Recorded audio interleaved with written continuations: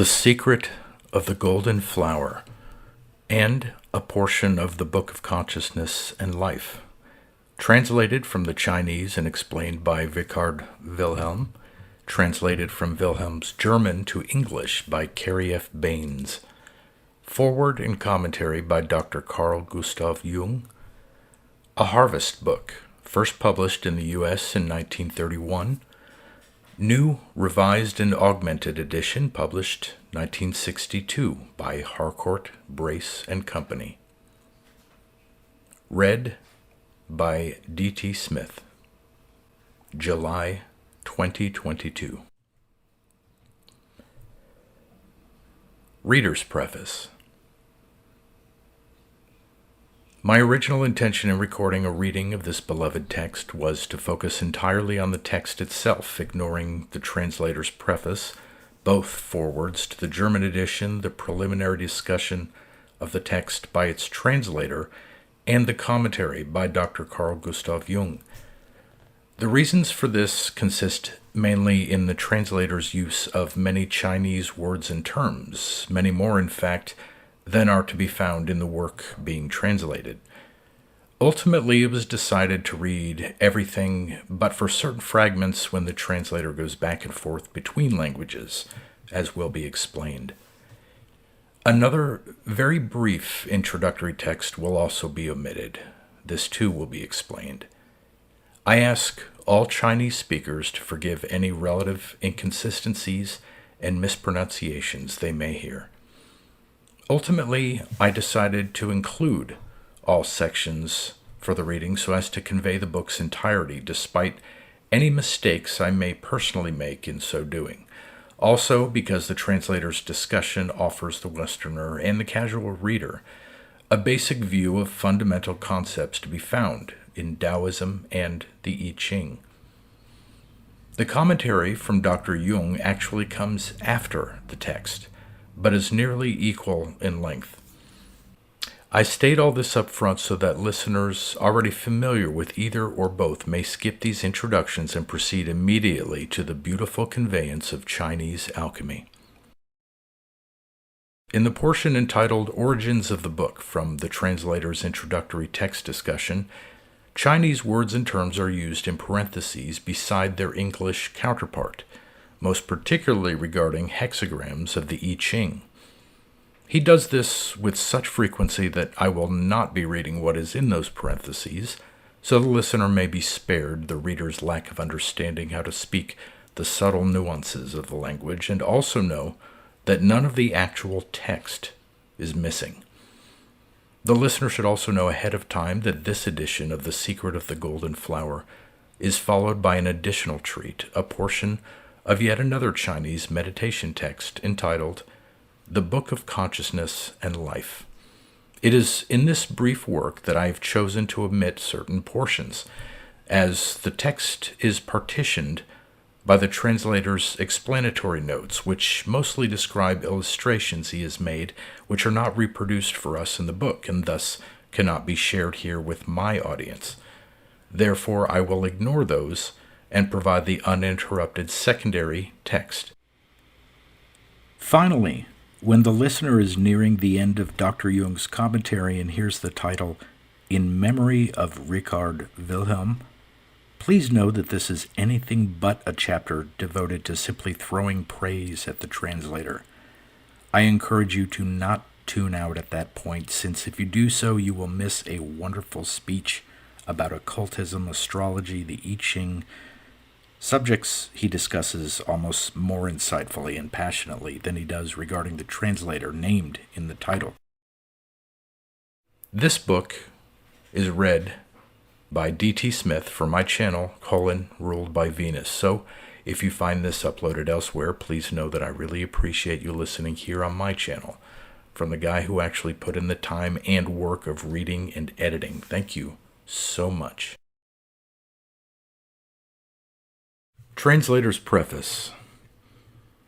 The original German edition of The Secret of the Golden Flower, of which the following is the authorized English translation, appeared first in the autumn of 1929. On March 1st, 1930, Richard Wilhelm died. In May 1930, memorial services were held in Munich, and Jung was asked to deliver the principal address. The latter finds an appropriate place in the English version, which is published a year or more after the co-author's death. The address will be welcomed not only for what it tells the reader of Wilhelm, but for the further light it throws on the standpoint of the East. The relation of the West to Eastern thought is a highly paradoxical and confusing one. On the other side, as Jung points out, the East creeps in among us by the back door of the unconscious and strongly influences us in perverted forms. And on the other, we repel it with violent prejudice as concerned with a fine-spun metaphysics that is poisonous to the scientific mind. If anyone is in doubt as to how far the East influences us in secret ways, let him but briefly investigate the fields covered today by what is called occult thought. Millions of people are included in these movements, and Eastern ideas dominate all of them. Since there is nowhere any sign of a psychological understanding of the phenomenon on which they are based, they undergo a complete twisting and are a real menace in our world. A partial realization of what is going on in this direction, together with the Westerner's native ignorance and mistrust of the world of inner experience, builds up the prejudice against the reality of Eastern wisdom. When the wisdom of the Chinese is laid before a Westerner, he is very likely to ask with a skeptical lift of the brows why such profound wisdom did not save China from its present horrors. Of course, he does not stop to think that the Chinese asks with an equal skepticism why the much boasted scientific knowledge of the West, not to mention its equally boasted Christian ethics, did not save it from a world war. But as a matter of fact, present conditions in China do not invalidate Chinese wisdom, nor did the Great War prove the futility of science. In both cases, we are dealing with the negative sides of principles under which East and West live, and it has not yet been given either to individuals or to nations to manage the vices of their virtues. Mastery of the inner world with a relative contempt for the outer must inevitably lead to great catastrophes. Mastery of the outer world to the exclusion of the inner delivers us over to the demonic forces of the latter and keeps us barbaric despite all outward forms of culture.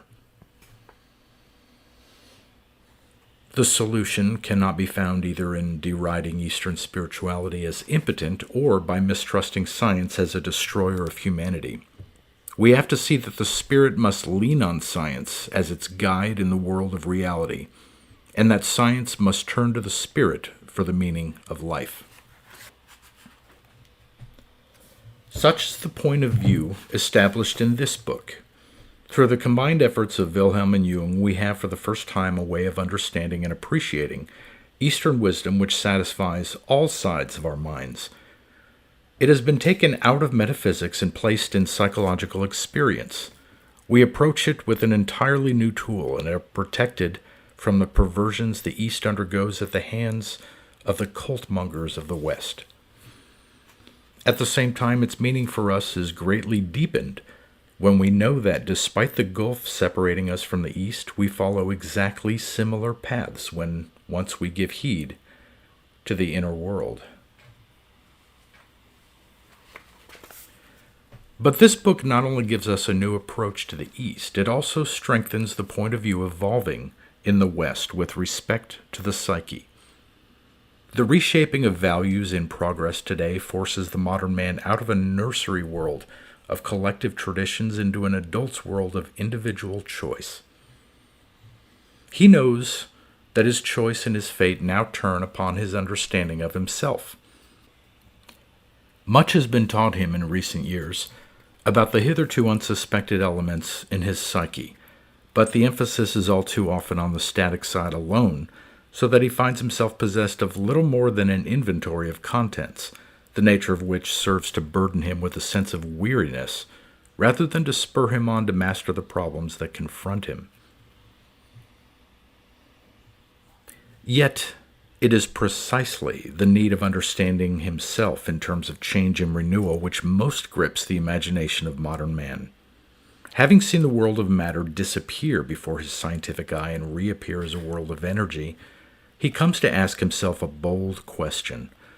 Does he not contain within his psyche a store of unexplored forces, which, if rightly understood, would give him a new vision of himself and help safeguard the future for him? In this book, his question is answered from two widely different sources: Chinese yoga and analytical psychology. Stripped of its archaic setting, The Secret of the Golden Flower is the secret of the powers of growth latent in the psyche, and these same powers, as they reveal themselves in the minds of Western men, also form the theme of Jung's commentary.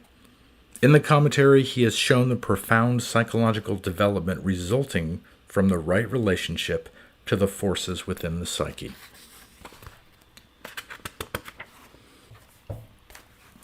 In the German edition, Jung's commentary comes first, followed by Wilhelm's exposition of the text, and then by the text itself. At Jung's request, the order has been changed so that his commentary follows the text. The Chinese words in this edition are in the anglicized form. For making the necessary transcriptions, I am indebted both to Mr. Arthur Whaley and to Colonel F.C.C. Egerton. The latter has been kind enough to give his personal attention to the editing of my manuscript. As a possible aid in keeping in mind his relationships between the various Chinese concepts such as Xingming, Kui Shen, etc., I've added two summaries, one written and one diagrammatic. Fortunately for me, I have made this translation under the supervision of Dr. Jung, and to that fact and to the further aid I have received from Mrs. Jung, I owe any success I may have had in meeting the difficulties presented. It has also been my privilege to have the completed manuscript read and criticized by Dr. Erla Rodakiewicz, and for her invaluable assistance I am deeply grateful. Carrie F. Baines, Zurich, March 1931. Translator's note to the new revised edition. 30 years have passed since the appearance of the first English edition of The Secret of the Golden Flower. A second world war has been fought, and a third world war looms as a possibility. Man expends his energy upon the outer world without let or hindrance. In the midst of this extroversion, the continent of the spirit recedes on the horizon. Does it still exist? The new edition of this book is an affirmative answer. It reminds us that man never really loses his vision of the continent of the spirit, and that the conquest of inner space, the understanding of the psyche, will remain the ultimate human goal. C.G. Jung, whose work was given wholly to that goal, died in 1961.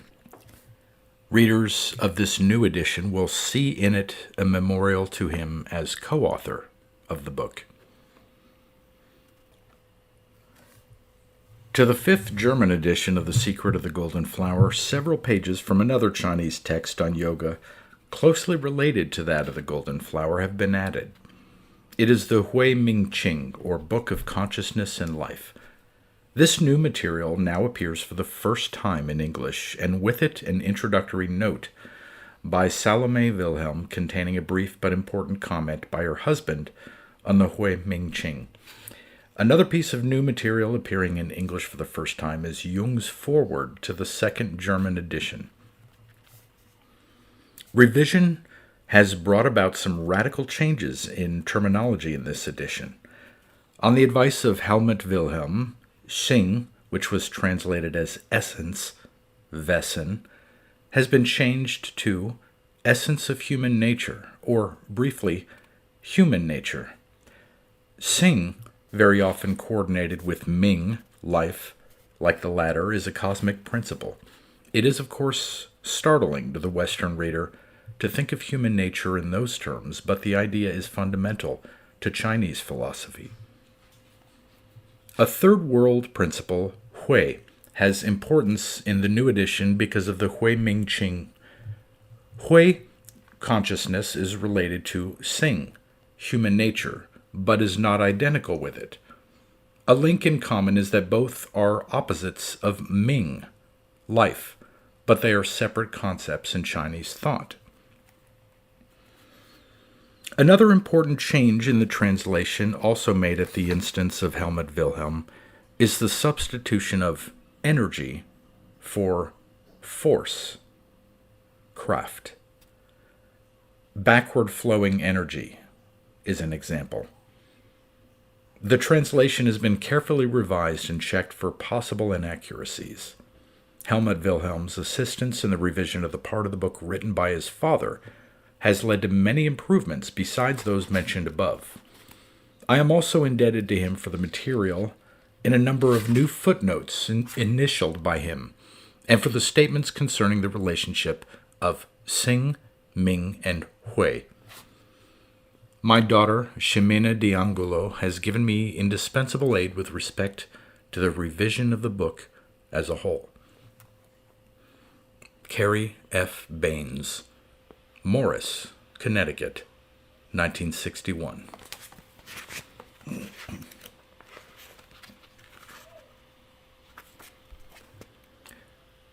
Forward to the second German edition. My deceased friend, Richard Wilhelm, the co-author of this book, sent me the text of The Secret of the Golden Flower at a time that was critical for my own work. I had been occupied with the investigation of the processes of the collective unconscious since the year 1913, and had obtained results that seemed to me questionable in more than one respect. They not only lay far beyond everything known to academic psychology, but also overstepped the borders of medical, strictly personal psychology. These findings had to do with an extensive phenomenology to which hitherto known categories and methods could no longer be applied. My results, based on 15 years of effort, seemed inconclusive because no possible comparison offered itself.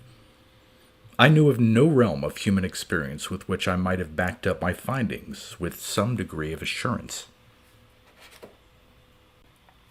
The only analogies, and these I must say were far removed in time, I found scattered through the reports of heresiologists. This connection did not in any way ease my task. On the contrary, it made it more difficult, because the Gnostic systems consist only in small part of immediate psychic experiences, the greater part being speculative and systematizing revisions.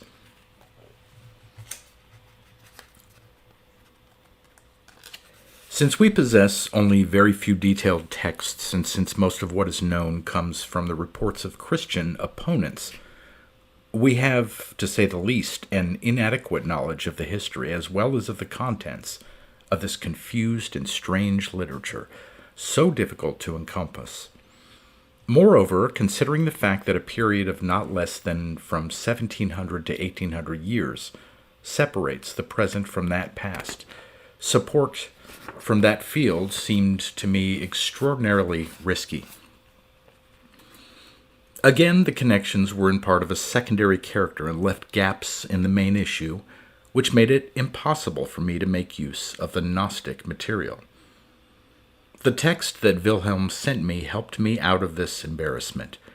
It contained exactly those pieces which I had sought for in vain among the Gnostics.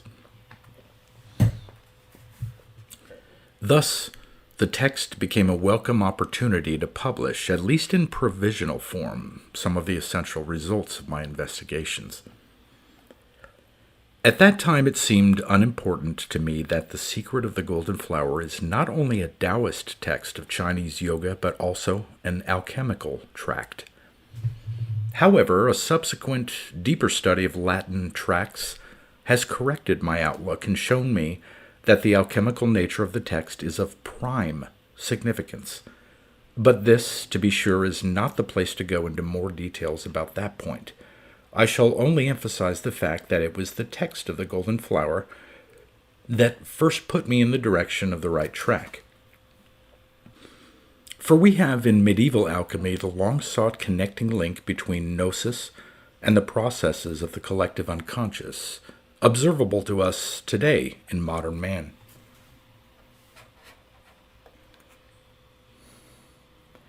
I take this opportunity to point out certain misunderstandings to which even well-informed readers of this book fell victim. Not infrequently, people thought that my purpose in publishing the book was to put into the hands of the public a method of achieving happiness. In total misapprehension of all that I say in my commentary, such readers tried to imitate the method described in the Chinese text. Let us hope that these representatives of spiritual profundity were few in number.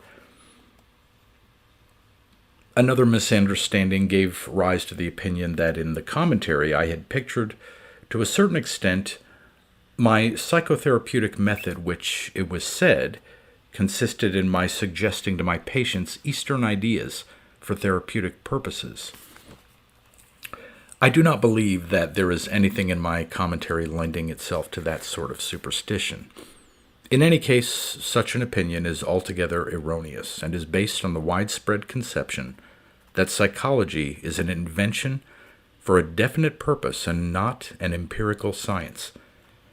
To this category belongs the equally superficial as well as unintelligent opinion that the idea of the collective unconscious is metaphysical. It is a question of an empirical concept to be put alongside the concept of instinct, as is obvious to anyone who will read with some attention.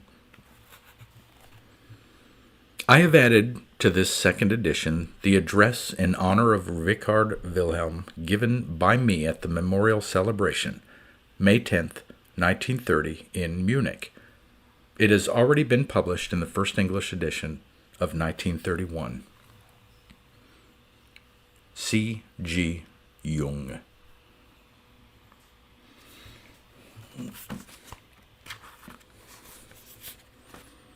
Forward to the fifth German edition. To this edition there has been added the translation of the introductory portion of another meditation text stemming from a tradition similar to that of which The Secret of the Golden Flower is part, and appearing with the latter in the Chinese edition. Richard Wilhelm wrote the following brief introduction to this meditation text in 1926.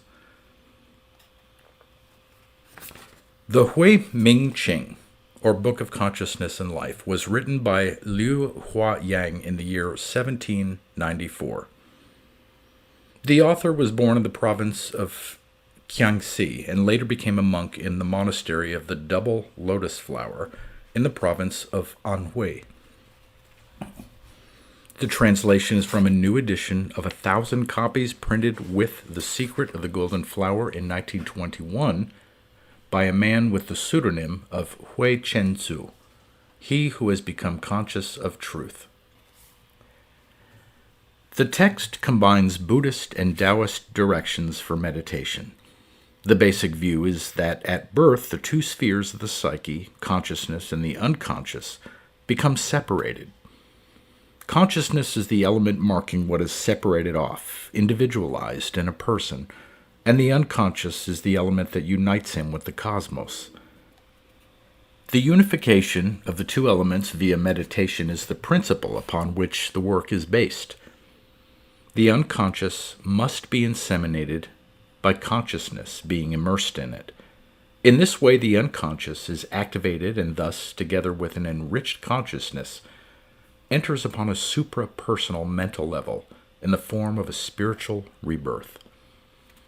This rebirth then leads first to a progressing inner differentiation of the conscious state into autonomous thought structures. However, the conclusion of the meditation leads, of necessity, to the wiping out of all differences in the final integrated life, which is free of opposites. The German translation first appeared in the third volume of the Chinesische Blätter für Wissenschaft und Kunst, Darmstadt, 1926, 104 through 114. The translator being L.C. Lowe, Dr. Lowe was at that time a collaborator of Richard Wilhelm's and secretary of the China Institute in Frankfurt am Main. The translation was made at the suggestion of Richard Wilhelm and was revised by him, so that in its present form it closely approximates the style of the translation of The Secret of the Golden Flower. Inasmuch as the Chinesische Blatter had been brought out in a very limited edition, it seemed fitting to take this opportunity of making the text available to a wider circle of readers. Salome Wilhelm, 1957.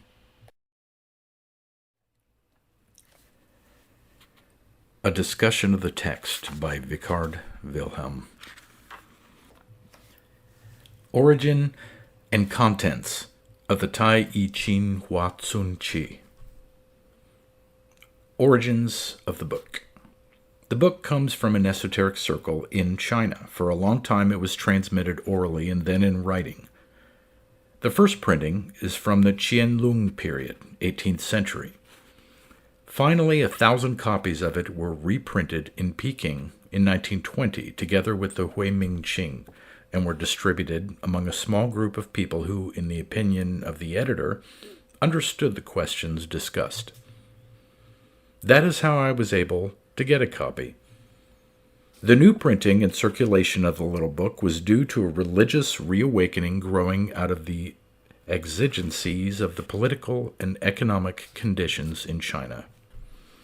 There have been formed a series of secret sects whose effort is to achieve, by the practice of secret traditions from ancient times, a state of the psyche lifting them above all the misery of life. The methods used are magical writing, prayer, sacrifice, etc., and in addition to these, mediumistic seances widely prevalent in China, by means of which direct connection with the gods and the dead is sought. Experiments are also made with the planchette, the flying spirit pencil, as the Chinese call it. But side by side with these practices, there exists an esoteric movement which has devoted itself with energy to the psychological method, that is, meditation or the practice of yoga. The followers of this method, in contradistinction to the European yogis to whom these Eastern practices are only a form of sport, achieve, almost without exception, the central experience. Thus, it can be said that, as far as the Chinese psyche is concerned, a completely assured method of attaining definite psychic experiences is available. It must be noted that, as C.G. Jung very correctly points out, the Chinese mentality, at least up to very recent times, has been essentially different in some fundamental respects from that of Europeans. Besides the release from the fetters of an illusory outer world, there are many other goals striven for by the different sects. Those on the highest level use this release by meditation for the purpose of seeking the Buddhist nirvana, or, as for example in the present book, they teach that by the union of the spiritual principle in men to the correlated psychogenic forces, one can prepare for the possibility of life after death, not merely as a shadow being doomed to dissolution, but as a conscious spirit. In addition, and often in connection with this idea, there are schools of thought which try by means of this meditation to exert a psychic influence on certain processes of the sympathetic nervous system. As Europeans, we would speak here of the endocrine glandular system. This influence strengthens, rejuvenates, and normalizes the life processes, so that even death will be overcome in such a way that it fits in as a harmonious ending to life. That is to say, the spiritual principle, now fitted for an independent continuation of life in the spirit body, created out of its own energy system, deserts the earthly body, which remains behind as a drying shell, like that shed by a cicada.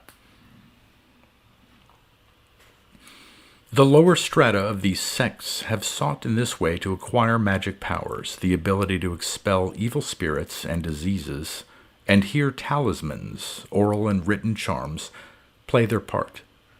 This sort of thing may lead to occasional mass psychoses, which then work themselves out in religious or political unrest, as shown, for example, in the Boxer movement. Recently, the ever-present syncretistic tendency of Taoism has been shown in the fact that within such organizations, members of all the 5 world religions, Confucianism, Taoism, Buddhism, Mohammedanism, and Christianity, even Judaism comes in occasionally for special mention, are included without having to break away from their respective religious congregations.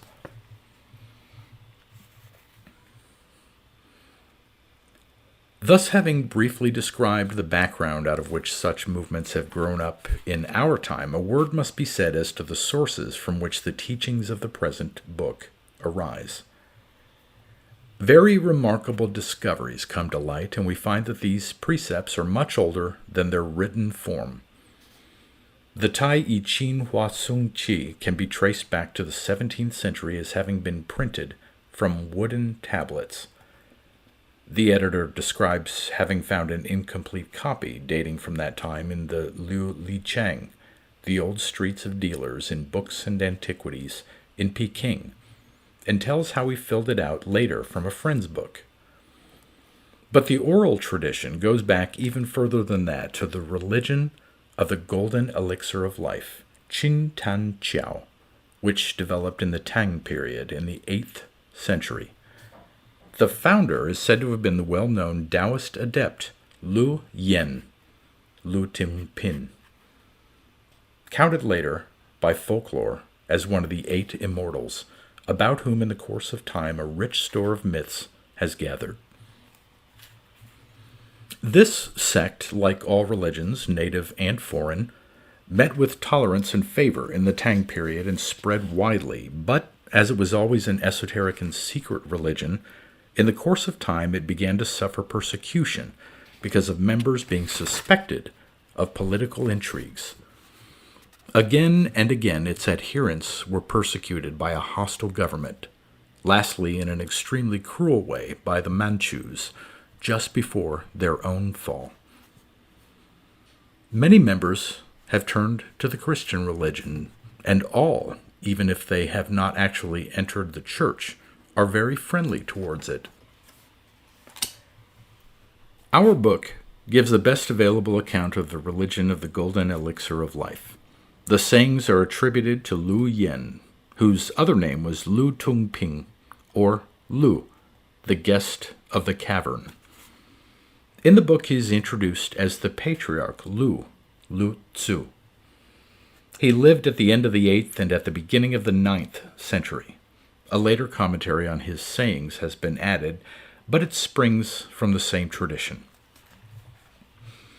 Whence did Lu get his esoteric secret lore? He himself attributes its origin to Quan Yin Si, the master Yin Si of the Pass, Quan, i.e. Hankou Pass, for whom, according to tradition, Lao Tse wrote down his Tao Te Ching. As a matter of fact, there are to be found in the system a great many thoughts taken from the esoteric, veiled, mystical teaching in the Tao Te Ching. For example, the gods in the valley are identical with the valley spirit of Lao Tse. But while Taoism degenerated more and more in the Han period and into an external wizardry, owing to the fact that the Taoist court magicians were seeking to find by alchemy the golden pill, the philosopher's stone, which would create gold out of the baser metals and lend men physical immortality, Lu Yen's movement represented a reform. The alchemistic signs became symbols of psychological processes. In this respect, there was a close approach to the original ideas of Lao Tse. The latter, however, was altogether a free spirit, and his follower, Chuang Tzu, scorned all the hocus-pocus of yoga practice, nature healers, and seekers after the elixir of life, although he himself, of course, also practiced meditation, and by means of it attained that intuition of unity upon which was founded his later intellectually developed system.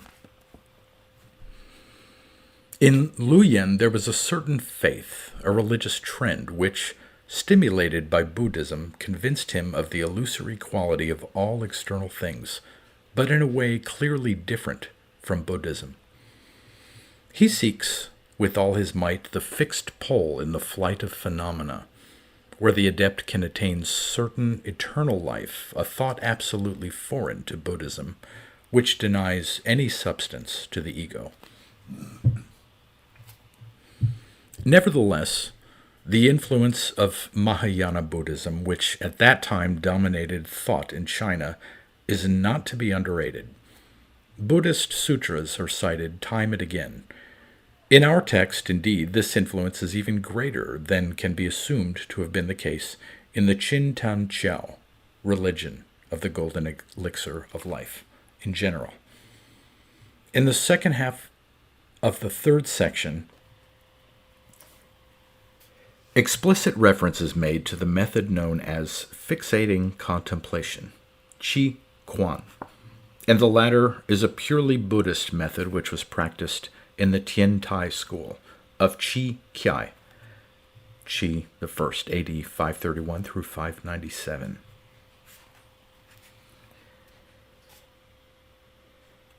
From this point on, a certain break in the sequence of thought in our essay becomes noticeable. On the one hand, the cultivation of the golden flower is further described. On the other hand, there appear purely Buddhist ideas which repudiate the world and emphatically shift the goal towards nirvana. Then follow several sections which, considering the spiritual elevation and coherence of the work as a whole, have scarcely more value than gleanings. Moreover, the work towards an inner rebirth through the circulation of the light and the creation of the divine seed kernel is described only in its first stages, although the later stages are named as the goal. Compare the Huiming Qing of Liu Huayang, where these later stages are more carefully explained. Therefore, we cannot escape the suspicion that a portion of the manuscript has actually been lost, and substitutions made from other sources. If that is so, it would explain the break in continuity and the inferior quality of the parts not translated here. An unprejudiced reading will, however, disclose the fact that these two sources, Taoism and Buddhism, do not suffice to cover the whole range of thought. Confucianism in the form which is based on the I Ching is also introduced. The 8 basic trigrams, Pa Qua, of the I Ching are brought into various passages of our text as symbols for certain inner processes. And further on, we shall try to explain the influence resulting from the use of the symbols. For the rest, since Confucianism has a broad common base with Taoism, the union of these two schools of thought did not bring about a loss in coherence. Perhaps it will strike many a European reader as remarkable that there appear in the text sayings familiar to him from Christian teaching, while, on the other hand, these same well-known things which in Europe are very often taken only as ecclesiastical phrasing are here given quite a different perspective, because of the psychological connections in which they are used. We find intuitions and concepts like the following, to select only at random a few that are especially striking. Light is the life of man. The eye is the light of the body. Man is spiritually reborn out of water and fire, to which must be added thought earth, spirit, as womb, or tilled field. Let us compare the sayings of John. Quote, I baptize you with water. After me shall come one who will baptize with the Holy Ghost and with fire. End quote. Or, quote, Except a man be born of water and of the Spirit, he cannot enter into the kingdom of God. End quote. How suggestive, for instance, becomes the thought of water as the seed substance in our text, and how clear the difference between the outward streaming activity, which exhausts itself in begetting. What is born of flesh remains flesh, and the backward flowing movement, metanoia. The bath, too, plays its part in this rebirth, just as it does in the baptism preached by John, and also in the Christian baptism. Even the mystical marriage, which plays such an important role in Christian parables, appears several times. There is also mentioned the child, the boy within ourselves, the puer aeternus, the Christ, who must be born in us and who, in another way, is the bridegroom of the soul. And the bride as well. And what is most striking of all, perhaps, even an apparently minor detail, the need of having oil in the lamps so that they can burn brightly, takes on a new and weighty psychological meaning in our text. It is worth mentioning that the expression golden flower, qin hua, in an esoteric connection includes the word light.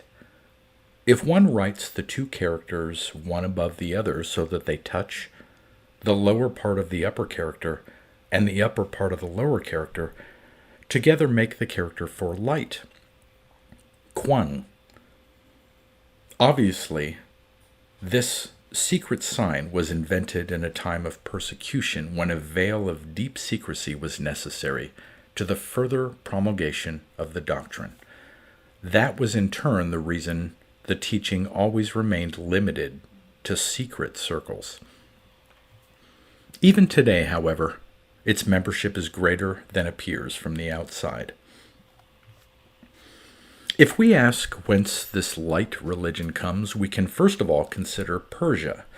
As in the Tang period, there were Persian temples in many places in China. But even though certain points correspond with the religion of Zarathustra, and especially with Persian mysticism, there are, on the other hand, very strong divergences. Another view to be considered is that of a direct Christian influence. In the Tang period, the religion of a Turkic tribe, the Uyghurs, who were allied with the emperor, was the Nestorian branch of Christianity. It stood in high favor, as is witnessed by the well-known Nestorian monument in Xianfu, erected in 781, and bearing both a Chinese and a Syriac inscription. Thus, connections between the Nestorians and the Chintan Chao are quite possible. Timothy Richard went so far as to consider the Chintan Chao simply a survival of the old Nestorians. He was led to his view by certain agreements in ritual and certain traditions of the Chintan Chao membership, which approach closely to Christian practice. Lately, P.Y. Saiki has taken up the theory again, and, supported by the Nestorian liturgy found in Tung Huang by Peliot, has established a series of further parallels. He even goes so far as to identify Lu Yen, the founder of the Chintan Chao, with the Adam, who wrote the text of the Nestorian monument, and signs himself with the Chinese name Lu Tzu Yen. According to this hypothesis, Lu Yen, the founder of the Chintan Chao, would have been a Christian of the Nestorian confession. Saiki goes decidedly too far in his delight in identifications. His proofs are all of them almost convincing, but there is always lacking the crucial point which would clinch the matter. Many partial proofs do not make a whole one, but we must concur with him at least to the extent of agreeing that in the Chintan Chao there has been a strong admixture of Nestorian ideas which are also evident in the present manuscript. Some of these ideas seem very odd in their strange dress, while others take on a remarkable new sort of vitality. Here we reach one of those points which prove over and over again: Orient und Occident sind nicht mehr zu trennen. East and West can no longer be kept apart. The psychological and cosmological premises of the text. To make the following translation intelligible, it is worthwhile to say a few more words about the foundations of the philosophy on which the method rests. This philosophy is, to a certain extent, the common property of all Chinese philosophical trends. It is built on the premise that the cosmos and man, in the last analysis, obey the same law. That man is a microcosm and is not separated from the macrocosm by any fixed barriers. The very same laws rule for the one as for the other, and from the one a way leads into the other. The psyche and the cosmos are to each other like the inner world and the outer world. Therefore, man participates by nature in all cosmic events, and is inwardly as well as outwardly interwoven with them. The Tao, then, the way, governs man just as it does in visible and visible nature, heaven and earth. The character for Tao in its original form consists of a head, which probably must be interpreted as beginning, and then the character for going in its dual form, in which it also means track, and underneath, the character for standing still, which is omitted in the later way of writing. The original meaning, then, is that of a track which, though fixed itself, leads from a beginning directly to the goal. The fundamental idea is that the Tao, though itself motionless, is the means of all movement and gives it law. Heavenly paths are those along which the constellations move. The path of man is the way along which he must travel. Lao Tse has used this word, though in the metaphysical sense, as the final world principle, which antedates realization and is not yet divided by the drawing apart of the opposites on which emergence into reality depends. This terminology is presupposed in the present book. In Confucianism, there is a certain difference in terminology. There, the word Tao has an inner world significance and means the right way. On the one hand, the way of heaven. On the other, the way of man. To Confucianism, the final principle of an undivided one is the Tai Chi, the great ridgepole, the supreme ultimate. The term pole occasionally appears in our text also, and is there identical with Tao. Out of the Tao and the Tai Chi there develop the principles of reality, the one pole being the light, yang, and the other the dark or the shadowy, yin. Among European scholars, some have turned first to sexual references for an explanation, but the characters refer to phenomena in nature. Yin is shade, therefore the north side of a mountain and the south side of a river, because during the day the position of the sun makes the south side of the river appear dark. Yang, in its original form, indicates flying pennants, and corresponding to the character yin is the south side of a mountain and the north side of a river. Starting only with the meaning of light and dark, the principle was then expanded to all polar opposites, including the sexual. However, since both yin and yang have their common origin in an undivided one and are active only in the realm of phenomena, where yang appears as the active principle and conditions, and yin as the passive principle is derived and conditioned, it is quite clear that a metaphysical dualism is not the basis of these ideas. Less abstract than yin and yang are the concepts of the creative and the receptive, Qian and Kun, that originate in the Book of Changes, the I Ching, and are symbolized by heaven and earth.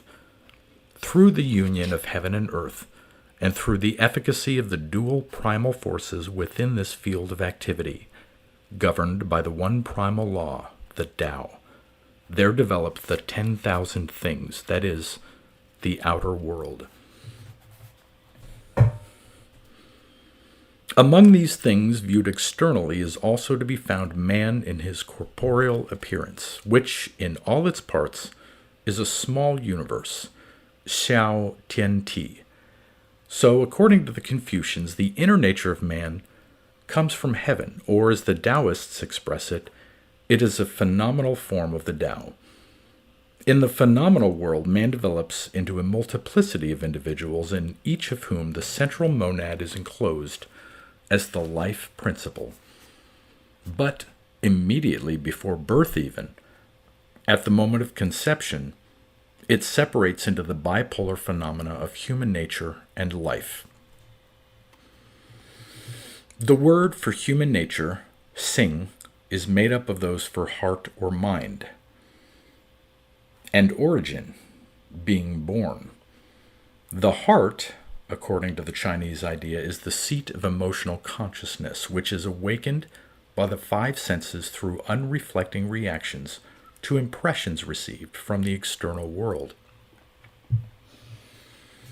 That which remains as a substratum when no feelings are being expressed, but which lingers, so to speak, in a transcendental, supraconscious condition, is human nature. Varying according to the more exact definition of this concept, human nature is either originally good, if looked at from the standpoint of the eternal idea, Mencius, or it is originally evil, or at best, neutral. Taken from the standpoint of empirical historical evolution, it can be made into something good only by a long development of the mores. Human nature, as an idea undoubtedly related to logos, appears closely knit with life when entering the phenomenal world. The character Ming really signifies a royal command, then destiny, fate, the fate allotted to a man, so too the duration of the lifespan, the measure of vital energy at one's disposal, and thus it comes about that Ming life is closely related to Eros. Both principles are, so to speak, supra-individual. Man as a spiritual being is made human by his nature. The individual man possesses it, but it extends far beyond the limits of the individual. Life is also supra-individual in that man must simply accept his destiny. It does not stem from his conscious will. Confucianism sees in Ming, life, a heaven-made law to which man must adapt. Taoism takes it as the multicolored play of nature, which cannot evade the laws of the Tao, but which is yet pure coincidence. Chinese Buddhism sees it as the working out of karma within the world of illusion. To these dualities there correspond in the corporeal, personal man the following bipolar tensions. The body is activated by the interplay of two psychic structures. First, Hun, which, because it belongs to the Yang principle, I have translated as animus, and secondly, Po, which belongs to the Yin principle and is rendered by me as anima. Both ideas come from observation of what takes place at death, and therefore both contain in their written form the sign for demon, that is, the departed one, Kue. The anima was thought of as especially linked with the bodily processes. At death it sinks to the earth and decays. The animus, on the other hand, is the higher soul. After death it rises in the air, where at first it is still active for a time and then evaporates in ethereal space, or flows back into the common reservoir of life. In living men, the two correspond in a certain degree to the cerebral system and the system of the solar plexus, respectively. The animus dwells in the eyes, the anima in the abdomen. The animus is bright and active. The anima is dark and earthbound. The sign for Hun, animus, is made up of the characters for demon and cloud, while that for Po, anima, is composed of the characters for demon and white. This would indicate ideas similar to what we find appearing elsewhere as shadow soul and body soul, and without a doubt the Chinese concept is meant to include something like this. Nonetheless, we must be cautious in the matter of derivations because in the most ancient script the graph for demon is lacking, and so we may perhaps be dealing with primary, not derived, symbols. In any case, animus is the light, yang soul, while anima is the dark, yin soul. The usual clockwise flowing, that is, the downward flowing life process, is the one in which the two souls enter into relations as the intellectual and animal factors. As a rule, it will be the anima, the undiscriminating will, which, goaded by passions, forces the animus or intellect into its service. At least the anima will do this to the extent that the intellect directs itself outward, whereby the energies of both animus and anima leak away and life consumes itself. A positive result is the creation of new beings in which life continues while the original being externalizes itself and ultimately is made by things into a thing. The result is death. The anima sinks, the animus rises, and the ego, robbed of its energy, is left behind in a dubious condition. If the ego has acquiesced in the externalization, it follows the downward pull and sinks into the dull misery of death, only poorly nourished by the illusory images of life by which it is still attracted without being able to participate in anything actively. Hells, hungry souls. But if the ego has made an effort to strive upward in spite of the process of externalization, it maintains for a time, as long, in fact, as it is reinforced by the energies expressed in sacrifices by the survivors, a relatively happy life, each according to its deserts. In both cases, the personal element retreats, and there ensues an involution corresponding to the externalization. The being then becomes an impotent phantom because it lacks the energies of life, and its fate comes to an end.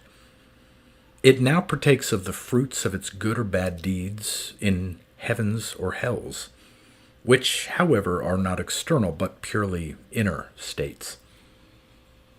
The more a being penetrates these states, the more involution progresses till finally he disappears from the plane of existence, of whatever nature that may have been, and then, by entering a new womb, begins a new existence supplied by his previous imaginings. This condition is the state of the demon, the spirit, the departed one, the one who withdraws. The Chinese word for this state of being is kuei, often wrongly translated by devil. If, on the other hand, it has been possible during life to set going the backward-flowing, rising movement of the life energies, if the energies of the anima are mastered by the animus, then a liberation from external things takes place. They are recognized, but not desired. Thus, illusion is robbed of its energy. An inner ascending circulation of the energies takes place. The ego withdraws from its entanglement in the world, and after death remains alive because of interiorization, has prevented the wasting of the life energies in the outer world. Instead of these being dissipated, they have created within the inner rotation of the monad a life center which is independent of bodily existence. Such an ego is a god, Deus, Shen. The character for Shen means to extend, to create. In a word, it is the opposite of Kuei. In the oldest Chinese script, it is represented by a double meander pattern, which can also mean thunder, lightning, electrical stimulation. Such a being survives as long as the inner rotation continues. It can, even though invisible, still influence men and inspire them to great thoughts and noble deeds. The saints and sages of ancient times are beings like these, who for thousands of years have stimulated and educated humanity. However, there remains one limitation. These beings retain a personal character and are therefore subject to the effects of space and time. Neither are they immortal any more than heaven and earth are eternal. The golden flower alone, which grows out of inner detachment from all entanglement with things, is eternal. A man who reaches this stage transposes his ego. He is no longer limited to the monad, but penetrates the magic circle of the polar duality of all phenomena and returns to the undivided One, the Tao. Herein lies a difference between Buddhism and Taoism. In Buddhism, this return to nirvana is connected with a complete extinction of the ego, which, like the world, is only illusion. If nirvana may not be explained as death, cessation, still it is strictly transcendent. In Taoism, on the other hand, the goal is to preserve in a transfigured form the idea of the person, the traces left by experience. That is the light which, with life, returns to itself and which is symbolized in our text by the golden flower. As a supplement, we must still add a few words about the use in our text of the 8 trigrams of the Book of Changes, the I Ching. The trigram Chen, thunder, the arousing, is life which breaks out of the depths of the earth. It is the beginning of all movement. The trigram Sun, wind, wood, the gentle, characterizes the streaming of the reality energies into the form of the idea.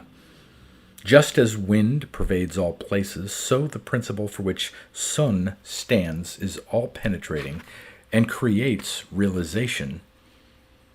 The trigram Li, sun, fire, the lucid, the clinging, plays a great role in this religion of light. It dwells in the eyes, forms the protecting circle, and brings about rebirth. The trigram Kun, earth, the receptive, is one of the 2 primal principles, namely the yin principle, which is embodied in the energies of the earth. It is the earth which, as a tilled field, takes up the seed of heaven and gives it form. The trigram Tui, lake, mist, the joyous, is a final condition on the yin side and therefore belongs to autumn. The trigram Qian, heaven, the creative, the strong, is the embodiment of the yang principle which fertilizes Kun, the receptive. The trigram Kaan, the water, the abysmal, is the opposite of Li, as is already shown in its outer structure. It represents the region of Eros, while Li stands for Logos. Li is the sun, Kan the moon.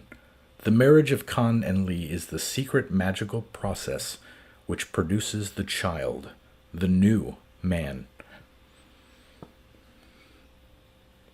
The trigram Ken, mountain, keeping still, is the symbol of meditation, which, by keeping external things quiescent, gives life to the inner world. Therefore, Ken is the place where death and life meet, where sterb und werde is consummated.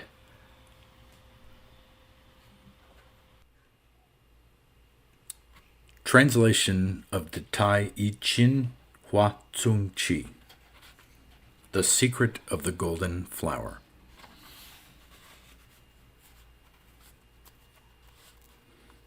Heavenly consciousness, the heart. Master Lu Tzu said, "That which exists through itself is called the Way, Tao. Tao has neither name nor shape. It is the one essence, the one primal spirit. The essence and life cannot be seen. They are contained in the light of heaven. The light of heaven cannot be seen.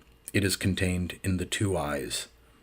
Today I will be your guide and will first reveal to you the secret of the golden flower of the Great One, and starting from that I will explain the rest in detail." The Great One is the term given to that which has nothing above it. The secret of the magic of life consists in using action in order to attain non-action. One must not wish to leap over everything and penetrate directly. The maxim handed down to us is to take in hand the work on human nature. In doing this, it is important not to take any wrong path. The golden flower is the light. What color is the light? One uses the golden flower as a symbol. It is the true energy of the transcendent Great One. The phrase, "the lead of the water region has but one taste," refers to it. Heaven created water through the One. That is the true energy of the Great One. If man attains this one, he becomes alive. If he loses it, he dies. But even if man lives in the energy, vital breath, prana, he does not see the energy, vital breath, just as fishes live in water but do not see the water. Man dies when he has no vital breath, just as fishes perish when deprived of water. Therefore the adepts have taught people to hold fast to the primal and to guard the One. It is the circulation of the light and the maintaining of the center. If one guards this true energy, one can prolong the span of life and can then apply the method of creating an immortal body by melting and mixing. The work on the circulation of the light depends entirely on the backward flowing movement, so that the thoughts, the place of heavenly consciousness, the heavenly heart, are gathered together. The heavenly heart lies between sun and moon, i.e., between the two eyes. The Book of the Yellow Castle says, "In the square-inch field of the square-foot house, life can be regulated. The square-foot house is the face. The square-inch field in the face, what could that be other than the heavenly heart? In the middle of the square-inch dwells the splendor.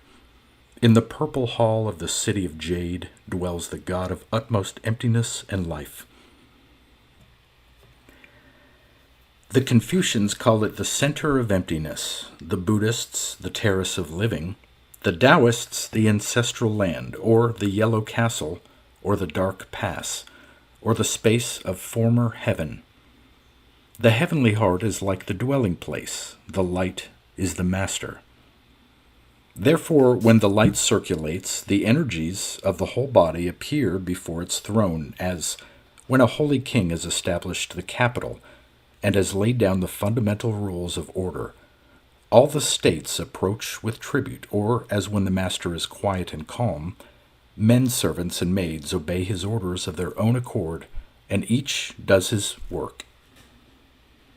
Therefore, you only have to make the light circulate. That is the deepest and most wonderful secret. The light is easy to move, but difficult to fix. If it is made to circulate long enough, then it crystallizes itself. That is the natural spirit body. This crystallized spirit is formed beyond the 9 heavens. It is the condition of which it is said in the book of the Seal of the Heart, "Silently thou fliest upward in the morning."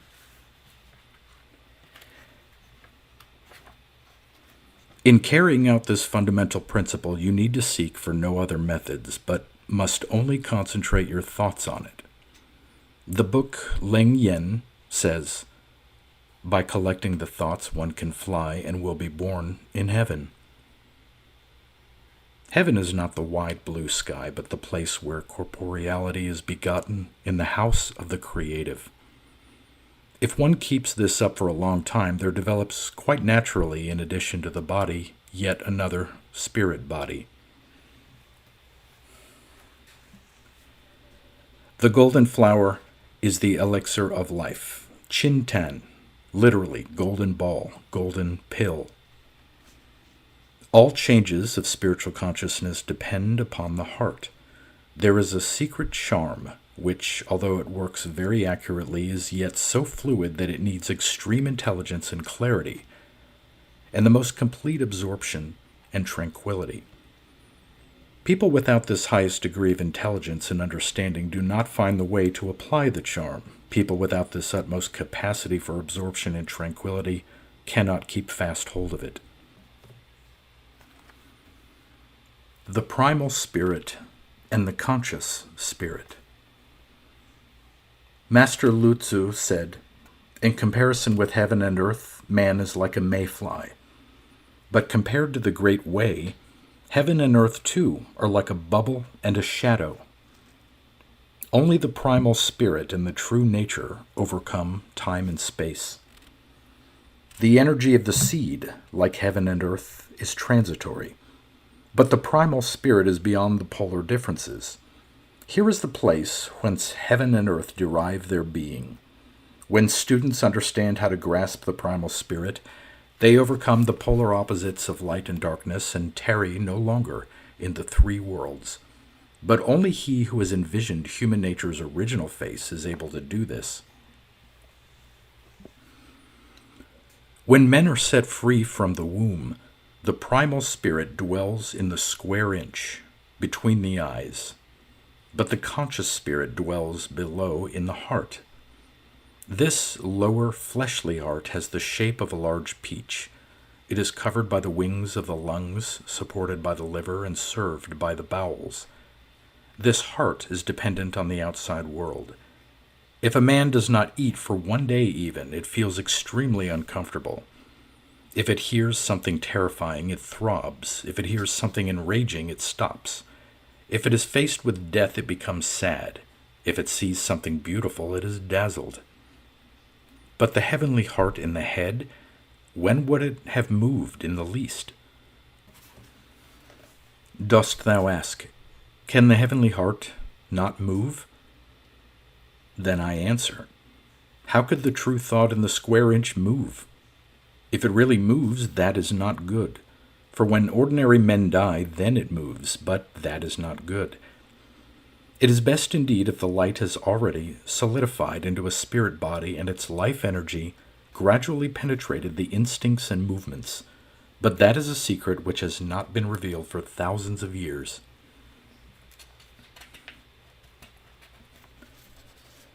The lower heart moves like a strong, powerful commander who despises the heavenly ruler because of his weakness and has usurped the leadership in affairs of state. But when the primal castle can be fortified and defended, then it is as if a strong and wise ruler sat upon the throne. The eyes start the light circulating like two ministers at the right and left who support the ruler with all their might.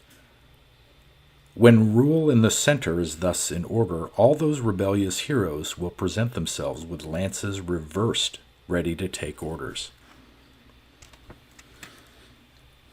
The way to the elixir of life knows as supreme magic, seed water, spirit fire, and thought earth. These three. What is seed water? It is the true one energy of former heaven, Eros. Spirit fire is the light, Logos. Thought earth is the heavenly heart of the middle dwelling, intuition.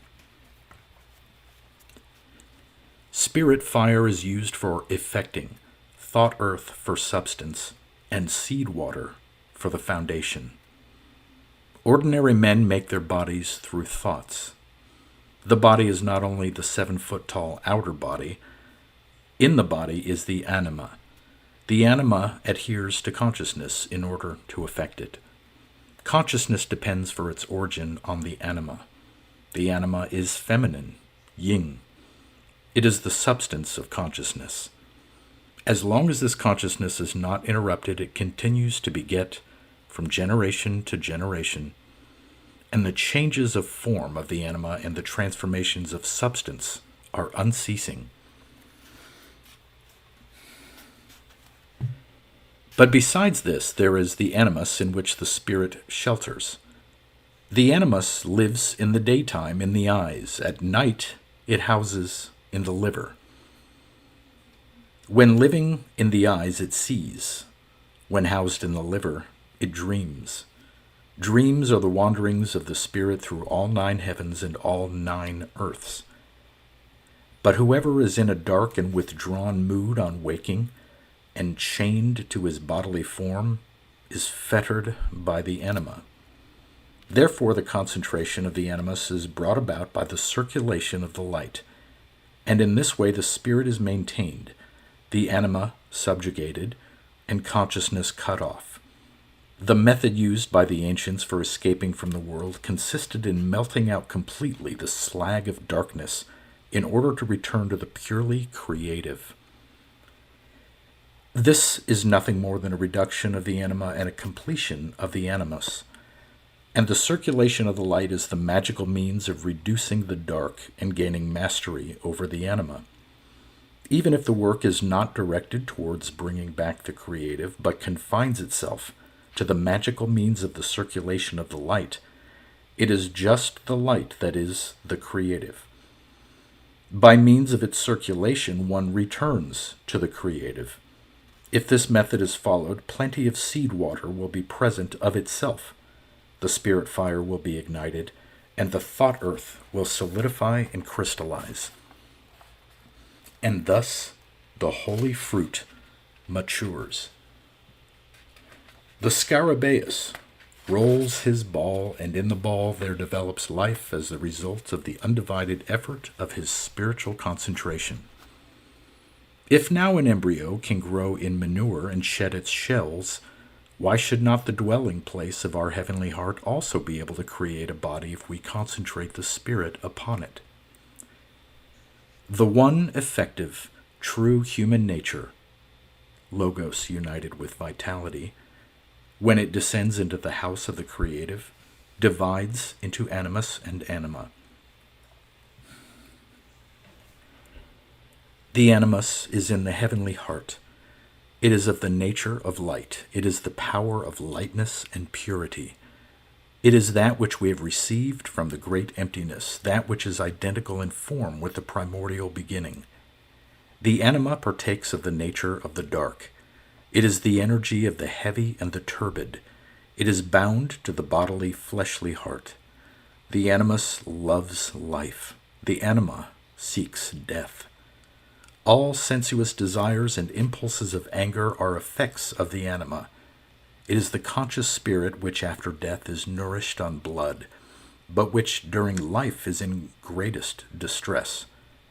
The dark returns to darkness, and like things attract each other according to their kind. But the pupil understands how to distill the dark anima completely, so that it transforms itself into pure light, yang. Circulation of the light and protection of the center. Master Lu Tzu said, "Since when has the expression circulation of the light been revealed? It was revealed by the true men of the beginning of form, Kuan Yin Si. When the light is made to move in a circle, all the energies of heaven and earth, of the light and the dark, are crystallized. That is what is termed seed-like thinking, or purification of the energy, or purification of the idea. When one begins to apply this magic, it is as if in the middle of being there were non-being. When in the course of time the work is completed and beyond the body there is a body, it is as if in the middle of non-being there were being. Only after concentrated work of 100 days will the light be genuine. Then only will it become spirit fire. After 100 days, there develops by itself in the midst of the light a point of the true light pole, yang. Then suddenly there develops the seed pearl. It is as if man and woman embraced and a conception took place. Then one must be quite still and wait. The circulation of the light is the epoch of fire.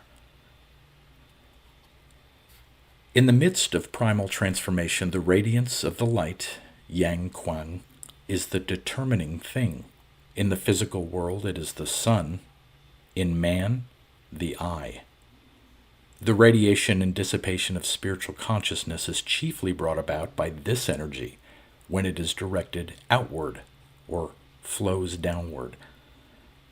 Therefore, the way of the golden flower depends wholly on the backward flowing method.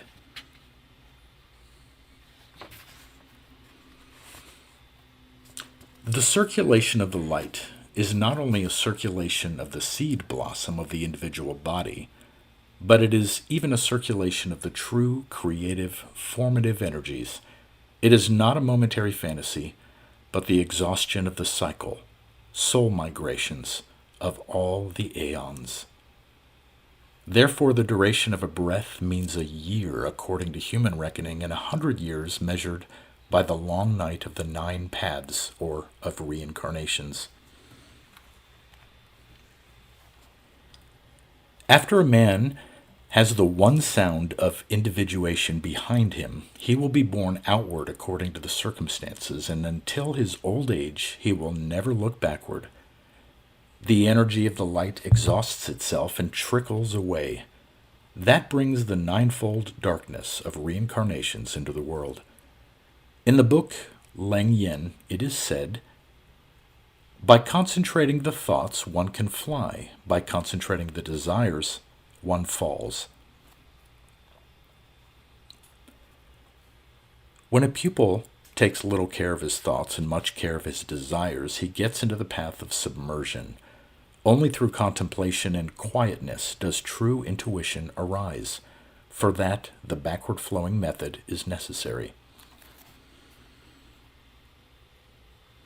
In the Book of the Secret Correspondences, Yin Fu Qing, it is said, release is in the eye. In the Simple Questions of the Yellow Ruler, Huang Ti Neiqing Su Wen, it is said, the seed blossoms of the human body must be concentrated upward in the empty space. This refers to it. Immortality is contained in this sentence, and also the overcoming of the world is contained in it. This is the common goal of all religions.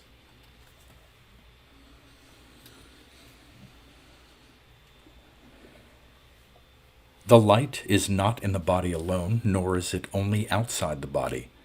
Mountains and rivers and the great earth are lit by sun and moon. All that is this light. Therefore, it is not only within the body. Understanding and clarity, perception and enlightenment, and all movements of the spirit are likewise this light. Therefore, it is not just something outside the body. The light flower of heaven and earth fills all the 1,000 spaces, but also the light flower of the individual body passes through heaven and covers the earth. Therefore, as soon as the light is circulating, heaven and earth, mountains and rivers are all circulating with it at the same time. To concentrate the seed flower of the human body above in the eyes, that is the great key of the human body. Children, take heed. If for a day you do not practice meditation, this light streams out who knows whither. If you only meditate for a quarter of an hour, by it you can do away with the 10,000 aeons and 1,000 births. All methods end in quietness. This marvelous magic cannot be fathomed. But when the practice is started, one must press on from the obvious to the profound, from the coarse to the fine. Everything depends on there being no interruption. The beginning and the end of the practice must be one. In between, there are cooler and warmer moments. That goes without saying, but the goal must be to reach the vastness of heaven and the depths of the sea, so that all methods seem quite easy and taken for granted. Only then have we mastered it.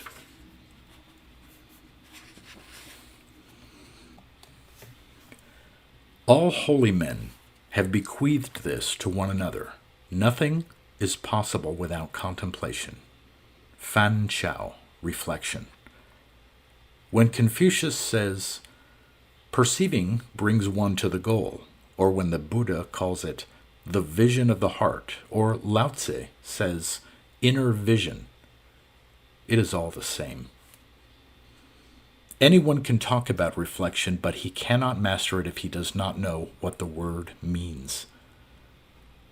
What has to be reversed by reflection is the self-conscious heart, which has to direct itself towards that point where the formative spirit is not yet manifest.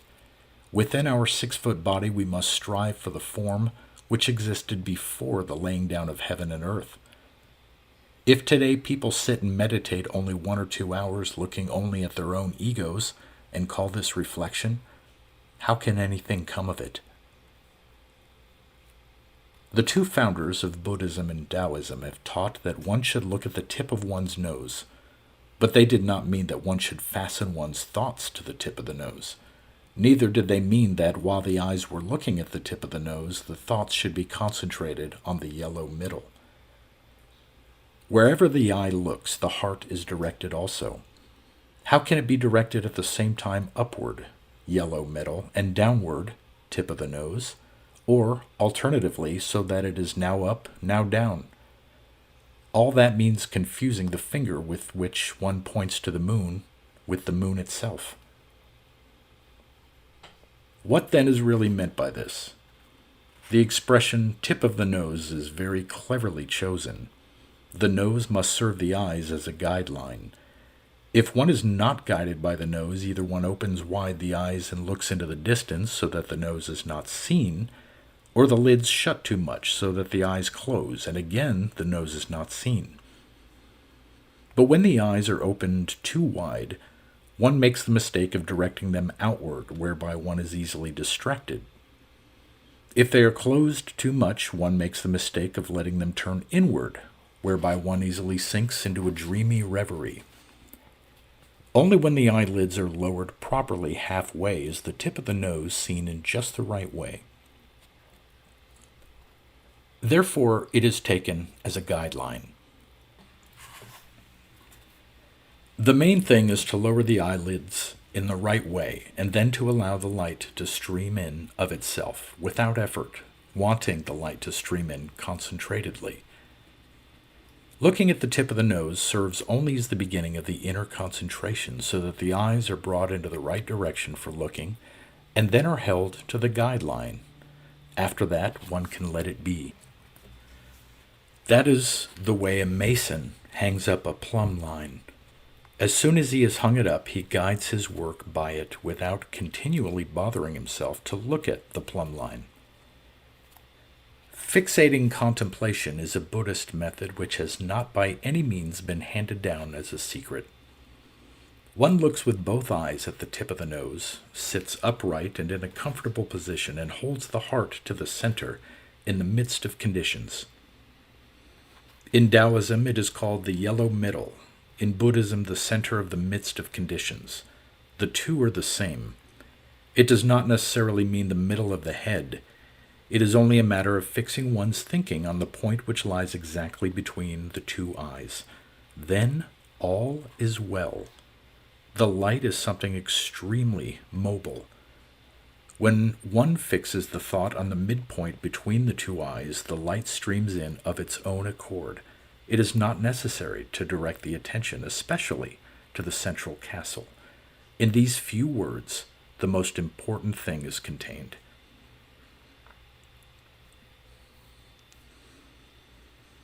The center in the midst of conditions is a very subtle expression. The center is omnipresent. Everything is contained in it. It is connected with the release of the whole process of creation. The condition is the portal. The condition, that is, the fulfillment of this condition, makes the beginning, but it does not bring about the rest with inevitable necessity. The meaning of these two words is very fluid and subtle. Fixating contemplation is indispensable. It ensures the making fast of the enlightenment. Only one must not stay sitting rigidly if worldly thoughts come up. But one must examine where the thought is, where it began, and where it fades out. Nothing is gained by pushing reflection further.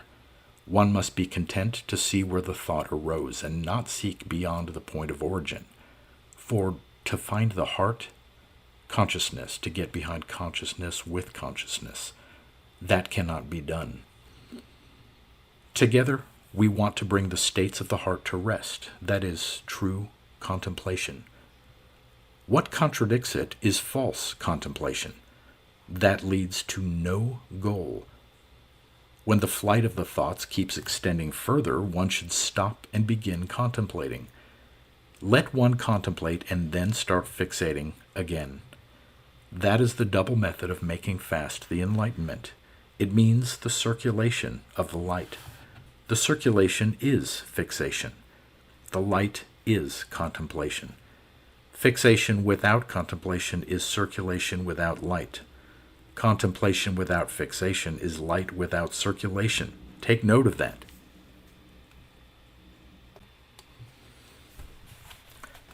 Circulation of the light and making the breathing rhythmical. Master Lu Tzu said, "The decision must be carried out with a collected heart and not seeking success. Success will then come of itself."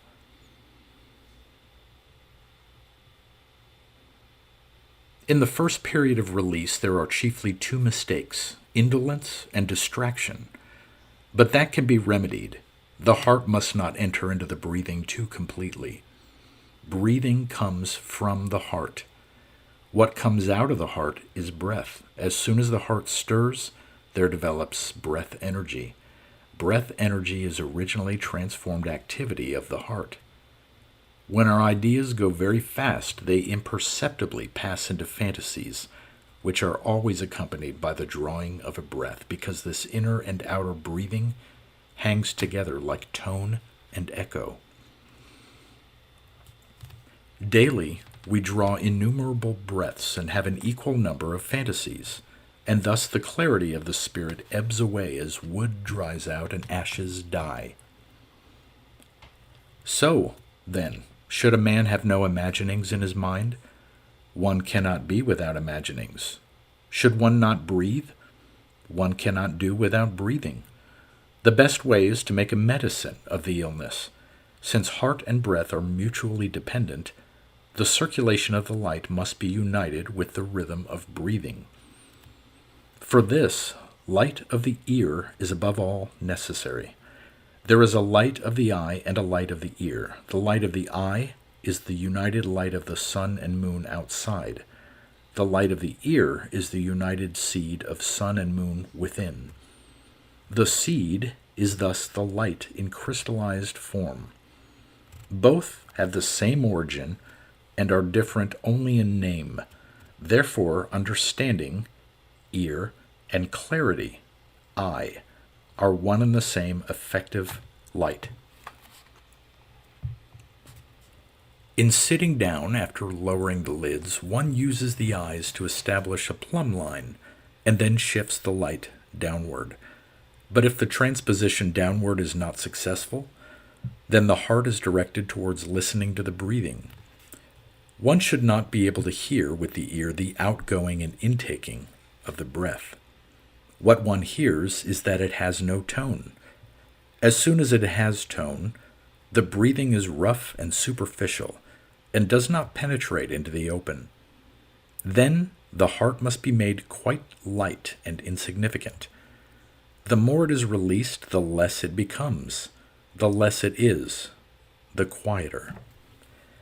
All at once, it becomes so quiet that it stops. Then the true breathing is manifested and the form of the heart comes to consciousness. If the heart is light, the breathing is light, for every movement of the heart affects breath energy. If breathing is light, the heart is light, for every movement of breath energy affects the heart. In order to steady the heart, one begins by taking care of the breath energy. The heart cannot be influenced directly. Therefore, the breath energy is used as a handle, and this is what is called maintenance of the concentrated breath energy. Children, do you not understand the nature of movement? Movement can be produced by outside means. It is only another name for mastery. One can make the heart move merely by running. Should one not also be able to bring it to rest by concentrated quietness? The great holy ones who knew how the heart and breath energy mutually influence one another have thought out an easier procedure in order to help posterity. In the book of the Elixir, it is said, "The hen can hatch her eggs because her heart is always listening." That is an important magic spell.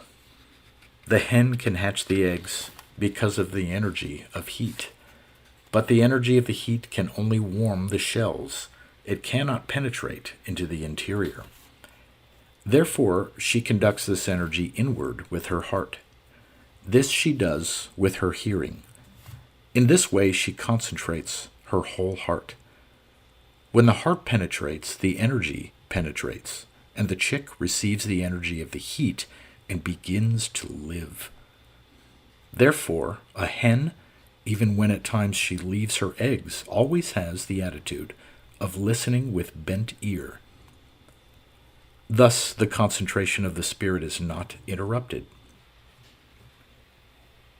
Because the concentration of the spirit suffers no interruption, neither does the energy of heat suffer interruption day or night, and the spirit awakens to life.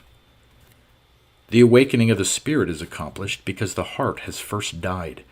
When a man can let his heart die, then the primal spirit wakes to life. To kill the heart does not mean to let it dry and wither away, but it means that it has become undivided and gathered into one. The Buddha said, "When you fix your heart on one point, then nothing is impossible for you." The heart easily runs away, so it is necessary to concentrate it by means of breath energy. Breath energy easily becomes rough, therefore it has to be refined by the heart. When that is done, can it then happen that it is not fixed? The two mistakes of indolence and distraction must be combated by quiet work that is carried on daily without interruption. Then success will certainly be achieved. If one is not seated in meditation, one will often be distracted without noticing it. To become conscious of the distraction is the mechanism by which to do away with distraction. Indolence, of which a man is conscious, and indolence of which he is unconscious, are 1,000 miles apart. Unconscious indolence is real indolence. Conscious indolence is not complete indolence because there is still some clarity in it. Distraction comes from letting the mind wander about. Indolence comes from the mind's not yet being pure. Distraction is much easier to correct than indolence. It is as in sickness. If one feels pains and irritations, one can help them with remedies, but indolence is like a disease that is attended by lack of realization. Distraction can be counteracted. Confusion can be straightened out, but indolence and lethargy are heavy and dark. Distraction and confusion at least have a place, but in indolence and lethargy the anima alone is active. In distraction the animus is still present, but in indolence pure darkness rules. If one becomes sleepy during meditation, that is an effect of indolence. Only breathing serves to overcome indolence. Although the breath that flows in and out through the nose is not the true breath, the flowing in and out of the true breath takes place in connection with it. While sitting, one must therefore always keep the heart quiet and the energy concentrated. How can the heart be made quiet? By the breath. Only the heart must be conscious of the flowing in and out of the breath. It must not be heard with the ears. If it is not heard, then the breathing is light. If light, it is pure. If it can be heard, then the breath energy is rough. If rough, then it is troubled. If it is troubled, then indolence and lethargy develop and one wants to sleep. That is self-evident. How to use the heart correctly during breathing must be understood. It is a use without use. One should only let the light fall quite gently on the hearing. This sentence contains a secret meaning. What does it mean to let the light fall? It is the spontaneous radiation of the light of the eyes. The eye looks inward only and not outward. To sense brightness without looking outward means to look inward. It has nothing to do with an actual looking within. What does hearing mean? It is the spontaneous hearing of the light of the ear. The ear listens inwardly only and does not listen to what is outside. To sense brightness without listening to what is outside is to listen inwardly. It has nothing to do with actually listening to what is within. In this sort of hearing, one hears only that there is no sound. In this kind of seeing, one sees only that no shape is there. If the eye is not looking outward and the ear is not hearkening outward, they close themselves and are inclined to sink inward. Only when one looks and hearkens inward does the organ not go outward, nor sink inward. In this way, indolence and lethargy are done away with. That is the union of the seed and the light of the sun and moon. If, as a result of indolence, one becomes sleepy, one should stand up and walk about. When the mind has become clear, one should sit down again. If there is time in the morning, one may sit during the burning of an incense stick. That is the best. In the afternoon, human affairs interfere, and one can therefore easily fall into indolence. It is not necessary, however, to have an incense stick. But one must lay aside all entanglements and sit quite still for a time. In the course of time, there will be success without one's becoming indolent and falling asleep.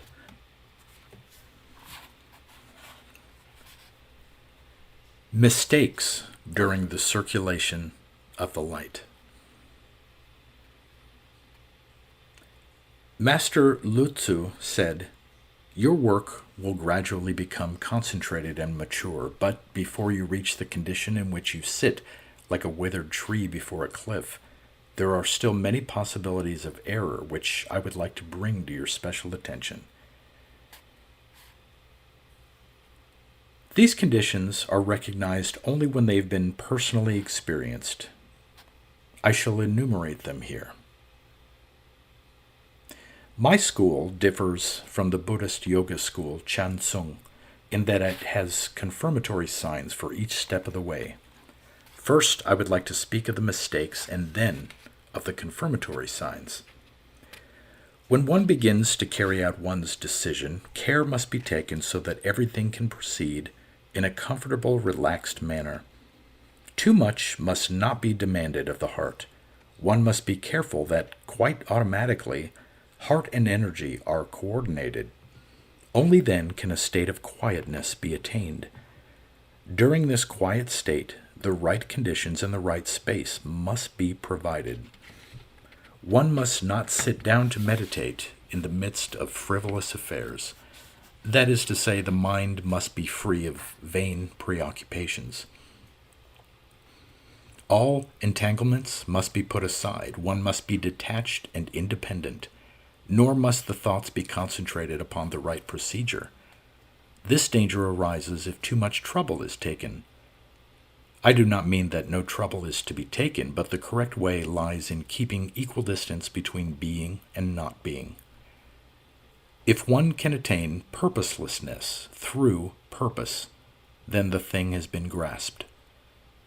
Now one can let oneself go, detached and without confusion, in an independent way. Furthermore, one must not fall victim to the ensnaring world. The ensnaring world is where the 5 kinds of dark demons disport themselves. This is the case, for example, when, after fixation, one has chiefly thoughts of dry wood and dead ashes, and few thoughts of the bright spring on the great earth. In this way one sinks into the world of the dark. The energy is cold there, breathing is rough, and many images of coldness and decay present themselves. If one tarries there long, one enters the world of plants and stones. Nor must a man be led astray by the 10,000 ensnarements. This happens if, after the quiet state has begun, one after another all sorts of ties suddenly appear. One wants to break through them and cannot. One follows them and feels as if relieved by this. This means the master has become the servant. If a man tarries in this stage long, he enters the world of illusory desires.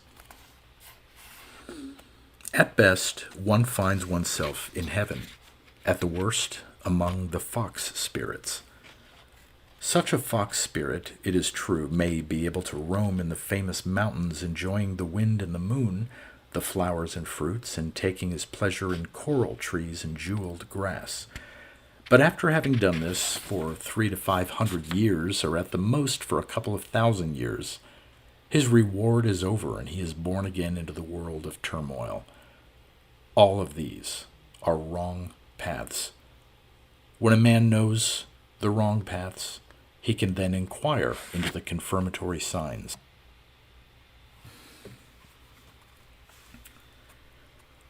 Confirmatory experiences during the circulation of the light. Master Lu Tzu said, "There are many kinds of confirmatory experiences. One must not content oneself with small demands, but must rise to the thought that all living creatures have to be redeemed. One must not be trivial and irresponsible in heart, but must strive to make deeds prove one's words. If, when there is quiet, the spirit has continuously and uninterruptedly a sense of great joy as if intoxicated or freshly bathed, it is a sign that the light principle is harmonious in the whole body. Then the golden flower begins to bud. When, furthermore, all openings are quiet and the silver moon stands in the middle of heaven, and one has the feeling that this great earth is a world of light and brightness, that is a sign that the body of the heart opens itself to clarity. It is a sign that the golden flower is opening. Furthermore, the whole body feels strong and firm so that it fears neither storm nor frost. Things by which other men are displeased, when I meet them, cannot becloud the brightness of the seed of the Spirit. Yellow gold fills the house. The steps are of white jade. Rotten and stinking things on earth that come in contact with one breath of the true energy will immediately live again. Red blood becomes milk. The fragile body of the flesh is sheer gold and diamonds. That is a sign that the golden flower is crystallized. The Book of Successful Contemplation, Ying Quan Ching, says, "The sun sinks in the great water, and magic pictures of trees in rows arise." The setting of the sun means that in chaos, in the world before phenomena, that is, before the intelligible world, the foundation is laid. That is the non-polarized condition, ultimateless, Wu Qi. Highest good is like water, pure and spotless. It is the ruler of the great polarity, the God who appears in the trigram of shock, Chen. Chen is also symbolized by wood, and so the image of trees in rows appears. A sevenfold row of trees means the light of the seven body openings, or heart openings. The northwest is the direction of the creative. When it moves on one place further, the abysmal is there. The sun which sinks into the great water is the image for the creative and the abysmal. The abysmal is the direction of midnight. Mouse, Zu, north. At the winter solstice, thunder, Chen, is in the middle of the earth, quite hidden and covered up. Only when the trigram Chen is reached does the light pole appear over the earth again. That is the image represented by the rows of trees. The rest can be correspondingly inferred. The second part means the building of the foundation on this. The great world is like ice, a glassy jewel world. The brilliancy of the light gradually crystallizes. Hence a great terrace arises, and upon it, in the course of time, the Buddha appears. When the golden being appears, who should it be but the Buddha? For the Buddha is the golden holy man of the great enlightenment. This is a great confirmatory experience. Now there are 3 confirmatory experiences which can be tested. The first is that when one has entered the state of meditation, the gods are in the valley. Men are heard talking as though at a distance of several hundred paces, each one quite clear. But the sounds are all like an echo in a valley. One can always hear them, but never oneself. This is called the presence of the gods in the valley. At times, the following can be experienced. As soon as one is quiet, the light of the eyes begins to blaze up, so that everything before one becomes quite bright as if one were in a cloud. If one opens one's eyes and seeks the body, it is not to be found anymore. This is called, in the empty chamber it grows light. Inside and outside, everything is equally light. That is a very favorable sign. Or, when one sits in meditation, the fleshly body becomes quite shining like silk or jade. It seems difficult to remain sitting. One feels as if drawn upward. This is called the spirit returns and touches heaven. In time, one can experience it in such a way that one really floats upward. And now, it is already possible to have all 3 of these experiences, but not everything can be expressed.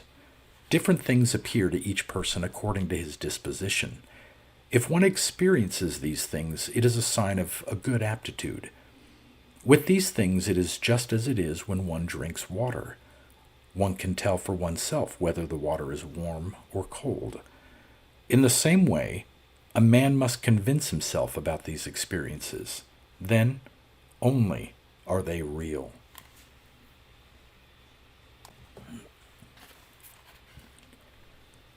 The living manner of the circulation of the light. Master Lu Tzu said, "When there is a gradual success in producing the circulation of the light, a man must not give up his ordinary occupation in doing it." The ancients said, "When occupations come to us, we must accept them. When things come to us, we must understand them from the ground up.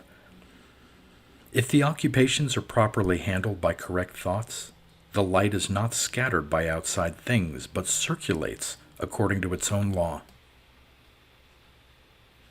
Even the still invisible circulation of the light gets started this way. How much more, then, is it the case with the true circulation of the light which has already manifested itself clearly? When in ordinary life one has the ability always to react to things by reflexes only, without any admixture of a thought of others or of oneself, that is a circulation of the light arising out of circumstances. This is the first secret. If early in the morning one can rid oneself of all entanglements and meditate from 1 to 2 double hours, and then can orientate oneself towards all activities and outside things in a purely objective reflex way. And if this can be continued without any interruption, then after 2 or 3 months all the perfected ones come from heaven and approve such behavior.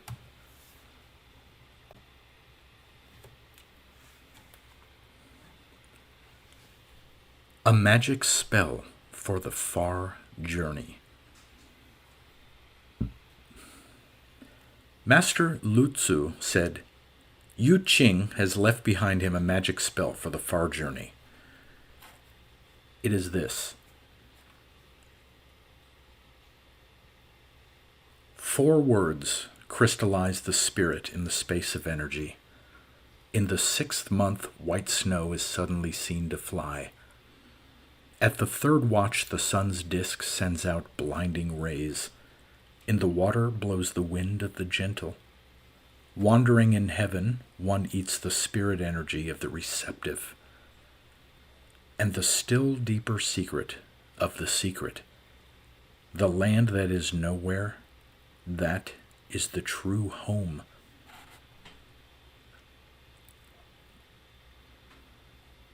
These verses are full of mystery. The meaning is, the most important things in the great Tao are the words, action through non-action. Non-action prevents a man from becoming entangled in form and image, materiality. Action in non-action prevents a man from sinking into numbing emptiness and dead nothingness. The effect depends entirely on the central one. The releasing of the effect is in the 2 eyes. The 2 eyes are like the pole of the great wane, which turns the whole of creation. They cause the poles of light and darkness to circulate. The elixir depends from beginning to end on one thing, the metal in the midst of the water, that is, the lead in the water region. Heretofore we have spoken of the circulation of the light, indicating thereby the initial release which works from without upon what lies within. This is to aid one in obtaining the master. It is for pupils in the beginning stages. They go through the 2 lower transitions in order to gain the upper one. After the sequence of events is clear and the nature of the release is known, heaven no longer withholds the way, but reveals the ultimate truth. Disciples, keep it secret and redouble your effort. The circulation of the light is the inclusive term. The further the work advances, the more does the golden flower bloom. But there is a still more marvelous kind of circulation. Till now we have worked from the outside on what is within. Now we stay in the center and rule what is external. Hitherto, it was a service in aid of the master. Now it is a dissemination of the commands of the master. The whole relationship is now reversed. If one wants to penetrate the more subtle regions by this method, one must first see to it that body and heart are completely controlled, that one is quite free and at peace, letting go of all entanglements, untroubled by the slightest excitement, and with the heavenly heart exactly in the middle. Then let one lower the lids of the 2 eyes as if one received a holy edict, a summons to become the minister. Who would dare disobey? Then with both eyes one illumines the house of the abysmal. Water. Khan. Wherever the golden flower goes, the true light of polarity comes forth to meet it. The clinging brightness, Li, is bright outside and dark within. This is the body of the creative. The one dark line enters and becomes master. The result is that the heart, consciousness, develops in dependence on things, is directed outward, and is tossed about on the stream. When the rotating light shines towards what is within, it does not develop in dependence on things. The energy of the dark is fixed, and the golden flower shines concentratedly. This is then the collected light of polarity. Related things attract each other. Thus, the polarized light line of the abysmal presses upward. It is not only the light in the abyss, but it is the creative light which meets creative light. As soon as these two substances meet each other, they unite inseparably, and there develops an unceasing life. It comes and goes, rises and falls of itself, in the house of the primal energy. One is aware of effulgence and infinity. The whole body feels light and would like to fly. This is the state of which it is said, "Clouds fill the 1,000 mountains." Gradually it goes to and fro quite softly. It rises and falls imperceptibly. The pulse stands still and breathing stops. This is the moment of true creative union, the state of which it is said, "The moon gathers up the 10,000 waters." In the midst of this darkness, the heavenly heart suddenly begins a movement.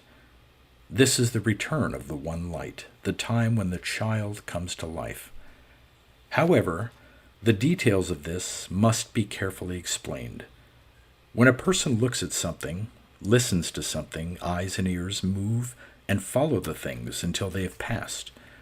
These movements are all underlings, and when the heavenly ruler follows them in their tasks, it means to live together with demons.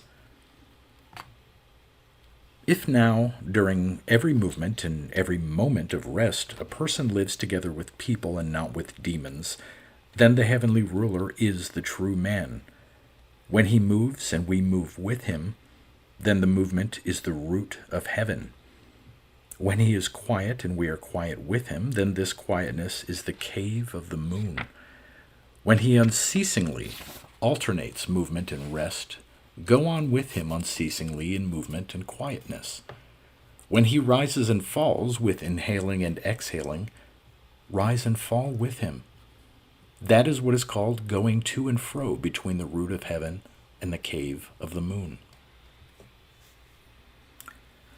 When the heavenly heart still preserves calm, movement before the right time is a fault of softness.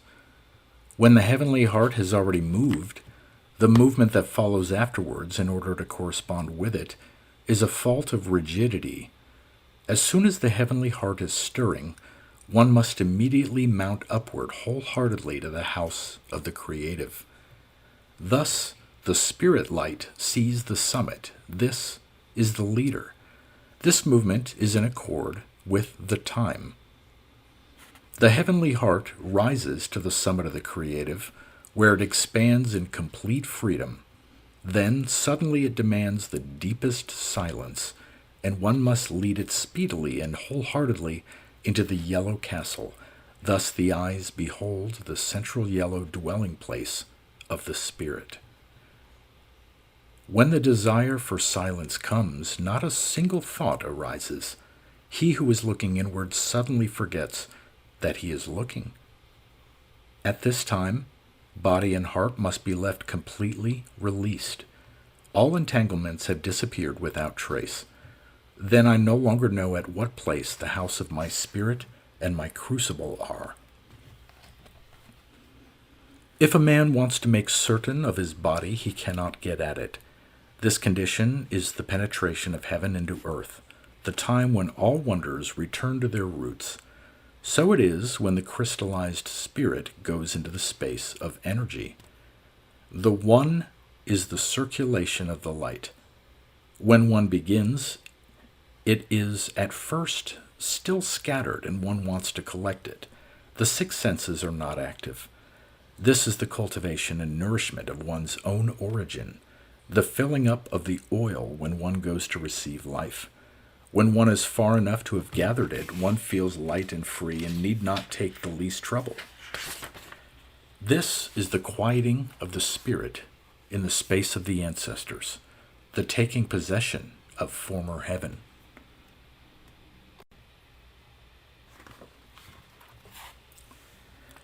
When one is so far advanced that every shadow and every echo has disappeared, so that one is entirely quiet and firm, This is refuge within the cave of energy, where all that is miraculous returns to its roots. One does not alter the place, but the place divides itself. This is incorporeal space, where 1,000 and 10,000 places are one place. One does not alter the time, but the time divides itself. This is immeasurable time when all the aeons are like a moment. As long as the heart has not attained absolute tranquility, it cannot move itself. One moves the movement and forgets the movement. This is not movement in itself. Therefore it is said, if, when stimulated by external things, one moves, it is the impulse of the being. If, when not stimulated by external things, one moves, it is the movement of heaven. The being that is placed over against heaven can fall and come under the domination of the impulses. The impulses are based upon the fact that there are external things. They are thoughts that go on beyond one's own position. Then movement leads to movement. But when no idea arises, the right ideas come. That is the true idea. When things are quiet and one is quite firm, and the release of heaven suddenly moves, is this not a movement without purpose? Action through non-action has just this meaning. As to the poem at the beginning, the two first lines refer entirely to the activity of the golden flower. The two next lines are concerned with the mutual interpenetration of sun and moon. The 6th month is the clinging, Li, fire. The white snow that flies is the true polar darkness in the middle of the fire trigram. That is about to turn into the receptive. The third watch is the abysmal, Kan, water. The sun's disk is the one polar line in the trigram for water, which is about to turn into the creative. This contains the way to take the trigram for the abysmal and the way to reverse the trigram for the clinging, fire, Li. The following two lines have to do with the activity of the pole of the great wane, the rise and fall of the whole release of polarity. Water is the trigram of the abysmal. The eye is the wind of the gentle, sun. The light of the eyes illumines the house of the abysmal and controls there the seed of the great light.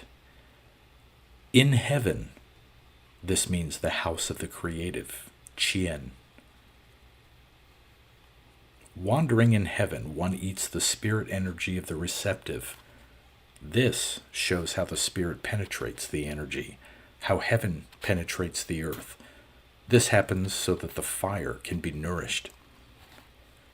Finally, the two last lines point to the deepest secret, which cannot be dispensed with from the beginning to the end.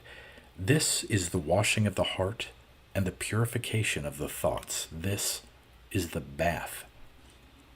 The holy science takes as a beginning the knowledge of where to stop, and as an end, stopping at the highest good. Its beginning is beyond polarity, and it empties again beyond polarity.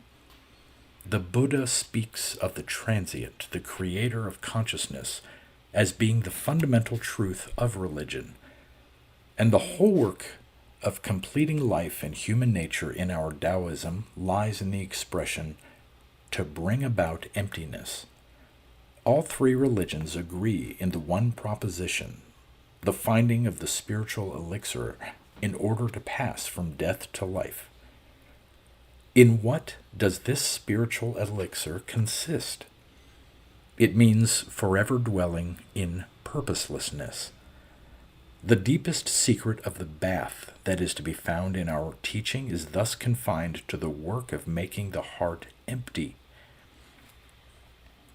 Therewith, the matter is settled. What I have revealed here in a word is the fruit of a decade of effort. If you are not yet clear as to how far all three sections can be present in one section, I will make it clear to you through the threefold Buddhist contemplation of emptiness, delusion, and the center. Emptiness comes as the first of the three contemplations. All things are looked upon as empty. Then follows delusion. Although it is known that they are empty, things are not destroyed, but one attends to one's affairs in the midst of the emptiness. But though one does not destroy things, neither does one pay attention to them. This is contemplation of the center. While practicing contemplation of the empty, one also knows that one cannot destroy the 10,000 things, and still one does not notice them. In this way, the three contemplations fall together. But after all, strength is in envisioning the empty. Therefore, when one practices contemplation of emptiness, emptiness is certainly empty, but delusion is empty too, and the center is empty. It needs a great strength to practice contemplation of delusion. Then delusion is really delusion, but emptiness is also delusion, and the center is delusion too. Being on the way of the center, one also creates images of the emptiness. They are not called empty, but are called central. One practices also contemplation of delusion, but one does not call it delusion. One calls it central. As to what has to do with the center, more need not be said.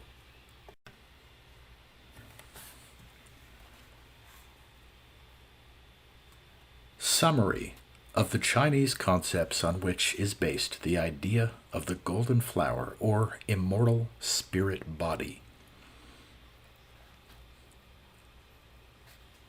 The Tao, the undivided Great One, gives rise to two opposite reality principles, the dark and the light, yin and yang. These are at first thought of only as forces of nature apart from man. Later, the sexual polarities and others as well are derived from them. From yin comes kun, the receptive female principle. From yang comes qian, the creative masculine principle. From yin comes ming, life. From yang, xing, or human nature. Each individual contains a central monad, which, at the moment of conception, splits into life and human nature, Ming and Xing. These two are supra-individual principles, and so can be related to Eros and Logos. In the personal bodily existence of the individual, they are represented by two other polarities, a Po soul, or anima, and a Hun soul, or animus. All during the life of the individual, these two are in conflict, each striving for mastery. At death, they separate and go different ways. The anima sinks to earth as Kue, a ghost being. The animus rises and becomes Shen, a spirit or god. Shen may in time return to the Tao. If the life energy flows downward, that is, without let or hindrance into the outer world, the anima is victorious over the animus. No spirit body or golden flower is developed, and at death the ego is lost. If the life energy is led through the backward flowing process, that is, conserved and made to rise instead of allowed to dissipate, the animus has been victorious, and the ego persists after death. It then becomes Shen, a spirit or god. A man who holds to the way of conservation all through life may reach the stage of the golden flower, which then frees the ego from the conflict of the opposites, and it again becomes part of the Tao, the undivided Great One. This concludes The Secret of the Golden Flower. Following are notes from the translator. Heaven created water through the One. That is the true energy of the Great One. If man attains this one, he becomes alive. If he loses it, he dies. But even if man lives in the energy, vital breath, prana, he does not see the energy, vital breath. Just as fishes live in water but do not see the water. Man dies when he has no vital breath, just as fishes perish when deprived of water. Therefore the adepts have taught people to hold fast to the primal and to guard the One.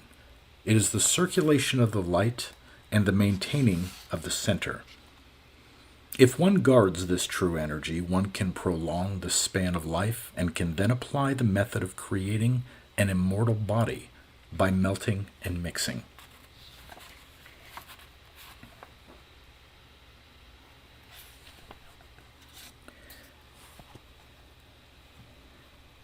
The entire first section of the book explains the origin of the Great Way, the Tao of the world.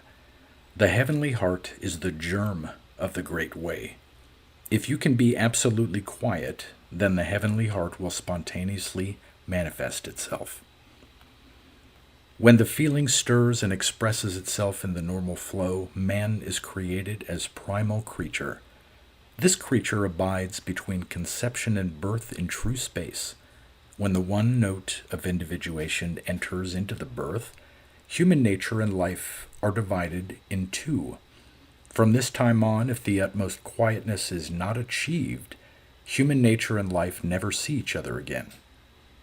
Therefore it is said in the plan of the Supreme Ultimate that the Great One includes within itself true energy, prana, seed, spirit, animus, and anima. If the thoughts are absolutely tranquil so that the heavenly heart can be seen, the spiritual intelligence reaches the origin unaided. This human nature lives indeed in true space, but the radiance of the light dwells in the two eyes. Therefore the Master teaches the circulation of the light so that the true human nature may be reached. The true human nature is the primal spirit.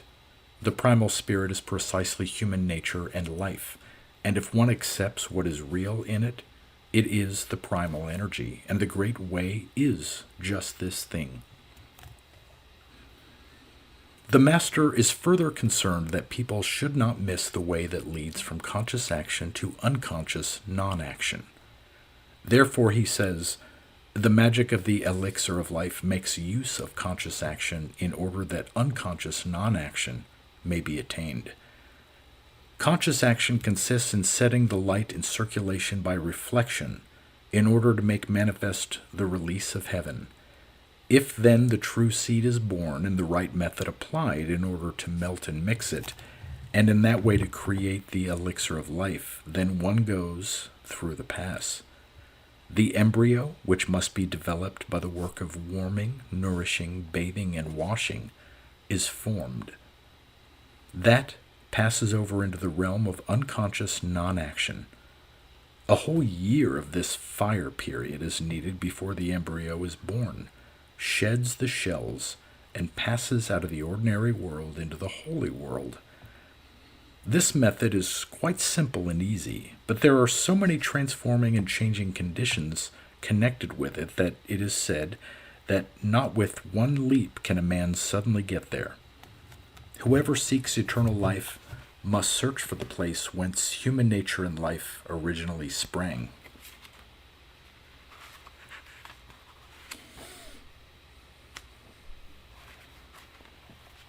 In the second part of the book, there is described the role played by the primal spirit and the conscious spirit in the making of the human body. The Master says, the life of man is like that of a mayfly. Only the true human nature of the primal spirit can transcend the cycle of heaven and earth and the fate of the aeons. The true human nature proceeds from that which has no polarity, the ultimateless, and receives the primal energy of polarity, the ultimate, whereby it takes the true essence of heaven and earth into itself and becomes the conscious spirit. As primal spirit, it receives its human nature from father and mother. This primal spirit is without consciousness and knowledge, but is able to regulate the formative processes of the body. The conscious spirit is very evident and very effective and can adapt itself unceasingly. It is the ruler of the human heart. As long as it stays in the body, it is the animus. After its departure from the body, it becomes spirit. While the body is entering into existence, the primal spirit has not yet formed an embryo in which it could incorporate itself. Thus, it crystallizes itself in the non-polarized, free one. At the time of birth, the conscious spirit inhales the energy and thus becomes the dwelling of the newborn. It lives in the heart. From that time on, the heart is master, and the primal spirit loses its place while the conscious spirit has the power. The primal spirit loves stillness, and the conscious spirit loves movement. In its movement, it remains bound to feelings and desires. Day and night, it wastes the primal seed till the energy of the primal spirit is entirely used up. Then the conscious spirit leaves the shell and goes away. Whoever has done good in the main has spirit energy that is pure and clear when death comes. It passes out by the upper openings of mouth and nose. The pure and light energy rises upward and floats up to heaven and becomes the fivefold present shadow genius, or shadow spirit. But if, during life, the primal spirit was used by the conscious spirit for avarice, folly, desire, and lust, and committed all sorts of sins, then in the moment of death, the spirit energy is turbid and confused, and the conscious spirit passes out together with the breath through the lower openings of the door of the belly. For if the spirit energy is turbid and unclean, it crystallizes downward, sinks down to hell, and becomes a demon. Then not only does the primal spirit lose its nature, but the power and wisdom of true human nature is thereby lessened. Therefore, the Master says, if it moves, that is not good. If one wants to maintain the primal spirit, one must, without fail, first subjugate the perceiving spirit. The way to subjugate it is through the circulation of the light. If one practices the circulation of the light, one must forget both body and heart. The heart must die, the spirit live. When the spirit lives, the breath will begin to circulate in a wonderful way. This is what the Master called the very best. Then the spirit must be allowed to dive down into the abdomen, the solar plexus. The energy then has intercourse with spirit, and spirit unites with the energy and crystallizes itself. This is the method of starting the work. In time, the primal spirit transforms itself in the dwelling of life into the true energy. At that time, the method of the turning of the mill wheel must be applied in order to distill it so that it becomes the elixir of life. That is the method of concentrated work. When the life elixir pearl is finished, the holy embryo can be formed. Then the work must be directed to the warming and nourishing of the spiritual embryo. That is the method of finishing. When the energy body of the child is fully formed, the work must be so directed that the embryo is born and returns to emptiness. That is the method of ending the work. From the most ancient times till today, this is not empty talk, but the sequence of the great way in the true method of producing an eternally living and immortal spirit and holy man. But if the work is so far consummated, then everything belonging to the dark principle is wholly absorbed, and the body is born into pure light. When the conscious spirit has been transformed into the primal spirit, then only can one say that it has attained an infinite capacity for transformation and, departing from the cycle of births, has been brought to the sixfold present, golden genius. If this method of ennobling is not applied, how will the way of being born and dying be escaped? The general meaning of Section 3 is that protection of the center is important for the circulation of the light. The last section dealt with the theme that the human body is a very valuable possession when the primal spirit is master. But when it is used by the conscious spirit, the latter brings it about that day and night the primal spirit is scattered and wasted. When it is completely worn out, the body dies. Now the method is described whereby the conscious spirit can be subjected and the primal spirit protected. That is impossible if one does not begin by making the light circulate. It is like this.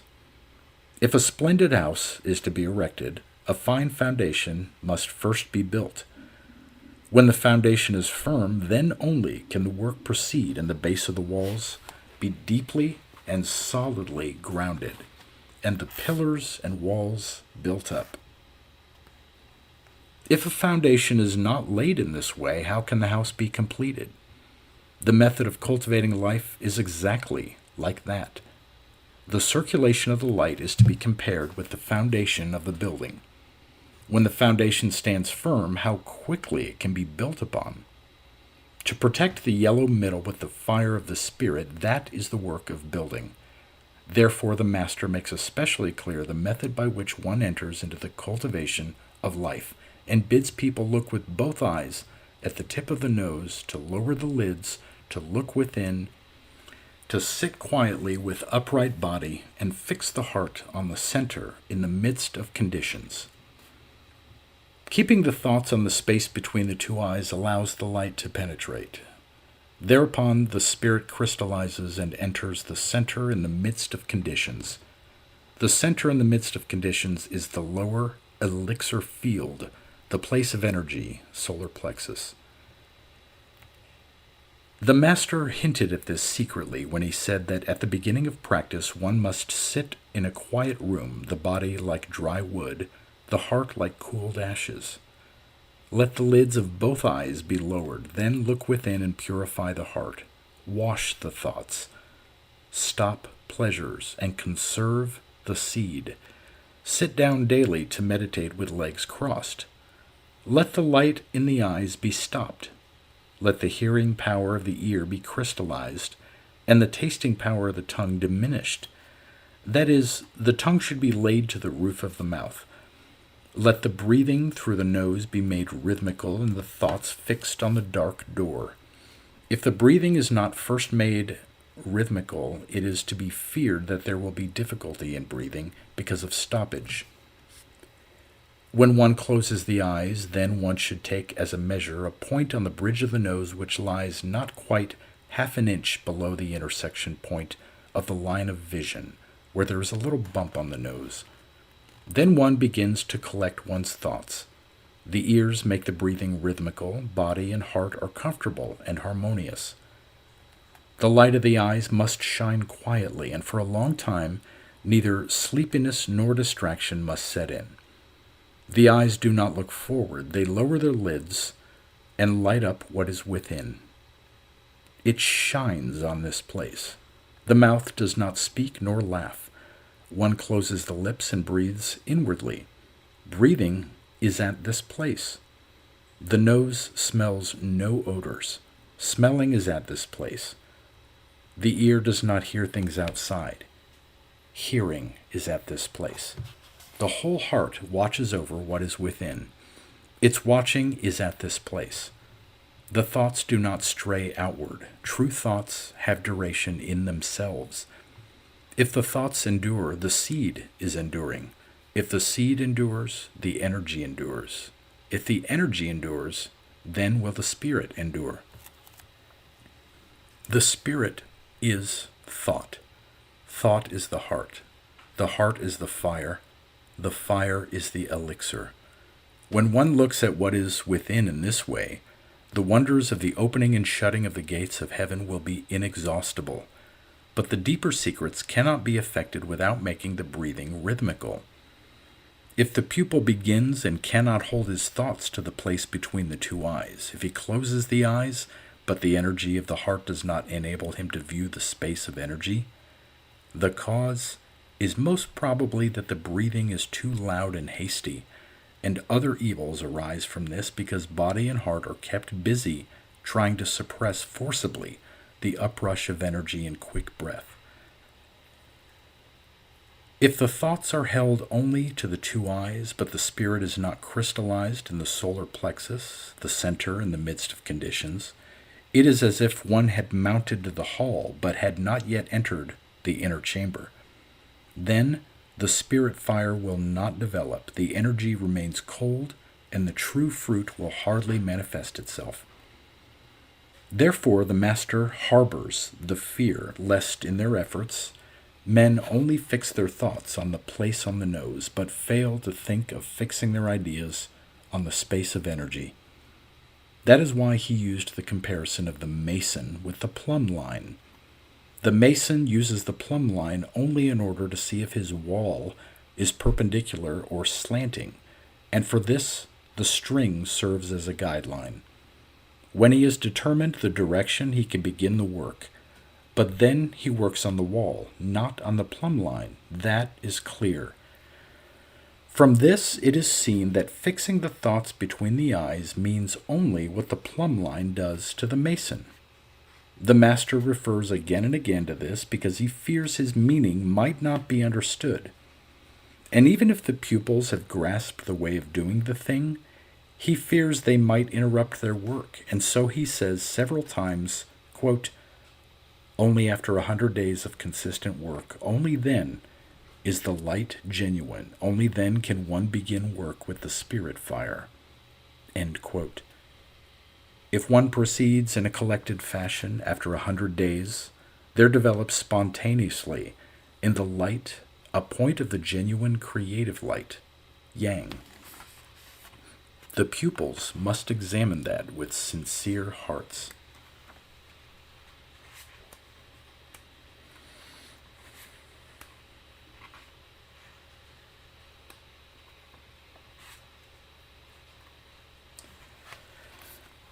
The purpose of Section 5 is to call attention to the wrong paths while meditating, so that one enters the space of energy instead of the cave of fantasy.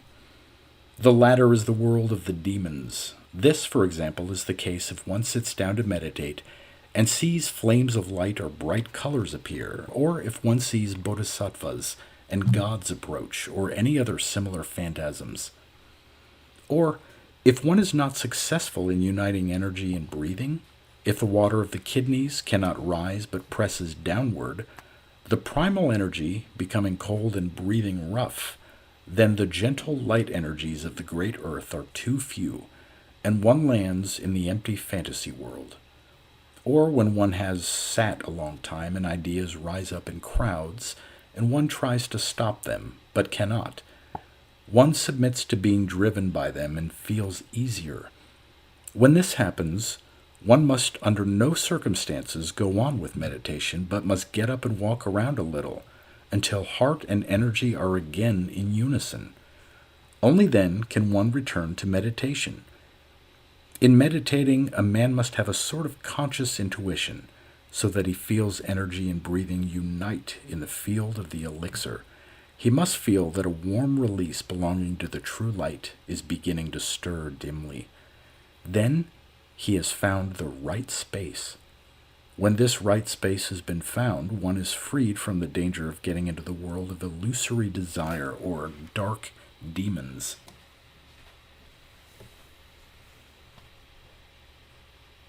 Section 7 deals with the blissful fields that are entered when one goes forward in the work.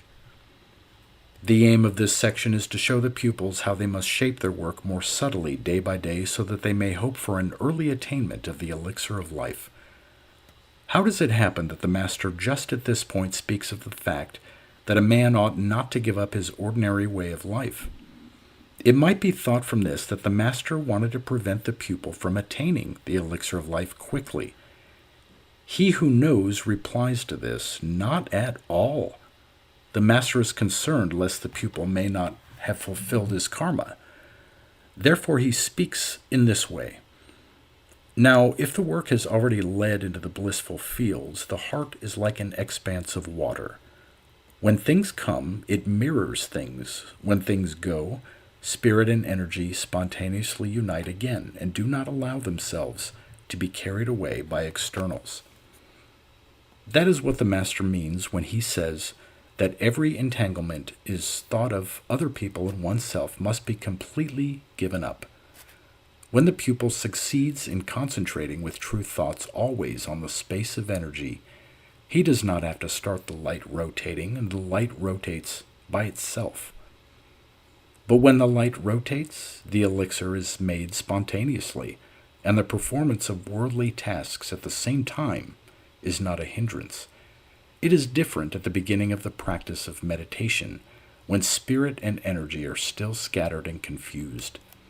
If worldly affairs cannot then be kept at a distance, and a quiet place be found where one can concentrate with all one's energy, and thus avoid all disturbances from ordinary occupations, then one is perhaps industrious in the morning and certainly indolent in the evening. How long would it take till a man attained to the real secrets in this way? Therefore it is said, when one begins to apply oneself to the work, one should put aside household affairs. And if that is not wholly possible, someone ought to be engaged to look after them so that one can take pains with complete attention. But when the work is so far advanced that secret confirmations are experienced, it does not matter if, at the same time, one's ordinary affairs are put in order so that one can fulfill one's karma.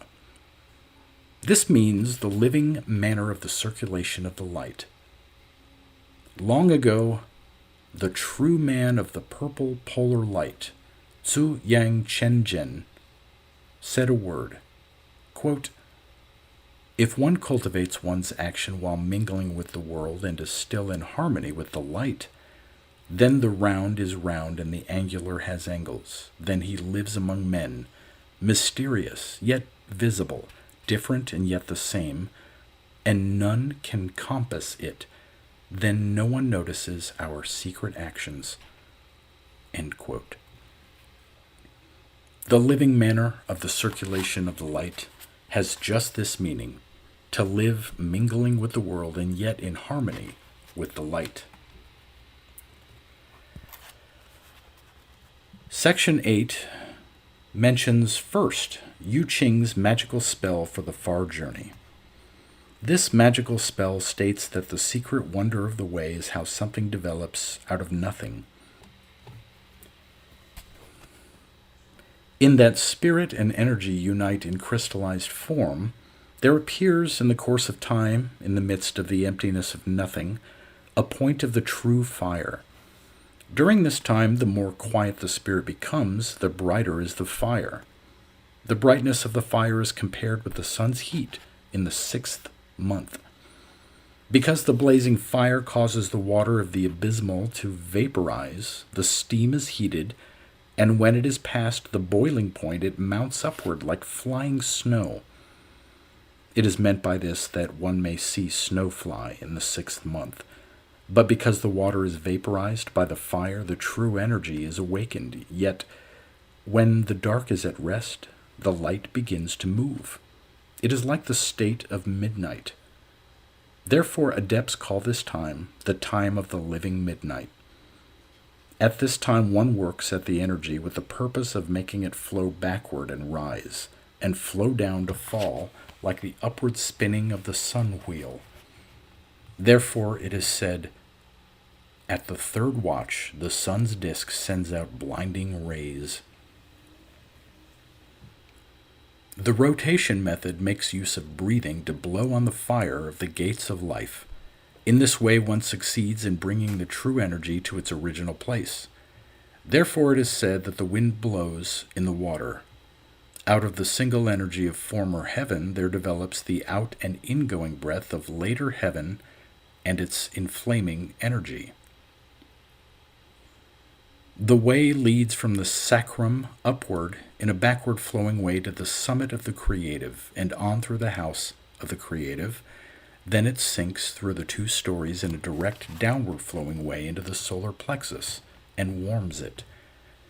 Therefore it is said, wandering in heaven, one eats the spirit energy of the receptive.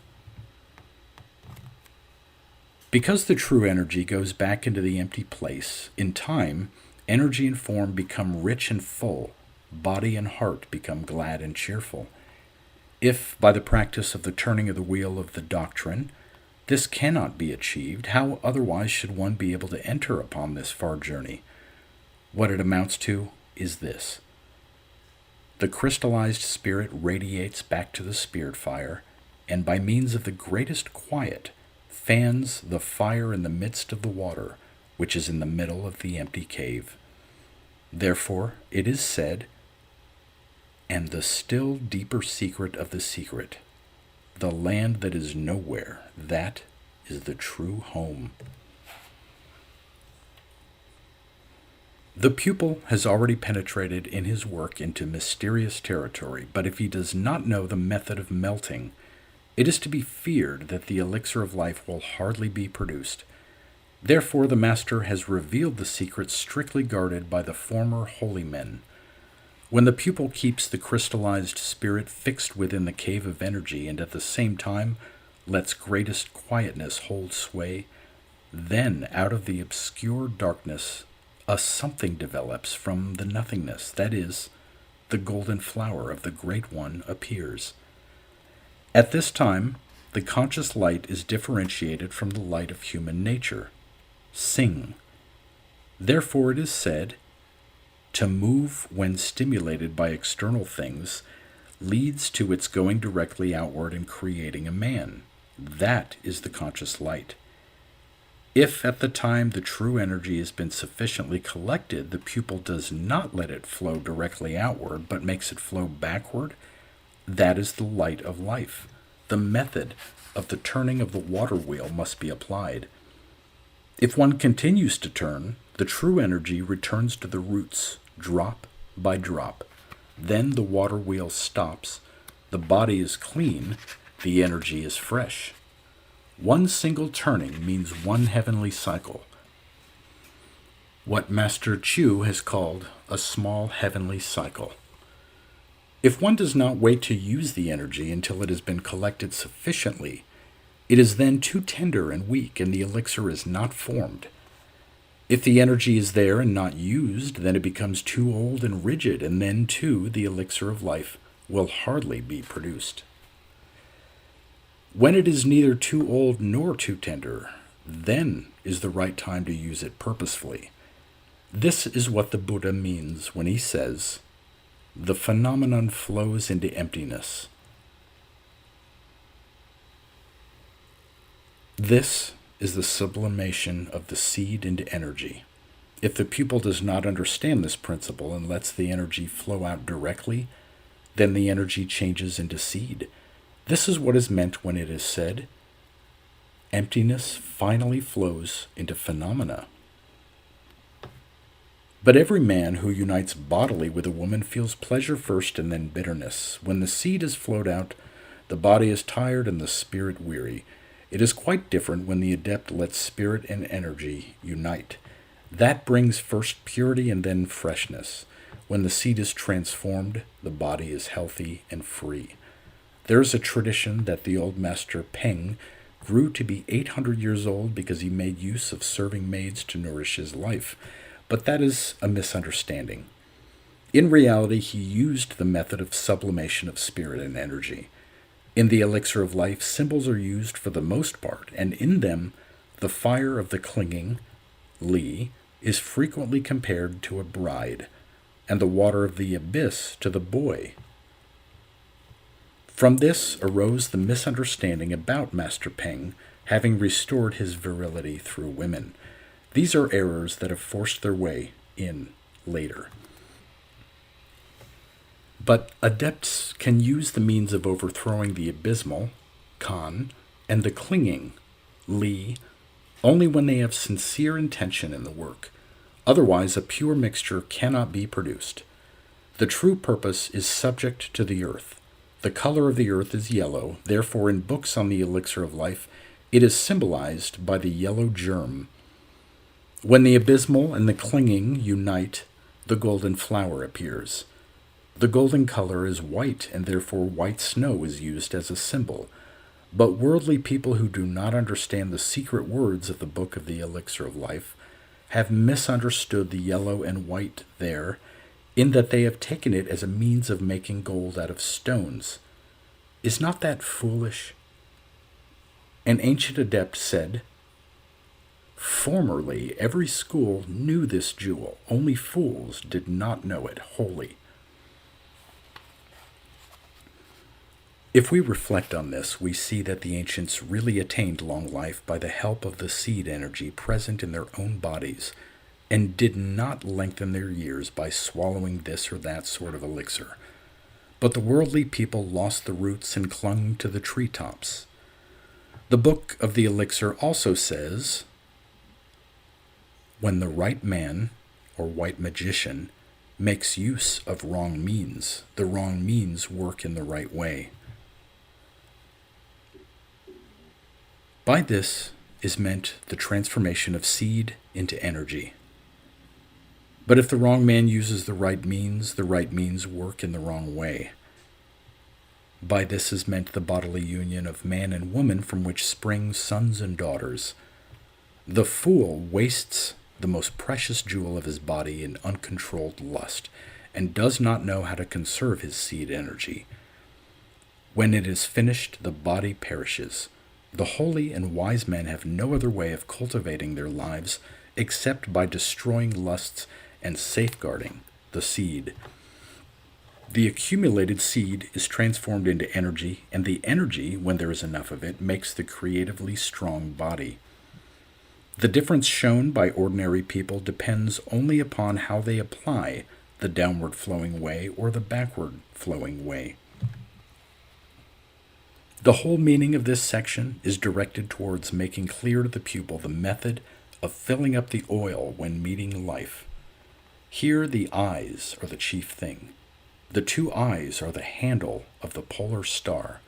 Even as heaven turns about the polar star as a center point, so among men the right intention must be the master. Therefore, the completion of the elixir of life depends entirely on the harmonizing of the right purpose. Then, if it is said that the foundation can be laid in 100 days, first of all, the degree of industry and work and the degree of strength in the physical constitution must be taken into account. Whoever is eager in the work and has a strong constitution succeeds more quickly in turning the water wheel of the rear river. When a person has found the method of making thoughts and energy harmonize with one another, he can complete the elixir within the 100 days. But whoever is weak and inert will not produce it even after the 100 days. When the elixir is completed, spirit and energy are pure and clear. The heart is empty. Human nature, sing, manifest, and the light of consciousness transforms itself into the light of human nature. If one continues to hold firmly the light of human nature, the abysmal and the clinging have intercourse spontaneously. When the abysmal and the clinging commingle, the holy fruit is born. The ripening of the holy fruit is the effect of a great heavenly cycle. Further elucidation stops with the method of the heavenly cycle. This book is concerned with the means of cultivating life and shows at first how to start by looking at the bridge of one's nose. Here, the method of reversing is shown. The methods of making firm and letting go are in another book, the Su Ming Fang, Methods of Prolonging Life.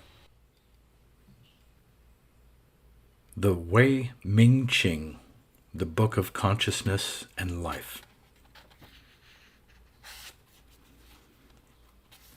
Cessation of outflowing. If thou wouldst complete the diamond body with no outflowing, diligently heed the roots of consciousness and life. Kindle light in the blessed country ever close at hand, and there hidden let thy true self always dwell. The subtlest secret of the Tao is human nature and life. Sing Ming. There is no better way of cultivating human nature and life than to bring both back to unity. The holy men of ancient times and the great sages set forth their thoughts about the unification of human nature and life by means of images from the external world. They were reluctant to speak of it openly without allegories.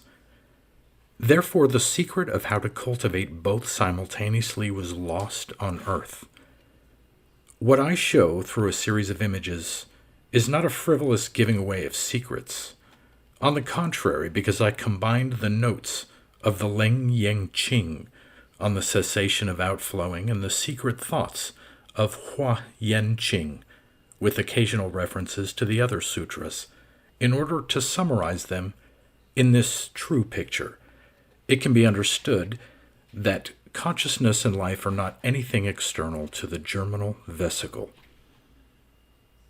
I have drawn this picture so that companions pursuing the divine workings of the dual cultivation may know that in this way the true seed matures, that in this way the cessation of outflowing is brought about, that in this way the Sheli is melted out, that in this way the great Tao is completed. But the germinal vesicle is an invisible cavern. It has neither form nor image. When the vital breath stirs, the seed of this vesicle comes into being. When it ceases, it disappears again. It is the place which harbors truth, the altar upon which consciousness and life are made. It is called the dragon castle at the bottom of the sea, the boundary region of the snow mountains, the primordial pass, the kingdom of greatest joy, the boundless country. All these different names mean this germinal vesicle. If a dying man does not know this germinal vesicle, he will not find the unity of consciousness and life in 1,000 births, nor in 10,000 aeons. This germinal point is something great. Before this, our body is born of our parents at the time of conception. This seed is first created, and human nature and life dwell therein. The two are intermingled and form a unity inseparably mixed like the sparks in the refining furnace, a combination of primordial harmony and divine law. Therefore, it is said, in the state before the appearance there is an inexhaustible breath. Furthermore, it is said, before the parents have begotten the child, the breath of life is complete and the embryo perfect. But when the embryo moves and the embryo vesicle is torn, it is as if a man lost his footing on a high mountain. With a cry, the man plunges down to the earth, and from then on human nature and life are divided. From this moment, human nature can no longer see life, nor life human nature. And now fate takes its course. Youth passes over into maturity, maturity into old age, and old age into woe. Therefore, the Julai, in his great compassion, let the secret making and melting be made known. He teaches one to re-enter the womb and create anew the human nature and life of the ego.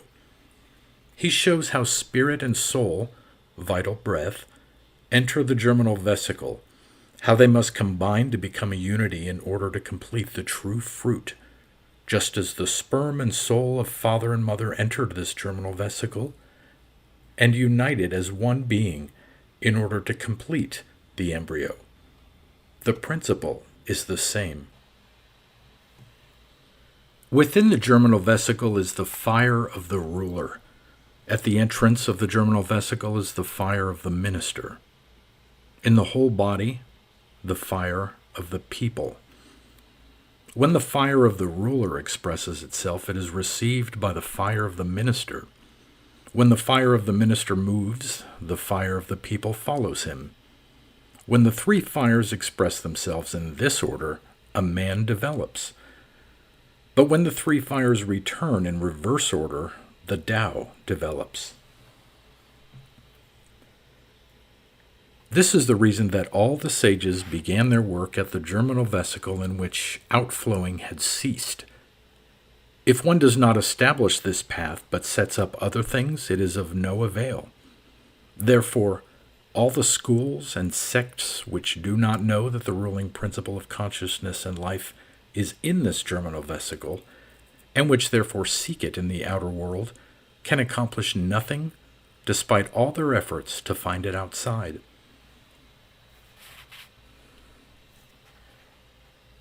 The 6 periods of circulation in conformity with the law. If one discerns the beginning of the Buddha's path, there will be the blessed city of the West. After the circulation in conformity with the law, there is a turn upward towards heaven when the breath is drawn in. When the breath flows out, energy is directed towards the earth. One time period consists of 6 intervals. In 2 intervals, one gathers Moni, Sakyamuni. The great Tao comes forth from the center. Do not seek the primordial seed outside. The most marvelous effect of the Tao is the circulation in conformity with the law. What makes the movement inexhaustible is the path. What best regulates the speed are the rhythms, kuei. What best determines the number of the exercises is the method of the intervals, hu. This presentation contains the whole law, and the true features of the Buddha from the West are contained in it. The secrets contained in it show how one gets control of the process by exhaling and inhaling, how the alternation between decrease and increase expresses itself in closing and opening, how one needs true thoughts in order not to deviate from the way, how the firm delimitation of the regions makes it possible to begin and to stop at the right time. I sacrifice myself and serve man because I have presented fully this picture which reveals the heavenly seed completely so that every layman and man of the world can reach it and so bring it to completion. He who lacks the right virtue may well find something in it, but heaven will not grant him his Tao. Why not? The right virtue belongs to the Tao, as does one wing of a bird to the other. If one is lacking, the other is of no use. Therefore, there is needed loyalty and reverence, humaneness and justice, and strict adherence to the 5 commandments. Then only does one have the prospect of attaining something. But all the subtleties and secrets are offered in this book of consciousness and life to be pondered and weighed so that one can attain everything in its truth.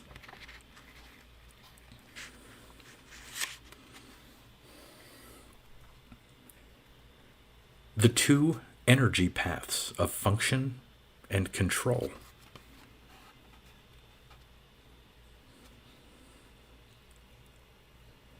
There appears the way of the inbreathing and outbreathing of the primordial paths.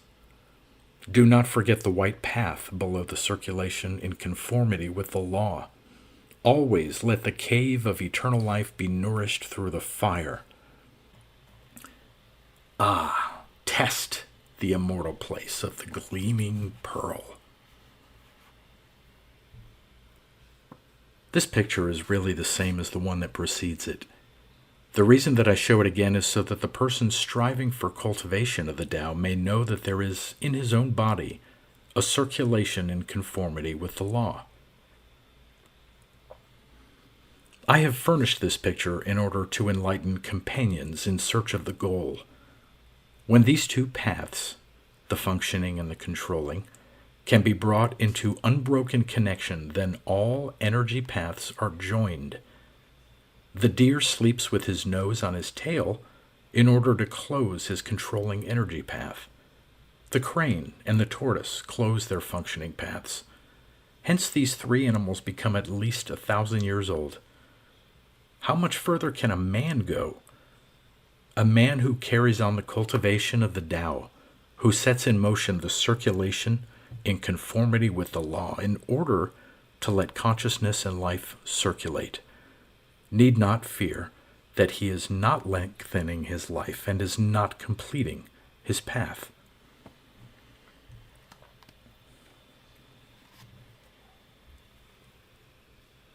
The embryo of the Tao.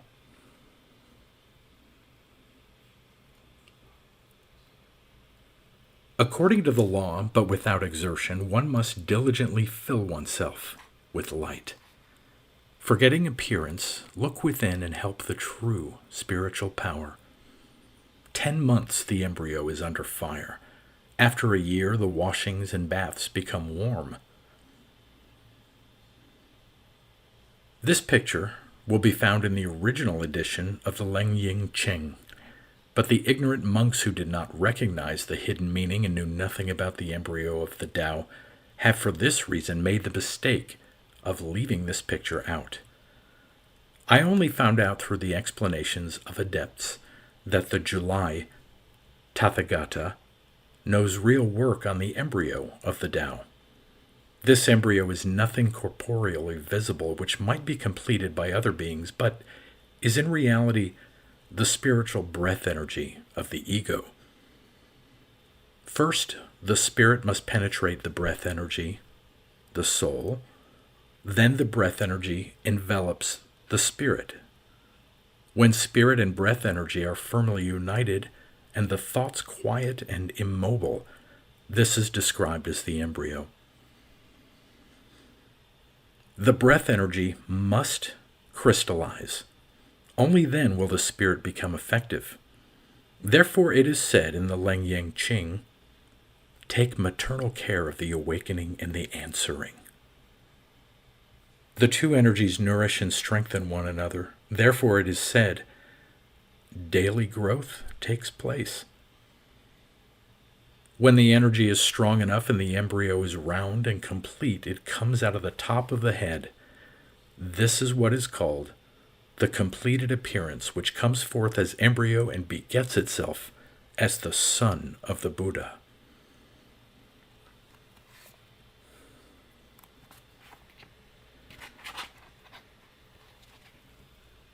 The birth of the fruit.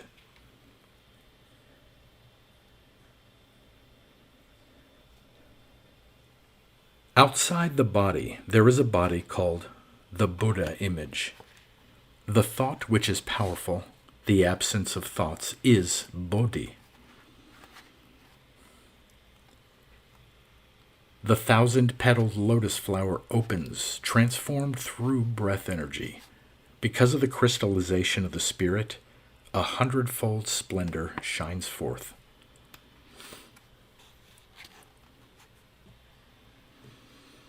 In the Leng Yen Chu, it is said, at that time the ruler of the world caused 100-fold precious light to beam from his hair knots. In the midst of the light shone the 1,000-petaled precious lotus flower, and there within the flower sat a transformed July. And from the top of his head went 10 rays of white precious light, which were visible everywhere. The crowd looked up to the outstreaming light, and the July announced, the divine magic mantra is the appearance of the light spirit. Therefore his name is Son of Buddha.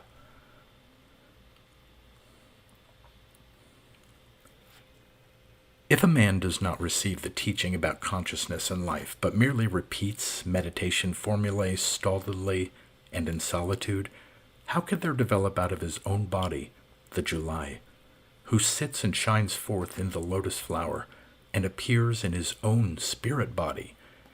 Many say that the light spirit is a minor teaching, But how can that which a man receives from the ruler of the world be a minor teaching?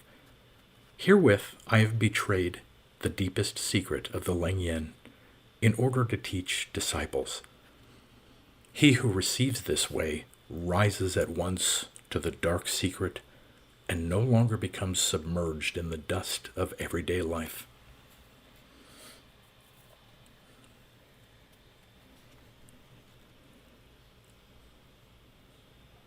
Concerning the retention of the transformed body.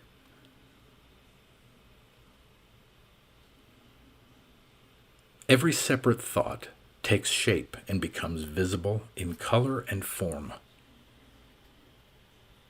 The total spiritual power unfolds its traces and transforms itself into emptiness. Going out into being and going into non-being, one completes the miraculous Tao. All separate shapes appear as bodies, united with a true source.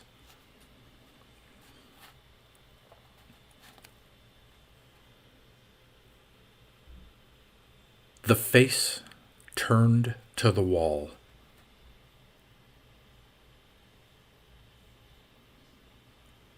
The shapes formed by the spirit fire are only empty colors and forms.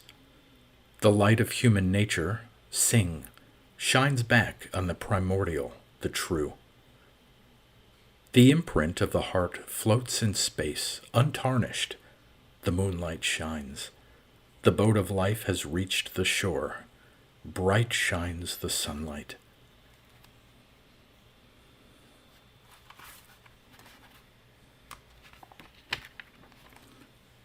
Empty infinity.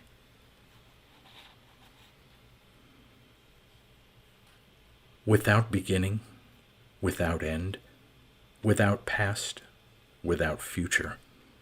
A halo of light surrounds the world of the law.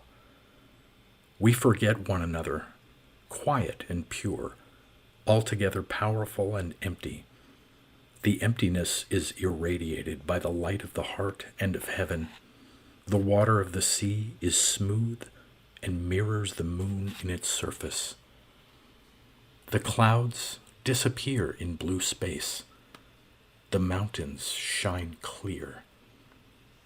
Consciousness reverts to contemplation.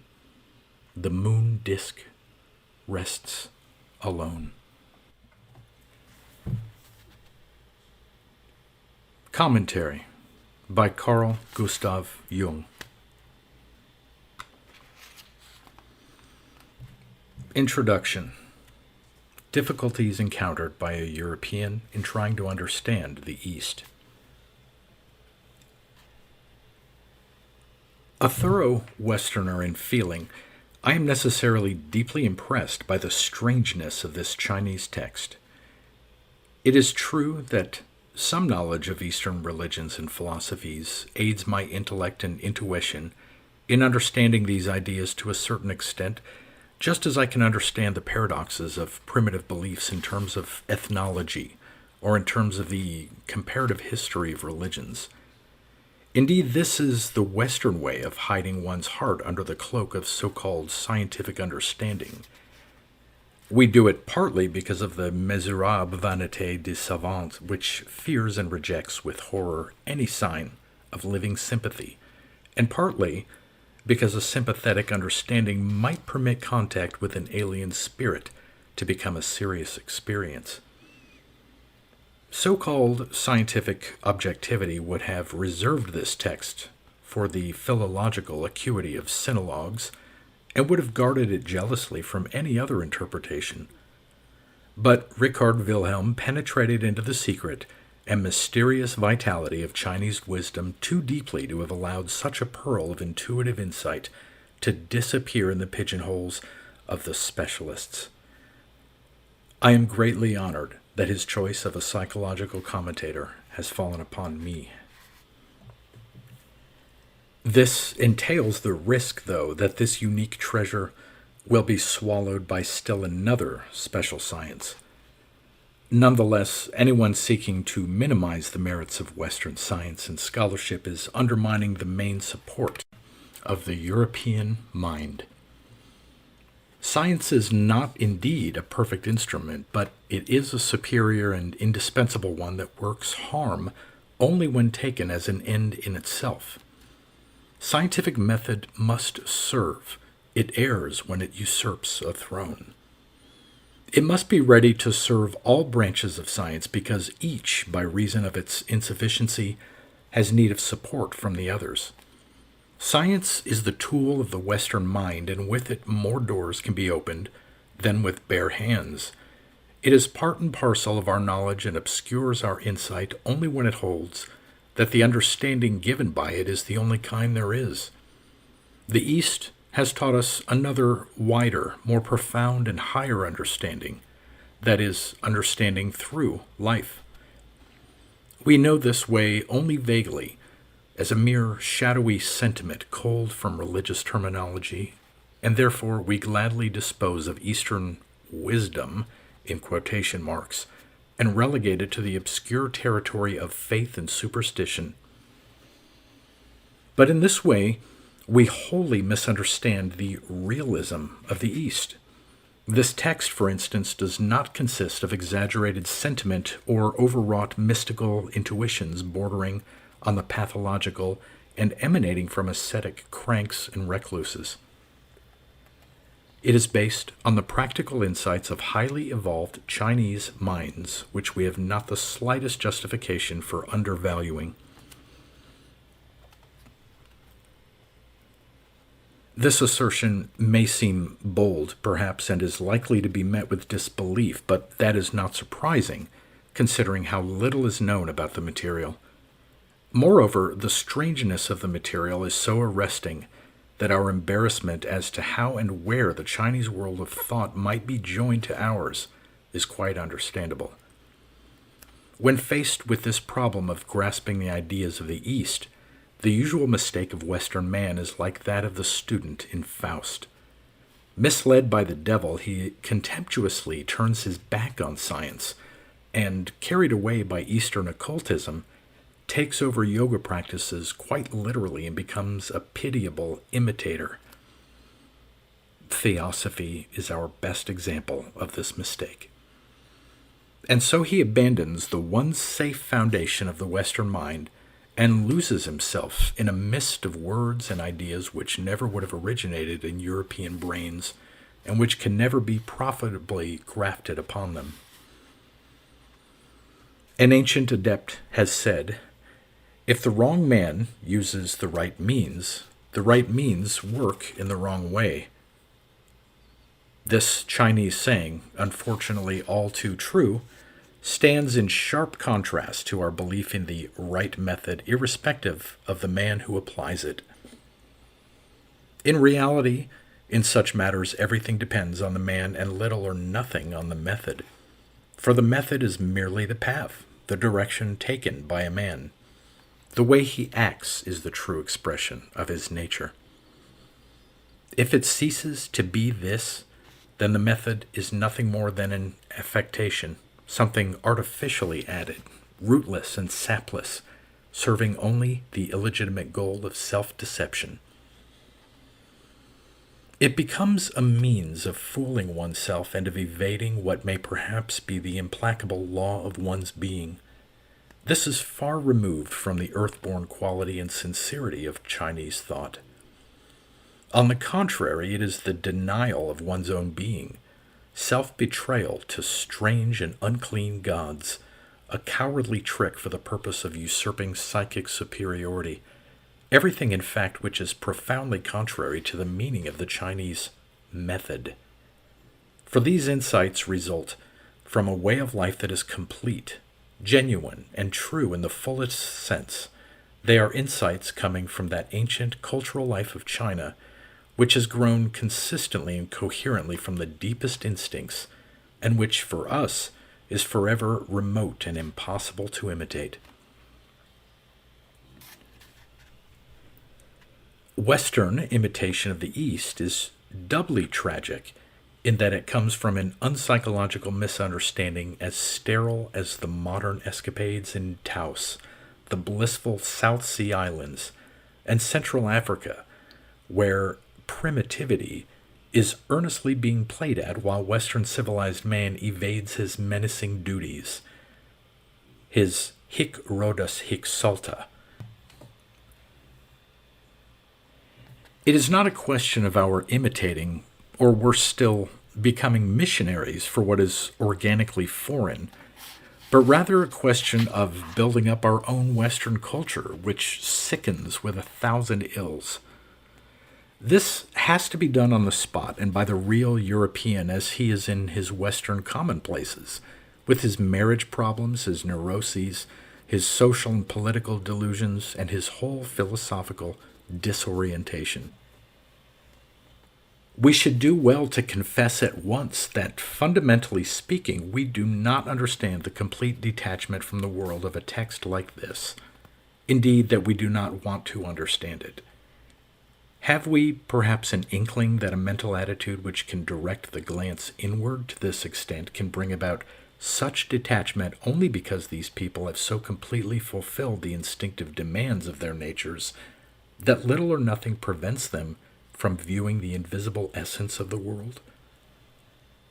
Can it be, perhaps, that the premise of such vision is liberation from those ambitions and passions which bind us to the visible world, and does not this liberation result from the sensible fulfillment of instinctive demands rather than from the premature or fear-born repression of them? Is it that our eyes are opened to the spirit only when the laws of earth are obeyed?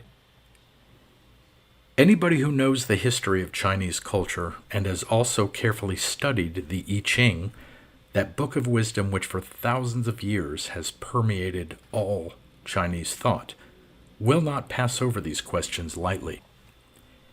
He will know, moreover, that the views set forth in our text are nothing extraordinary from the Chinese point of view, but are actually inescapable, psychological conclusions. In our Christian culture, spirit and the passion of the spirit were for a long time the greatest values and the things most worth striving for. Only after the decline of the Middle Ages, that is, in the course of the 19th century, when spirit began to degenerate into intellect, did a reaction set in against the unbearable dominance of intellectualism. This movement, it is true, at first committed the pardonable mistake of confusing intellect with spirit and blaming the latter for the misdeeds of the former. Intellect does, in fact, harm the soul when it dares to possess itself of the heritage of the spirit. It is in no way fitted to do this, because spirit is something higher than intellect in that it includes not only the latter, but the feelings as well. It is a direction or principle of life that strides towards shining suprahuman heights. In opposition to it stands the dark, the feminine, the earthbound principle, yin, with its emotionality and instinctiveness that reach far back into the depths of time and into the roots of physiological continuity. Without a doubt, these concepts are purely intuitive insights, but one cannot very well dispense with them if one is trying to understand the nature of the human soul. China could not do without them because, as the history of Chinese philosophy shows, it has never gone so far from central psychic facts as to lose itself in a one-sided overdevelopment and over-evaluation of a single psychic function. Therefore, the Chinese have never failed to recognize the paradoxes and the polarity inherent in what is alive. The opposites always balanced one another, a sign of high culture. One-sidedness, though it lends momentum, is a mark of barbarism. The reaction which is now beginning in the West against the intellect in favor of feeling or in favor of intuition seems to me a mark of cultural advance, a widening of consciousness beyond the too narrow limits of a tyrannical intellect. I have no wish to undervalue the tremendous differentiation of Western intellect. Measured by it, Eastern intellect can be described as childish. Obviously, this has nothing to do with intelligence. If we should succeed in elevating another or even a third psychic function to the dignity accorded intellect, then the West might expect to surpass the East by a very great margin. Therefore, it is sad indeed when the European departs from his own nature and imitates the East or affects it in any way. The possibilities open to him would be so much greater if he would remain true to himself and develop out of his own nature all that the East has brought forth from its inner being in the course of the centuries. In general, and looked at from the incurably external point of view of the intellect, it would seem as if the things so highly valued by the East were not desirable for us. Intellect alone cannot fathom at first the practical importance Eastern ideas might have for us, and that is why it can classify these ideas as philosophical and ethnological curiosities and nothing more. The lack of comprehension goes so far that even learned sinologues have not understood the practical application of the I Ching, and have therefore looked on the book as a collection of abstruse magic spells.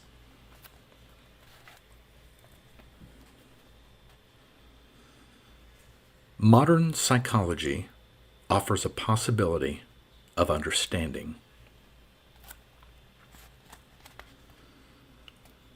Observations made in my practice have opened to me a quite new and unexpected approach to Eastern wisdom, but it must be well understood that I did not have a knowledge, however inadequate, of Chinese philosophy as a starting point.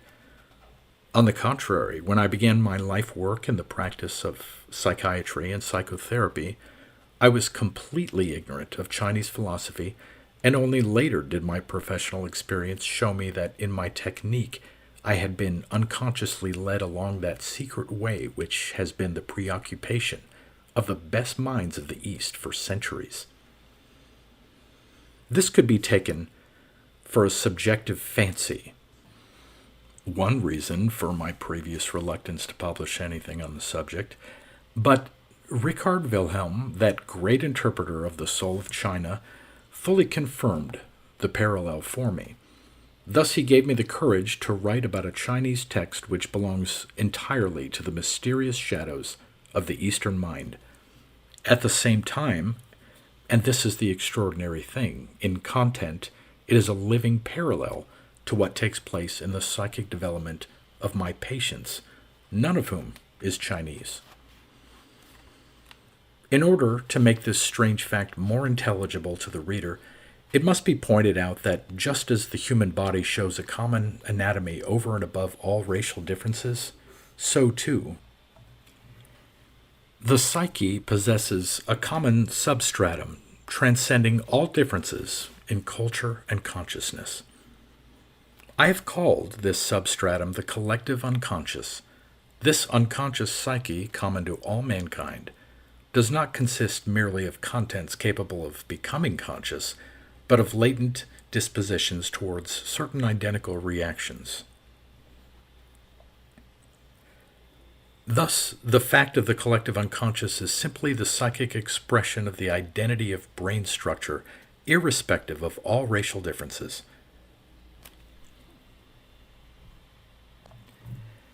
This explains the analogy, sometimes even identity, between various myth motifs and symbols, and the possibility of human beings making themselves mutually understood. The various lines of psychic development start from one common stock, whose roots reach back into all the strata of the past. This also explains the psychological parallelisms with animals. Taken purely psychologically, it means that mankind has common instincts of imagination and of action. All conscious imagination and action have been developed with these unconscious archetypal images as their basis and always remain bound up with them. Especially is this the case when consciousness has not attained any high degree of clarity, that is, when in all its functions it is more dependent on the instincts than on the conscious will, more governed by affect than by rational judgment. This condition ensures a primitive health of the psyche, which, however, immediately becomes lack of adaptation as soon as circumstances arise, calling for a higher moral effort. Instincts suffice only for the individual embedded in nature, which, on the whole, remains always the same. An individual who is more guided by unconscious than by conscious choice tends, therefore, towards marked psychic conservatism. This is the reason the primitive does not change in the course of thousands of years, and it is also the reason why he fears everything strange and unusual. It might lead him to maladaptation, and thus to the greatest of psychic dangers, to a kind of neurosis, in fact. A higher and wider consciousness, which comes about only through assimilation of the unfamiliar, tends towards autonomy, towards revolution against the old gods, who are nothing other than those powerful, unconscious, archetypal images which have always held consciousness in thrall.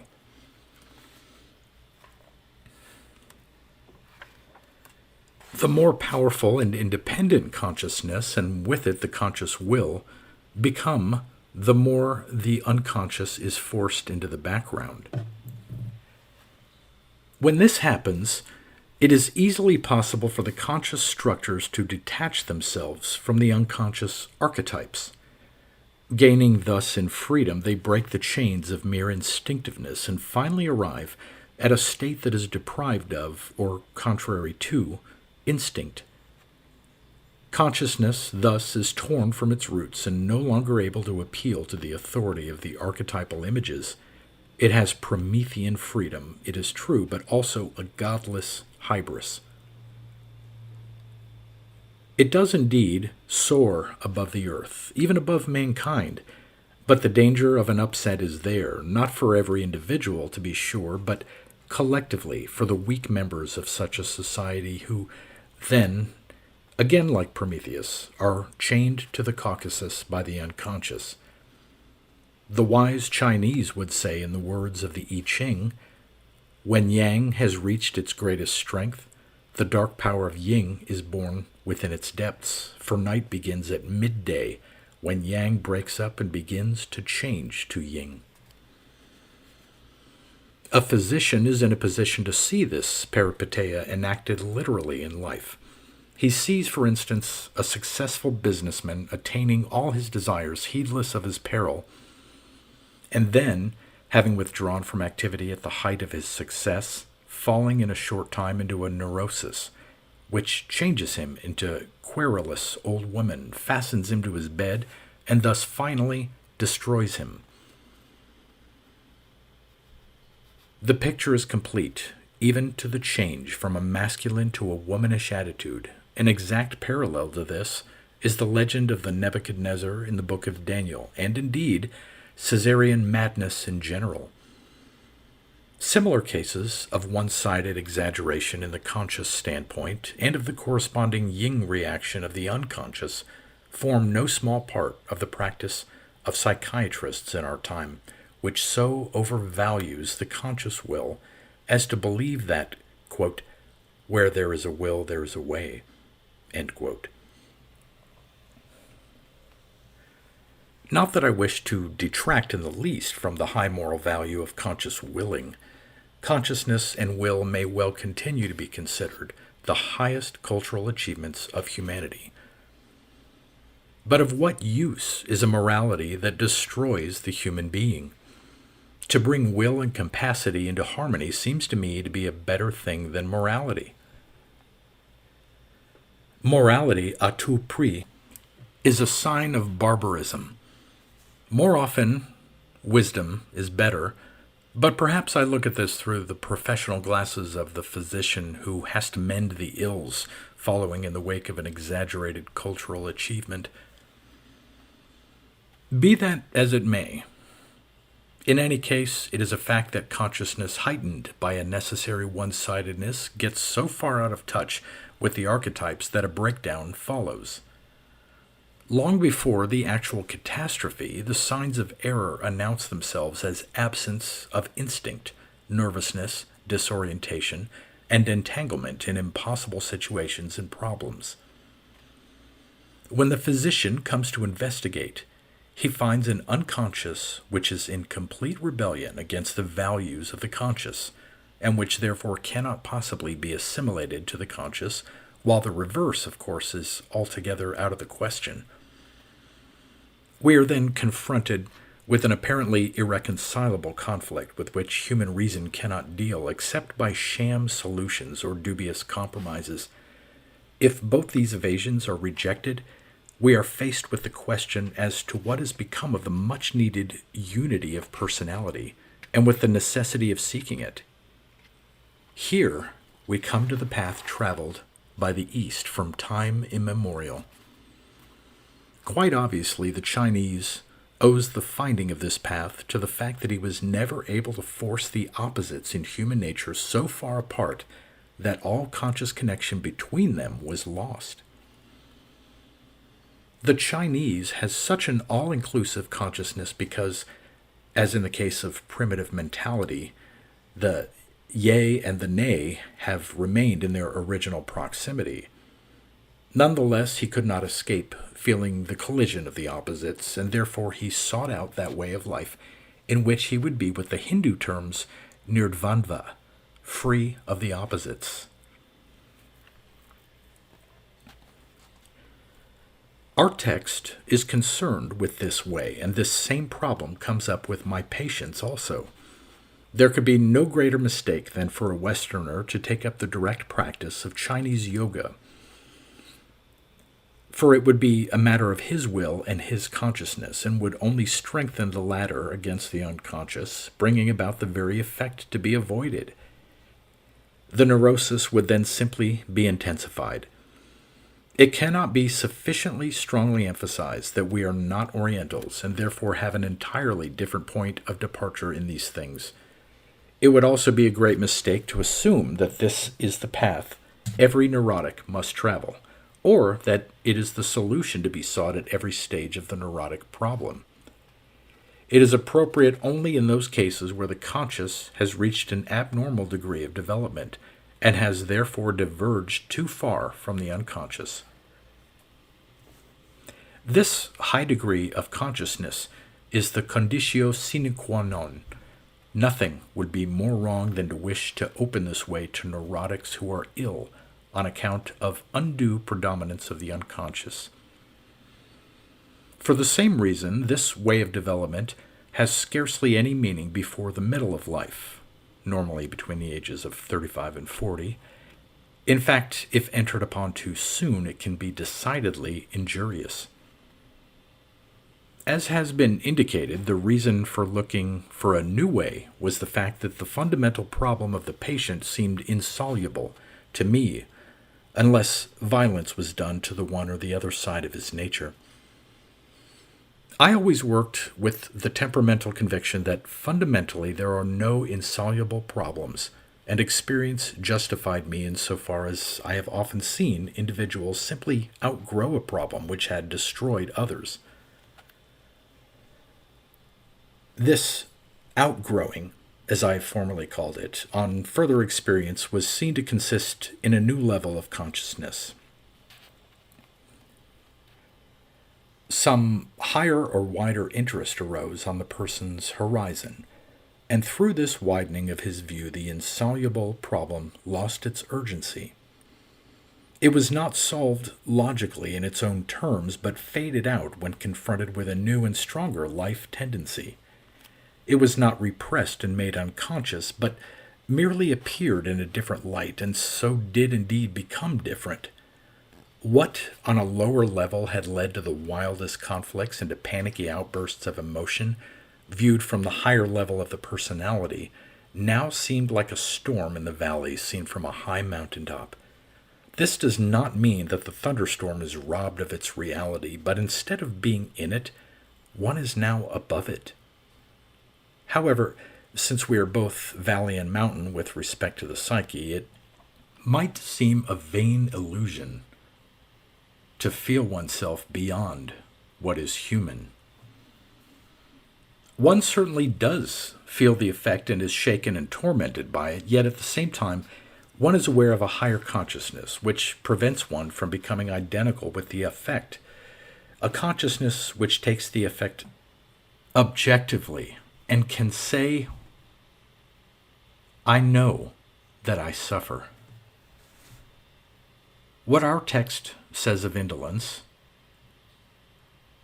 quote, indolence of which a man is conscious and indolence of which he is unconscious are 1,000 miles apart, end quote, holds true in the highest degree of effect also. Here and there, it happened in my practice that a patient grew beyond himself because of unknown potentialities, and this became an experience of prime importance to me. I had learned in the meanwhile that the greatest and most important problems of life are all, in a certain sense, insoluble. They must be so because they express the necessary polarity inherent in every self-regulating system. They can never be solved, but only outgrown. I therefore asked myself whether this possibility of outgrowing, that is, further psychic development, was not the normal thing, and therefore remaining stuck in a conflict was what was pathological. Everyone must possess that higher level, at least in embryonic form, and in favorable circumstances must be able to develop this possibility. When I examined the way of development of those persons who quietly and as if unconsciously grew beyond themselves, I saw that their fates had something in common. The new thing came to them out of obscure possibilities, either outside or inside themselves. They accepted it and developed further by means of it. It seemed to me typical that some took the new thing from outside themselves, others from within, or rather that it grew into some persons from without and into others from within. But the new thing never came exclusively either from within or from without. If it arose from outside, it became a deeply subjective experience. If it arose from within, it became an outer event. In no case was it conjured into existence through purpose and conscious willing, but rather seemed to be born on the stream of time. We are so greatly tempted to turn everything into purpose and method that I deliberately express myself in very abstract terms in order to avoid causing a prejudice in one direction or another. The new thing must not be pigeonholed under any heading, for then it becomes a recipe to be applied mechanically, and it would again be a case of the right means in the hands of the wrong man. I have been deeply impressed with the fact that the new thing presented by fate seldom or never corresponds to conscious expectation, and still more remarkable, though the new thing contradicts deeply rooted instincts as we have known them, it is a singularly appropriate expression of the total personality, an expression which one could not imagine in a more complete form. What did these people do in order to achieve the development that liberated them? As far as I could see, they did nothing wu wei, but let things happen. As Master Lu Tzu teaches in our text, the light rotates according to its own law if one does not give up one's ordinary occupation. The art of letting things happen, action through non-action, letting go of oneself, as taught by Meister Eckhart, became for me the key opening the door to the way. We must be able to let things happen in the psyche. For us, this actually is an art of which few people know anything. Consciousness is forever interfering, helping, correcting, and negating, and never leaving the simple growth of the psychic processes in peace. It would be simple enough if only simplicity were not the most difficult of all things. To begin with, the task consists solely in objectively observing a fragment of a fantasy in its development. Nothing could be simpler, and yet right here the difficulties begin. No fantasy fragment seems to appear, or yes, one does, but it is too stupid. Hundreds of good reasons inhibit it. One cannot concentrate on it. It is too boring. What would it amount to? It is, quote, nothing but, end quote, etc. The conscious mind raises prolific objections. In fact, it often seems bent upon blotting out the spontaneous fantasy activity in spite of real insight, even of firm determination on the part of the individual to allow the psychic processes to go forward without interference. Often, a veritable cramp of consciousness exists. If one is successful in overcoming the initial difficulties, criticism is still likely to start in afterwards and attempt to interpret the fantasy, to classify, to aestheticize, or to depreciate it. The temptation to do this is almost irresistible. After complete and faithful observation, free rein can be given to the impatience of the conscious mind. In fact, it must be given, else obstructing resistances develop. But each time the fantasy material is to be produced, the activity of consciousness must again be put aside. In most cases, the results of these efforts are not very encouraging at first. They usually consist of webs of fantasy which yield no clear knowledge of their origin or goal. Also, the way of getting at the fantasies is individually different. For many people, it is easiest to write them. Others visualize them, and others, again, draw and paint them with or without visualization.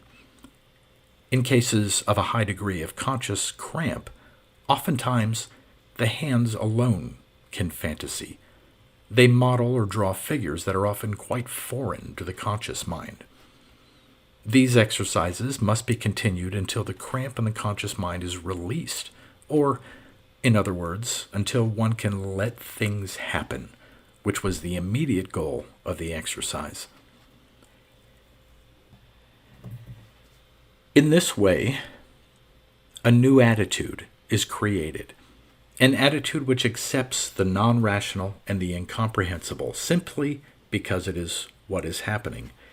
This attitude would be poison for a person who had already been overwhelmed by things that just happen, but it is of the highest value for one who chooses, with an exclusively conscious critique, only the things acceptable to his consciousness from among the things that happen, and thus is gradually drawn out of the stream of life into stagnant backwater.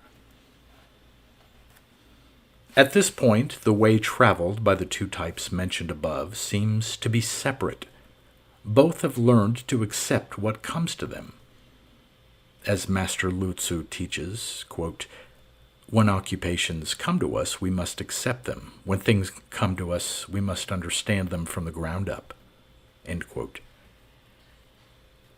One man will chiefly take what comes to him from without, and the other what comes from within, and according to the law of life, the one will have to take from the outside something he never could accept before from outside, and the other will accept from within things which would always have been excluded before.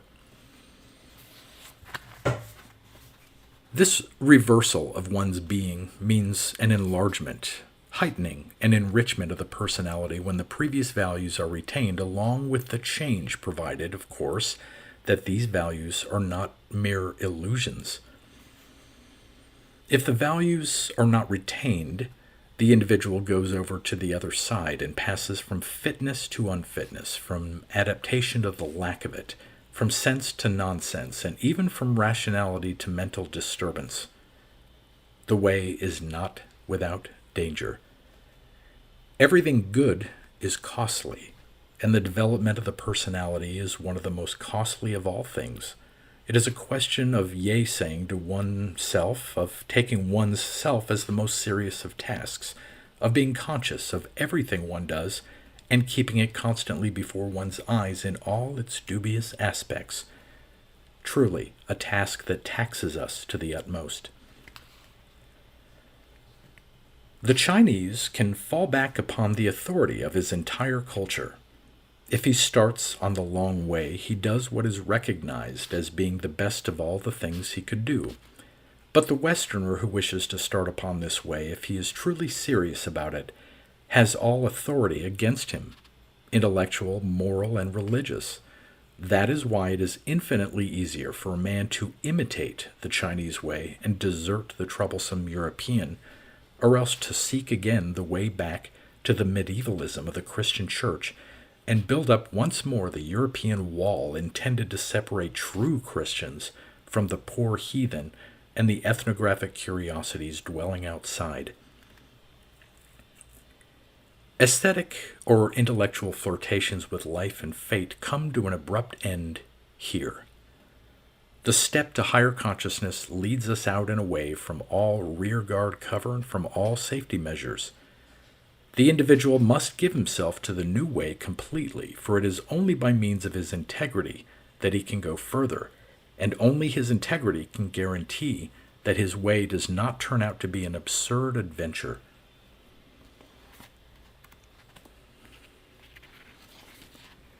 Whether a person's fate comes to him from without or from within, the experiences and events of the way remain the same.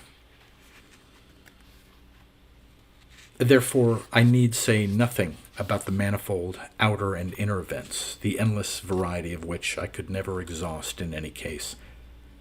To do so, moreover, would be irrelevant to the text under discussion, but there is much to be said of the psychic states that accompany the further development.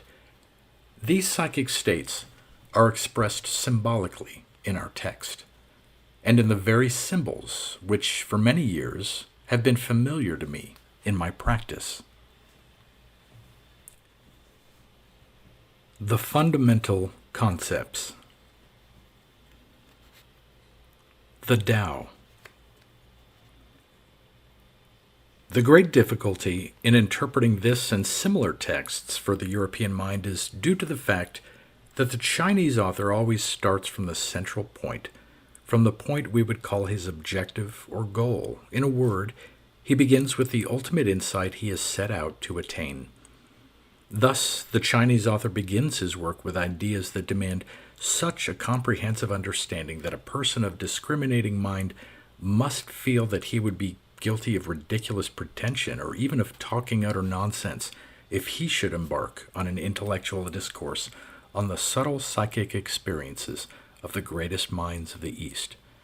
For example, our text begins, quote, "That which exists through itself is called the way," end quote. The Hui Ming Qing begins with the words, quote, "The subtlest secret of the Tao is human nature and life," end quote. It is characteristic of the Western mind that it has no concept for Tao. The Chinese character is made up of the character for head and that for going. Wilhelm translates Tao by Sin, meaning. Others translate it as way, providence, or even as God, as the Jesuits do. This shows the difficulty. Head can be taken as consciousness and to go as traveling away. Thus, the idea would be to go consciously, or the conscious way. This agrees with the fact that the light of heaven, which dwells between the eyes, as the heart of heaven, is used synonymously with Tao. Human nature and life are contained in the light of heaven, and according to Lu Dongbin, are the most important secrets of the Tao. Now, light is the symbolical equivalent of consciousness, and the nature of consciousness is expressed by analogies with light. The Hui Ming Qing is introduced with the verse, "If thou wouldst complete the diamond body with no outflowing, diligently heat the roots of consciousness and life. Kindle light in the blessed country ever close at hand, and there hidden let thy true self always dwell." These verses contain a sort of alchemistic instruction. a method or way of creating the diamond body, which is also meant in our text. Heating is necessary. That is, there must be an intensification of consciousness in order that the dwelling place of the spirit may be illumined.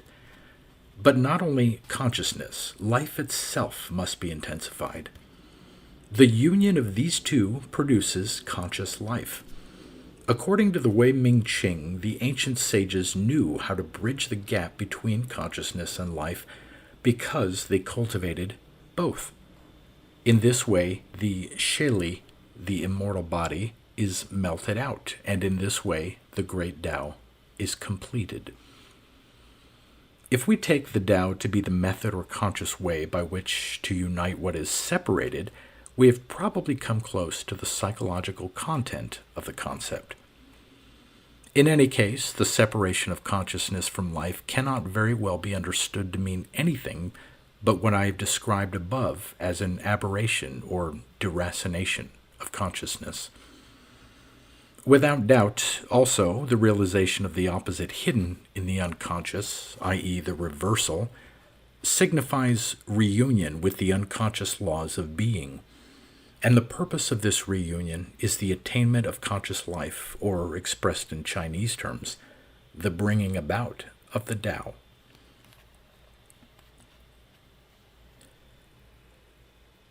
The circular movement and the center.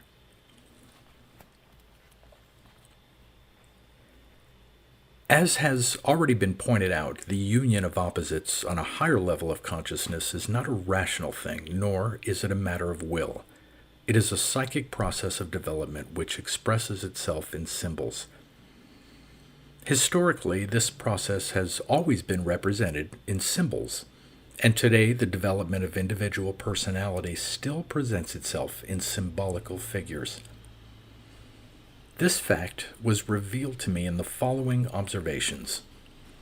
The spontaneous fantasy products we mentioned above become more profound and concentrate themselves gradually around abstract structures which apparently represent principles, true Gnostic archai.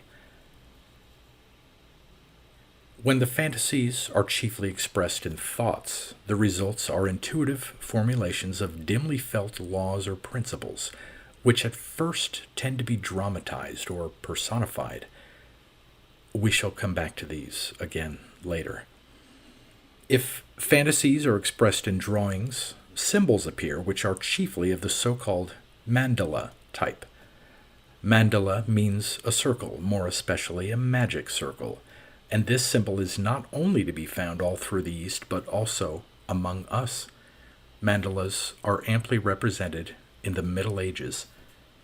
The early Middle Ages are especially rich in Christian mandalas and for the most part show Christ in the center with the four evangelists or their symbols at the cardinal points. This conception must be a very ancient one, for the Egyptians represented Horus with his four sons in the same way. It is known that Horus with his four sons has close connections with Christ and the four evangelists. Later, there is to be found an unmistakable and very interesting mandala in Jacob Boehm's book on the soul. This latter mandala, it is clear, deals with a psychocosmic system strongly colored by Christian ideas. Boehm called it the philosophical eye, or the mirror of wisdom, which obviously means a summa of secret knowledge. For the most part, the mandala form is that of a flower, cross, or wheel with a distinct tendency towards quadripartite structure. One is reminded of the tetractys, the fundamental number in the Pythagorean system.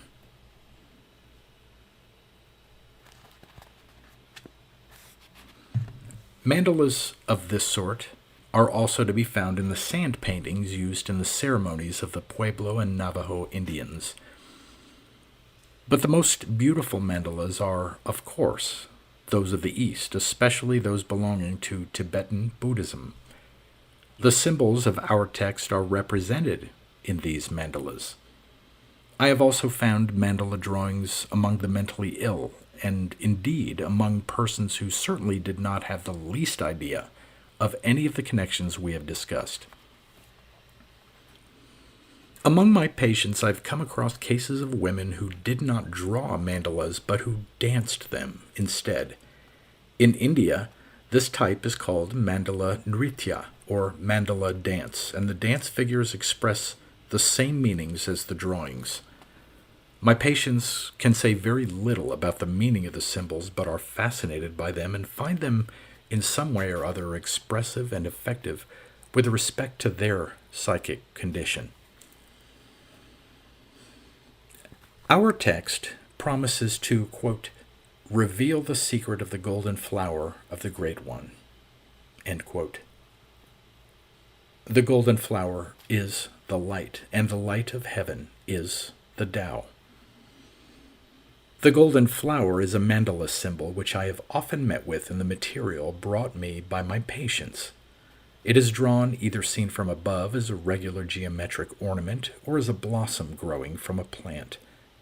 The plant is frequently a structure in brilliant fiery colors growing out of a bed of darkness and carrying the blossom of light at the top, a symbol similar to that of the Christmas tree.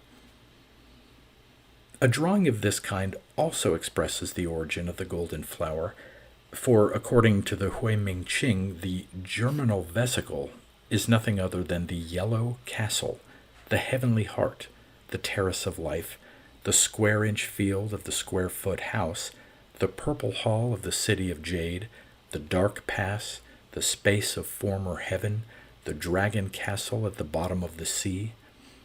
It is also called the border region of the snow mountains, the primal pass, the realm of the greatest joy, the land without boundaries, and the altar upon which consciousness and life are made.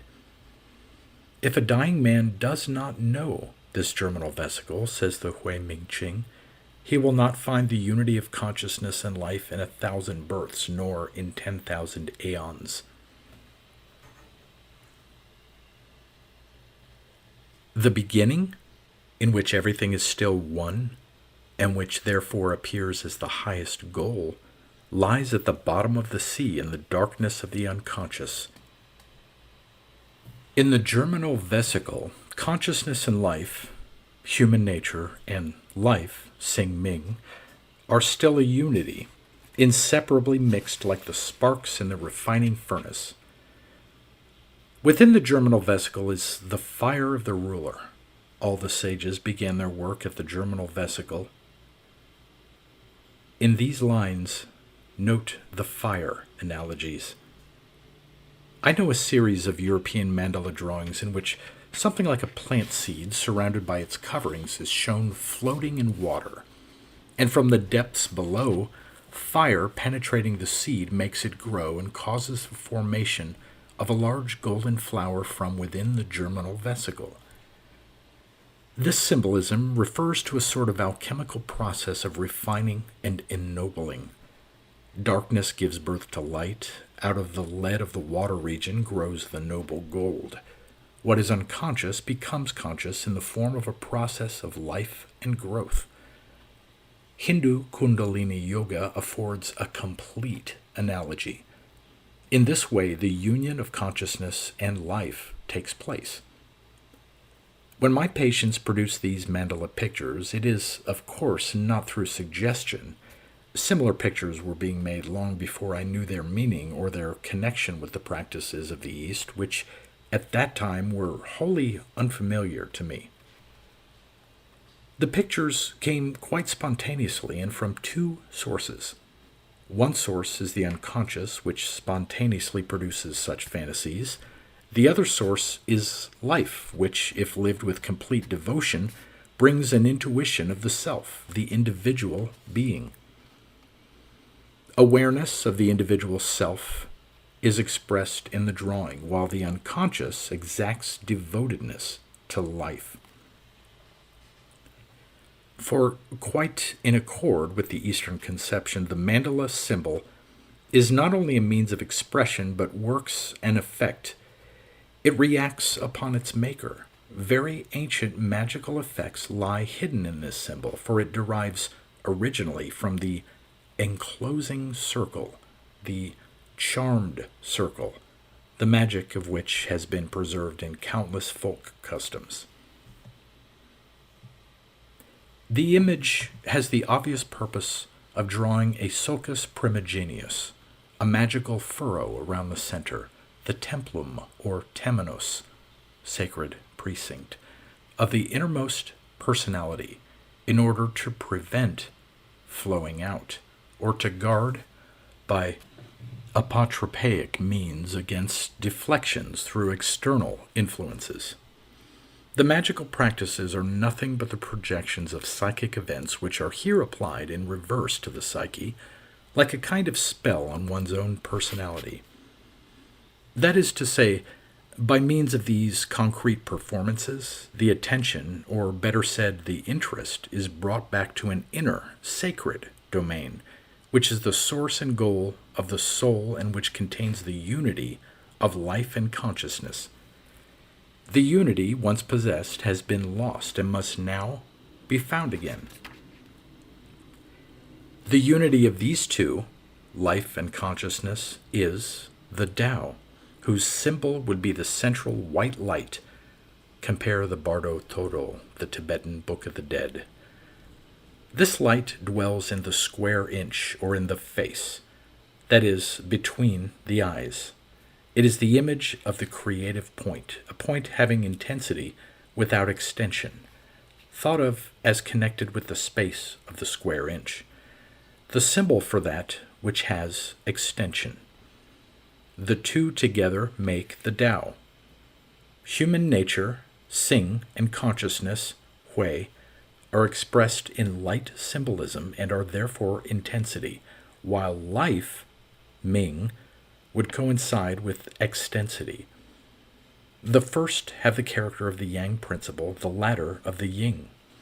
The above-mentioned mandala of a somnambulist girl, 15.5 years old, whom I had under observation 30 years ago, shows in its center a spring of life energy without extension, which in its emanations collides directly with a contrary space principle, a perfect analogy with the fundamental idea of the Chinese text. The enclosure, or circumambulatio, is expressed in our text by the idea of a circulation. The circulation is not merely motion in a circle, but means, on the one hand, the marking off of the sacred precinct, and on the other, fixation and concentration. The sun wheel begins to run. That is to say, the sun is animated and begins to take its course. Or, in other words, the Tao begins to work and to take over the leadership. Action is reversed into non-action. All that is peripheral is subjected to the command of what is central. Therefore, it is said, movement is only another name for mastery. Psychologically, this circulation would be the turning in a circle around oneself, whereby, obviously, all sides of the personality become involved.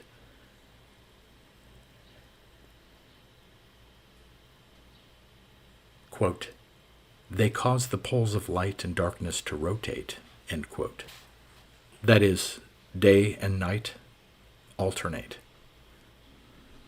Thus, the circular movement also has the moral significance of activating all the light and the dark forces of human nature, and with them, all the psychological opposites of whatever kind they may be.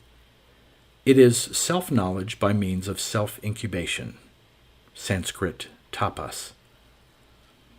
A similar archetypal concept of a perfect being is that of the Platonic man, round on all sides and uniting within himself the two sexes. One of the finest parallels to what has been said here is the description of his central experience given by Edward Maitland, the collaborator of Anna Kingsford. He had discovered that during reflection on an idea, related ideas became visible, so to speak, in a long series apparently reaching back to their source, which to him was the divine spirit. By means of concentration on this series, he tried to penetrate to their origin. He says, quote, I was absolutely without knowledge or expectation when I yielded to the impulse to make the attempt. I simply experimented on a faculty, being seated at my writing table, the while in order to record the results as they came, and resolved to retain my hold on my outer and circumferential consciousness, no matter how far towards my inner and central consciousness I might go.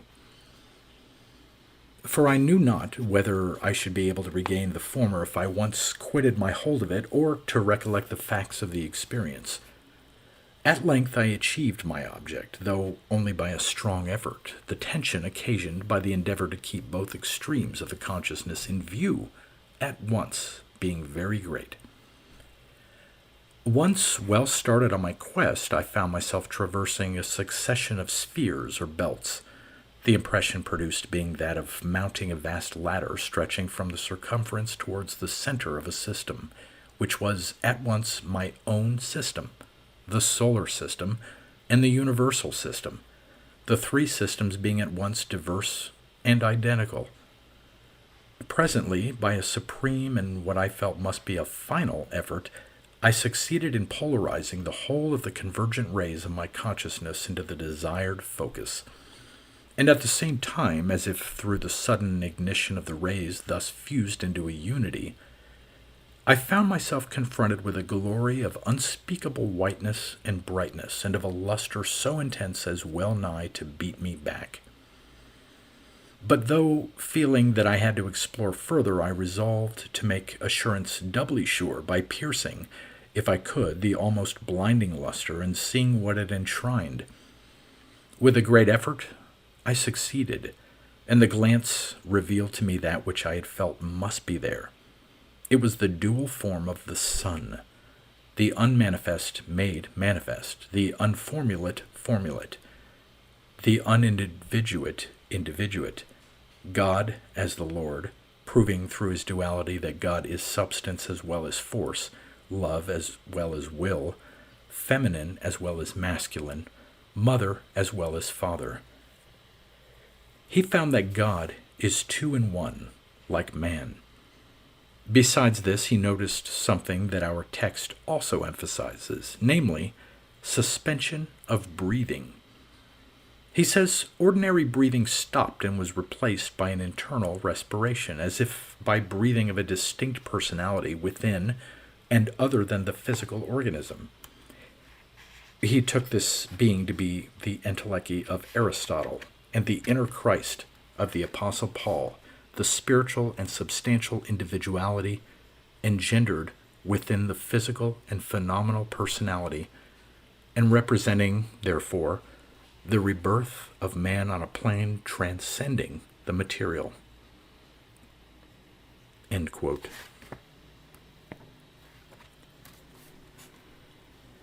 This genuine experience contains all the essential symbols of our text. The phenomenon itself, that is, the vision of light, is an experience common to many mystics, and one that is undoubtedly of the greatest significance, because in all times and places it appears as the unconditional thing which unites in itself the greatest energy and the profoundest meaning. Hildegard of Bingen, an outstanding personality quite apart from her mysticism, expresses herself about her central vision in a similar way. Since my childhood, she says, I have always seen a light in my soul, but not with the outer eyes, nor through the thoughts of my heart, neither do the five outer senses take part in this vision. The light I perceive is not of a local kind, but is much brighter than the cloud which bears the sun. I cannot distinguish height, breadth, or length in it. What I see or learn in such a vision stays long in my memory. I see, hear, and know in the same moment. I cannot recognize any sort of form in this light, although I sometimes see in it another light that is known to me as the living light. While I am enjoying the spectacle of this light, all sadness and sorrow vanish from my memory.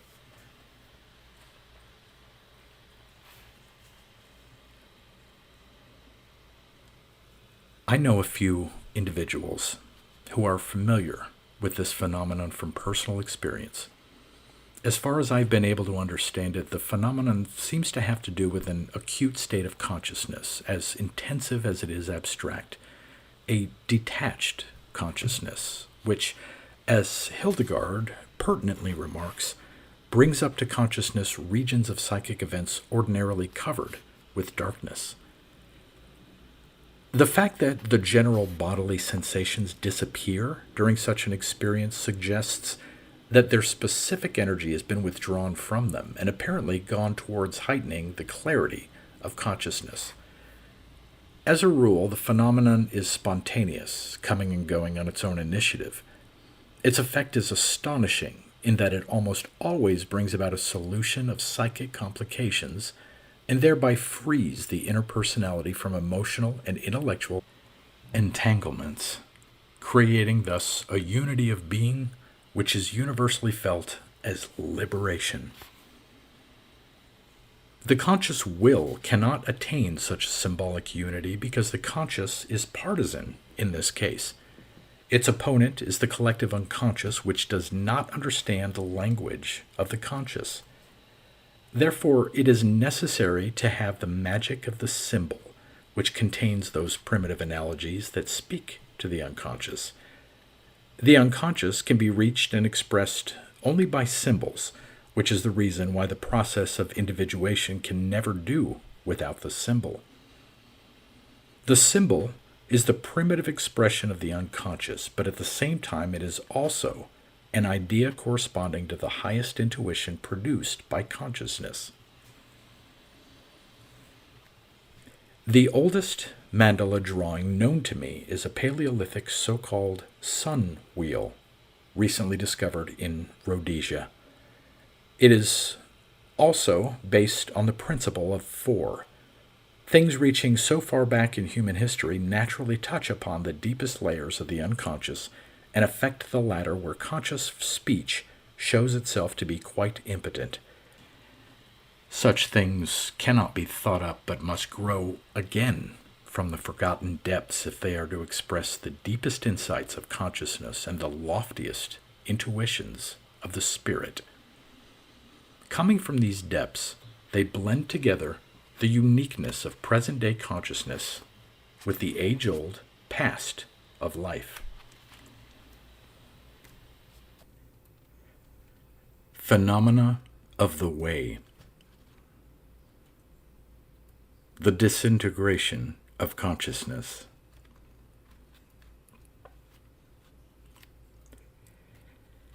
Whenever the narrowly delimited but intensely clear individual consciousness meets the immense expansion of the collective unconscious, there is danger, because the latter has a definitely disintegrating effect on consciousness. Indeed, according to the exposition of the Hui Ming Qing, this effect belongs to the peculiar phenomena of Chinese yoga practice. It is said there, every separate thought takes shape and becomes visible in color and form. The total spiritual power unfolds its traces.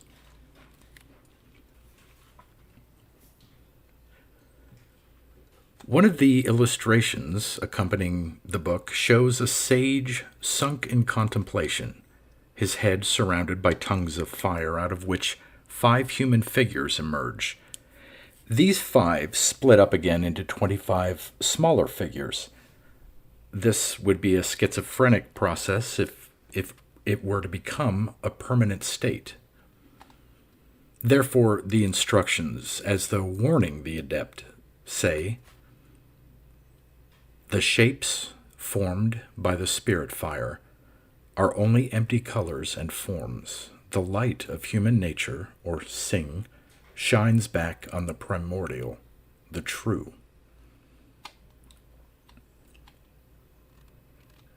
Thus, it is understandable that the text returns to the protecting figure of the enclosing circle. It is intended to prevent outflowing and to protect the unity of consciousness from being split apart by the unconscious.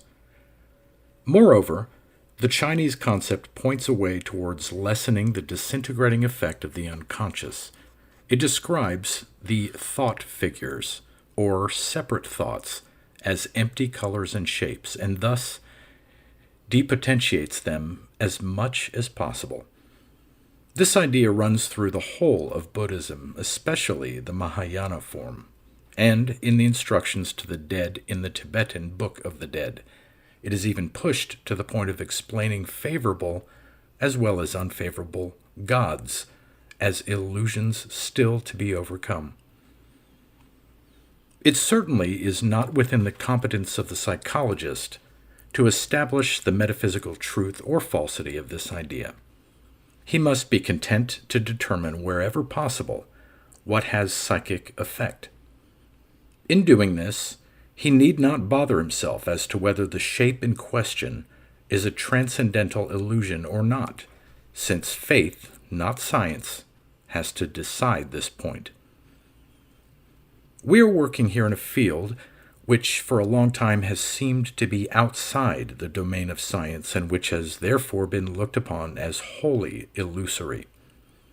But there is no scientific justification for such an assumption, for the substantiality of these things is not a scientific problem, since in any case it would lie beyond the range of human perception and judgment, and therefore beyond any possibility of proof.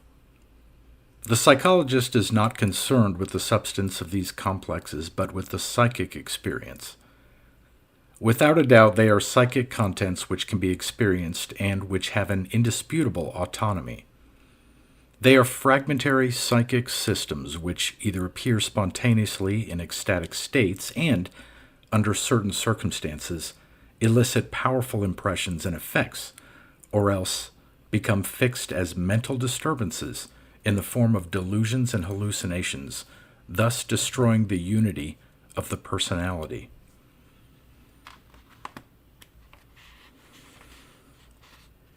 The psychiatrist is prone to believe in toxins and the like, and to explain schizophrenia, splitting of the mind in a psychosis, in these terms, and hence to put no emphasis on the psychic contents. On the other hand, in psychogenic disturbances, hysteria, compulsion, neurosis, etc., where toxic effects and cell degeneration are out of the question, spontaneous split-off complexes are to be found, as, for example, in somnambulistic states. Freud, it is true, would like to explain these as due to unconscious repression of sexuality, but this explanation is by no means valid for all cases, because contents which the conscious cannot assimilate can evolve spontaneously out of the unconscious, and the repression hypothesis is inadequate in such instances. Moreover, the essential autonomy of these elements can be observed in the effects of daily life which obstinately obtrude themselves against our wills, and then, in spite of our earnest efforts to repress them, overwhelm the ego and force it under their control. No wonder that the primitive either sees in these moods a state of possession or sets them down to a loss of soul. Our colloquial speech reflects the same thing when we say, "I don't know what has got into him today," or "he is possessed of the devil," or "he is beside himself," or "he behaves as if possessed." Even legal practice recognizes a degree of diminished responsibility in a state of affect.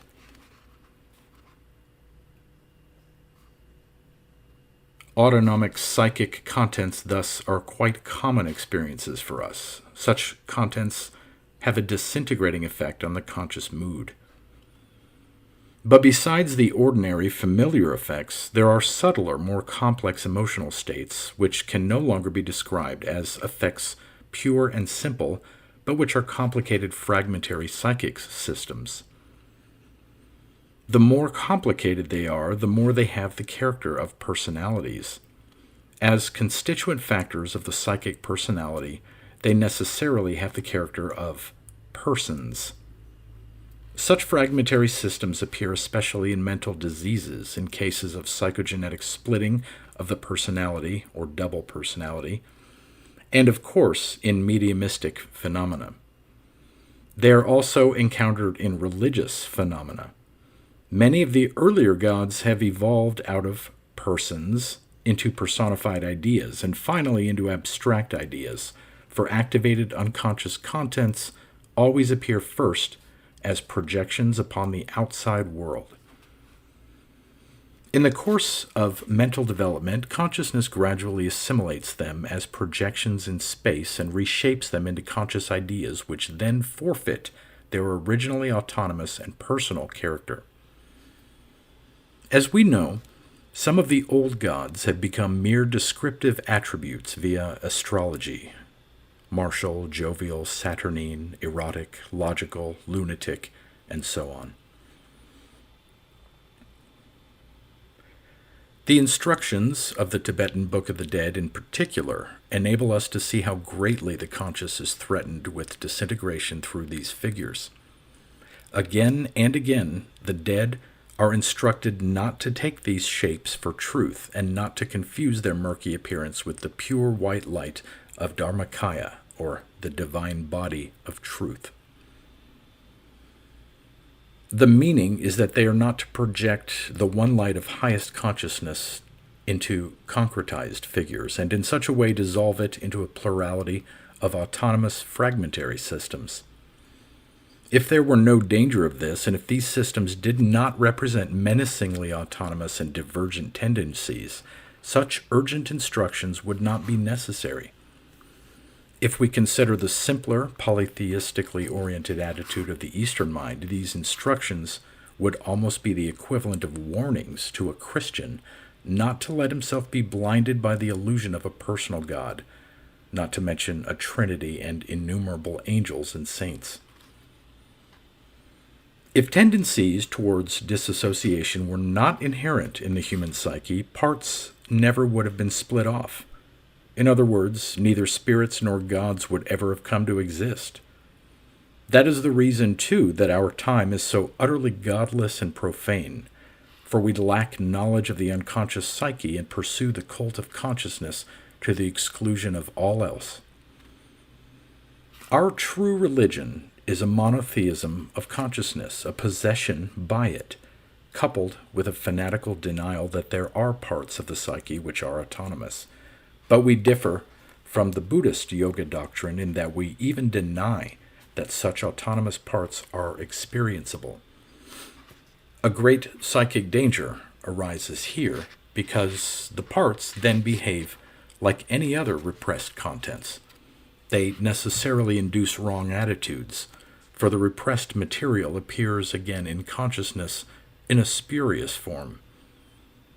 This fact, which is so striking in every case of neurosis, holds true also for collective psychic phenomena. In this respect, our time is caught in a fatal error.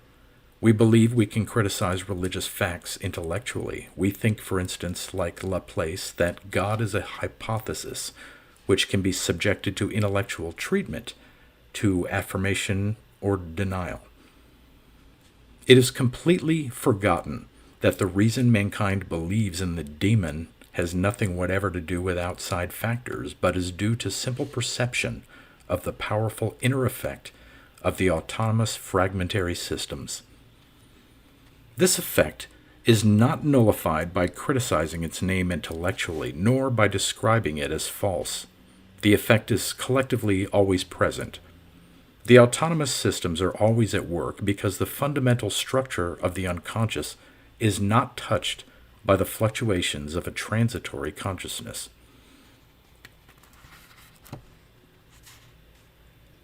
If we deny the existence of the autonomous systems, imagining that we have got rid of them by a critique of the name, then their effect, which nevertheless continues, cannot be understood, and they can no longer be assimilated to consciousness. They become an inexplicable factor of disturbance which we finally assume must exist somewhere or other outside of ourselves. In this way, a projection of the autonomous fragmentary systems results, and at the same time, a dangerous situation is created because the disturbing effects are now attributed to bad will outside ourselves, which of course is not to be found anywhere but at our neighbors. This leads to collective delusions, incidents, war, and revolution. In a word, to destructive mass psychoses. Insanity is possession by an unconscious content which, as such, is not assimilated to consciousness, nor can it be assimilated, since the conscious mind has denied the existence of such contents. Expressed in terms of religion, the attitude is equivalent to saying, we no longer have any fear of God and believe that everything is to be judged by human standards. This hybris, that is, this narrowness of consciousness, is always the shortest way to the insane asylum. I recommend the excellent presentation of this problem in H.G. Wells' novel Christina Alberta's Father, and Schreber's Denkwürdigkeiten eines Nervenkranken. The enlightened European is likely to be relieved when it is said in the Hui Ming Qing that the shapes formed by the spirit fire are only empty colors and forms. That sounds quite European and seems to suit our reason excellently. Indeed, we think we can flatter ourselves at having already reached these heights of clarity because we imagine we have left such phantoms of gods far behind. But what we have outgrown are only the word ghosts, not the psychic facts which were responsible for the birth of the gods. We are still as possessed by our autonomous psychic contents as if they were gods. Today, they are called phobias, compulsions, and so forth, or, in a word, neurotic symptoms. The gods have become diseases.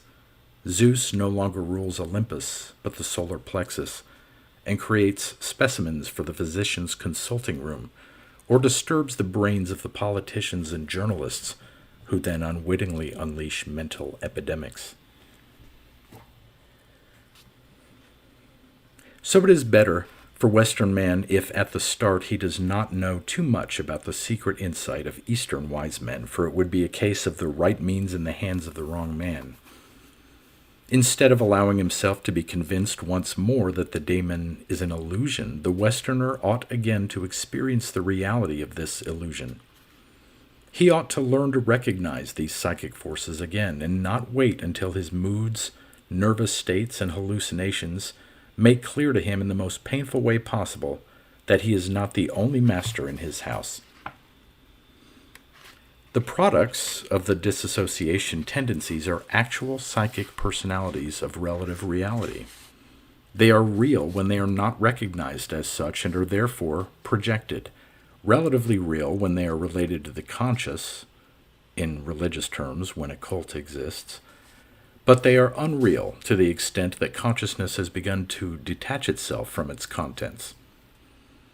However, this last is the case only when life has been lived so exhaustively and with such devotedness that no more unfulfilled obligations to life exist, when, therefore, no desires that cannot be sacrificed unhesitatingly stand in the way of inner detachment from the world.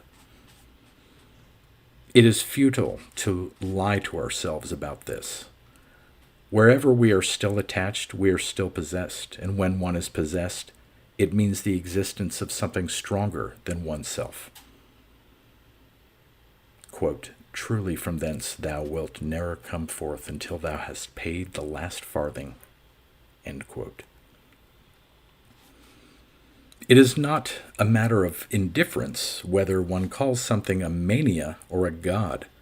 To serve a mania is detestable and undignified, but to serve a god is decidedly more meaningful and more productive, because it means an act of submission to a higher spiritual being. The personification enables one to see the relative reality of the autonomous psychic fragmentary system, and thus makes its assimilation possible and depotentiates the forces of fate. Where the God is not acknowledged, egomania develops, and out of this mania comes illness. The teaching of yoga takes acknowledgement of the gods for granted. Its secret instruction is therefore intended only for him whose light of consciousness is on the point of disentangling itself from the powers of fate in order to enter into the ultimate undivided unity, into the center of emptiness where dwells the God of utmost emptiness and life, as our text says. To hear such a teaching is difficult to attain in thousands of aeons. Clearly, the veil of Maya cannot be lifted by a mere decision of reason, but demands the most thoroughgoing and persevering preparation, consisting in the full payment of all debts to life. For as long as unconditional attachment through cupiditas exists, the veil is not lifted, and the heights of a consciousness free of contents and free of illusion are not reached. Nor can any trick nor any deceit bring this about.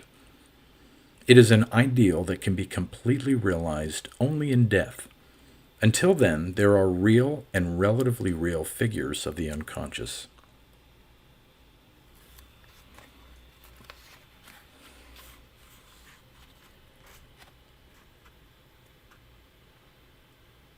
Animus and anima.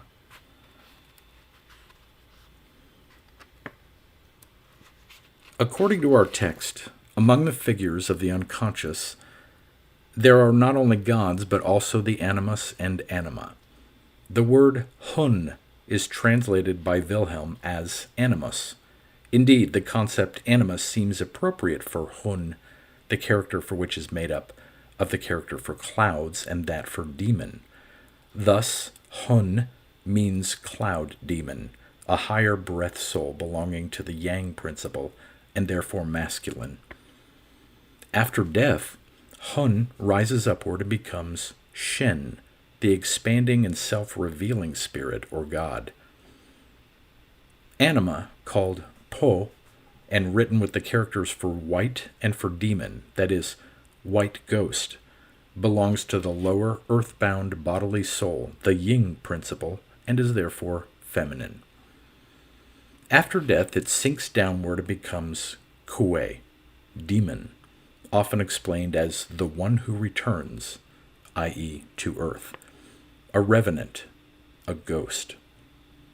The fact that the animus and the anima part after death and go their ways independently shows that, for the Chinese consciousness, they are distinguishable psychic factors which have markedly different effects, and, despite the fact that originally they are united in the one effective true human nature, in the house of the creative, they are two.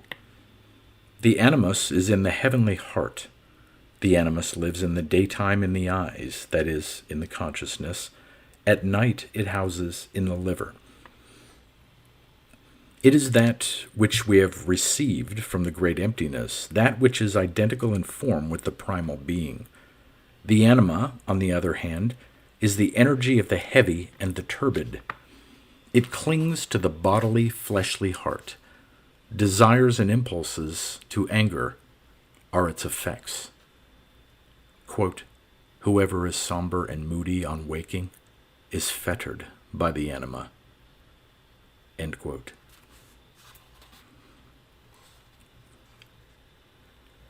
Many years ago, before Wilhelm acquainted me with this text, I used the concept anima in a way quite analogous to the Chinese definition of Po, and of course entirely apart from any metaphysical premise. To the psychologist, the anima is not a transcendental being, but something quite within the range of experience. For as the Chinese definition also makes clear, affective conditions are immediate experiences. But why then does one speak of anima and not simply of moods? The reason is that affects have an autonomous character, and therefore most people are under their power. But as we have seen, affects are delimitable contents of consciousness, parts of the personality. As parts of the personality, they partake of its character and can therefore be easily personified, a process which is still going on today, as the examples cited above has shown. The personification is not an idle invention inasmuch as the individual stirred by affect does not show a neutral character, but a quite distinct one, different from his ordinary character. Careful investigation has shown that the affective character in a man has feminine traits. This psychological fact has given rise to the Chinese teaching of the Po soul, as well as to my concept of the anima. Deeper introspection or ecstatic experience reveals the existence of a feminine figure in the unconscious, therefore the feminine name, anima, psyche, or soul. The anima can also be defined as an imago, or archetype, or as the resultant of all the experiences of man with woman.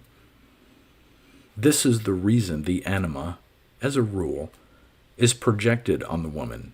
As we know, poetry has often described and celebrated the anima. The connection of anima with ghost in the Chinese concept is of interest to parapsychologists inasmuch as the controls are very often of the opposite sex.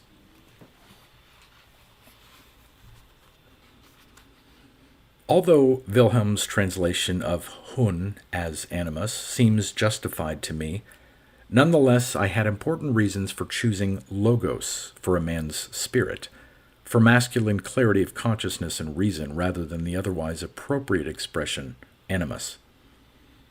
Chinese philosophers are spared certain difficulties which burden Western psychologists, because Chinese philosophy, like all mental and spiritual activity of ancient times, is exclusively a constituent of the masculine world. Its concepts are never taken psychologically and have therefore never been examined as to how far they also apply to the feminine psyche. But the psychologist cannot possibly ignore the existence of woman and her special psychology. The reasons I prefer to translate Hun as it appears in man by logos are connected with this fact.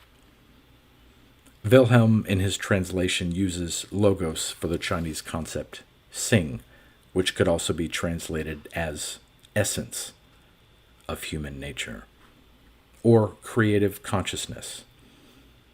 After death, Hun becomes Shen, spirit, which is very close, in the philosophical sense, to Sing. Since the Chinese concepts are not logical in our sense, but are intuitive ideas, their meaning can only be fathomed through the ways in which they are used and by noting the constitution of the written characters, or further, by such relationships as that of Hun to Shen. Hun, then, would be the discriminating light of consciousness and of reason in man, originally coming from the logos spermaticos of Sing and returning after death through Shen to the Tao. For this use, the expression logos ought to be especially appropriate, since it includes the idea of a universal being and therefore covers the fact that man's clarity of consciousness and capacity for reason are universal rather than something individually unique. Moreover, it is not personal, but in the deepest sense impersonal, and thus in sharp contrast to the anima, which is a personal demon expressing itself in thoroughly personal moods, therefore animosity.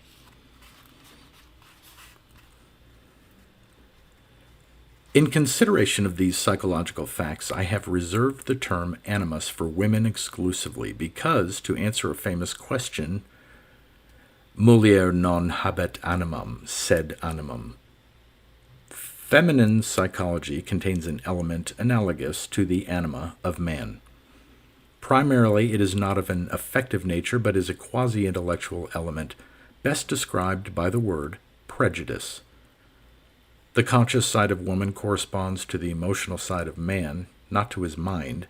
Mind makes up the soul, or better, the animus of woman, and just as the anima of the man consists of inferior relatedness, full of affect, so the animus of woman consists of inferior judgments, or better said, opinions. For further details, I must refer the reader to my essay cited above, for here I can only touch upon the general aspects. The animus of woman consists in a plurality of preconceived opinions and is therefore not so susceptible of personification by one figure, but appears more often as a group or crowd. A good example of this from parapsychology is the so-called imperator group in the case of Mrs. Piper. On a low level, the animus is an inferior logos, a caricature of the differentiated masculine mind, just as the anima, on a low level, is a caricature of the feminine eros. Following the parallelism further, we can say that just as Hun corresponds to Sing, translated by Wilhelm as logos, so the eros of woman corresponds to Ming, which is translated as fate, fatum, destiny, and is interpreted by Wilhelm as eros. Eros is an interweaving. Logos is differentiating knowledge, clarifying light. Eros is relatedness. Logos is discrimination and detachment.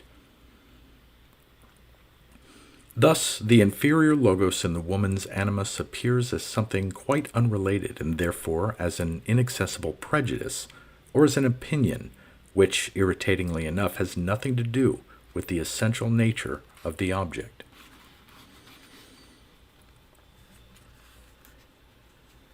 I have often been reproached for personifying the anima and animus as mythology does, but this reproach would be justified only if it were proven that in my psychological use of these terms, I concretize them in the same way that mythology does.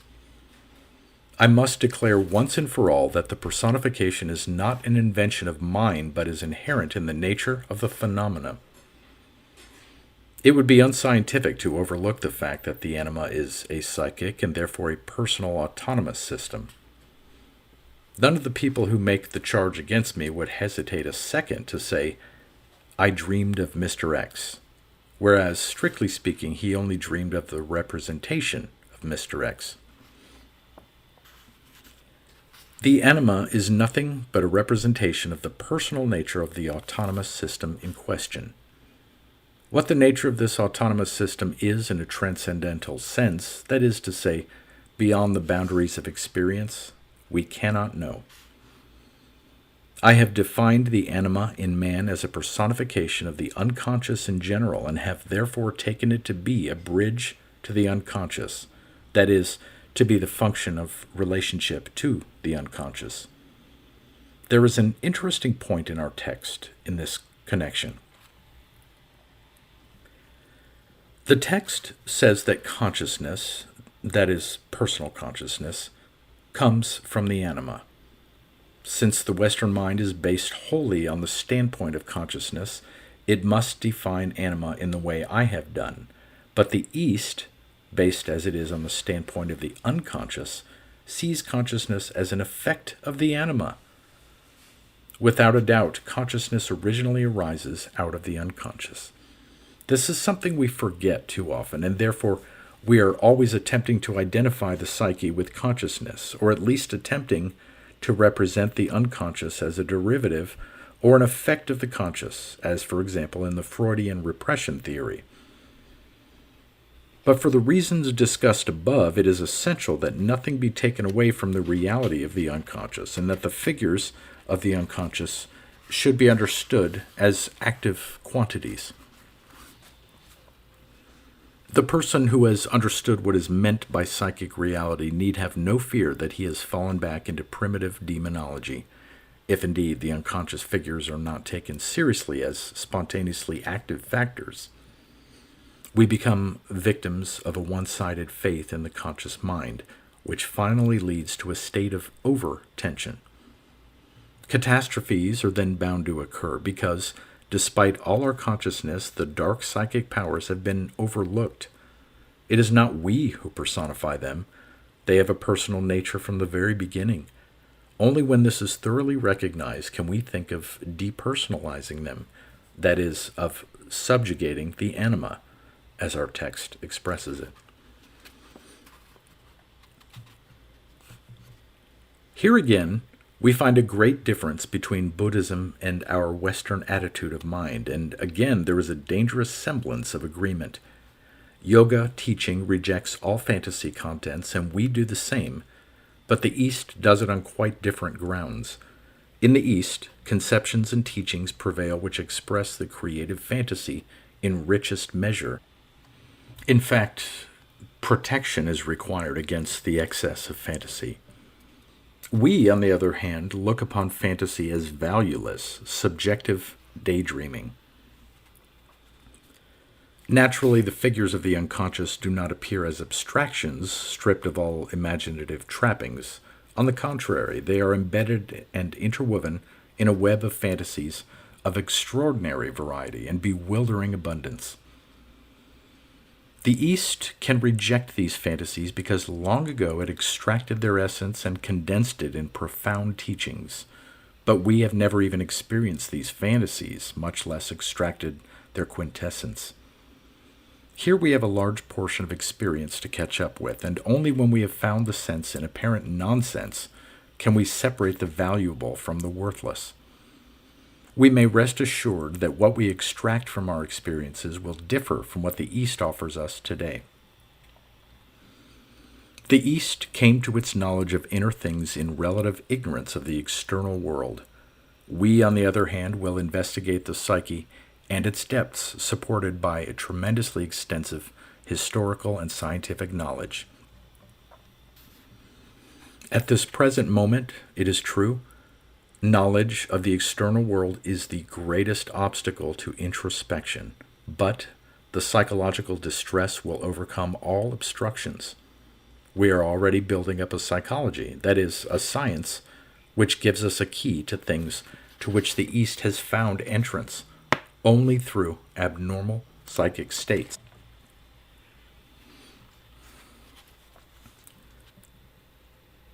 The detachment of consciousness from the object. By understanding the unconscious, we free ourselves from its domination. This is really also the purpose of the instructions in our text. The pupil is taught to concentrate on the light of the inmost region and, while doing so, to free himself from all outer and inner entanglements. His life impulse is guided towards a consciousness without content, which nonetheless permits all contents to exist. The Hui Ming Ching says about this detachment, quote, "A halo of light surrounds the world of the law. We forget one another, quiet and pure, altogether powerful and empty. The emptiness is irradiated by the light of the heart of heaven. The water of the sea is smooth and mirrors the moon in its surface. The clouds disappear in blue space. The mountains shine clear. Consciousness reverts to contemplation. The moon disk rests alone." End quote.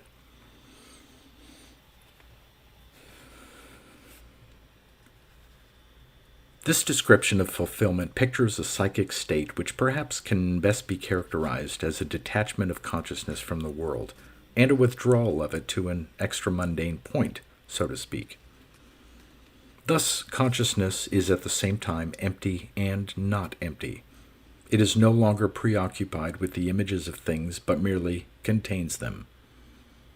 The fullness of the world which heretofore pressed upon consciousness has lost none of its richness and beauty, but it no longer dominates consciousness.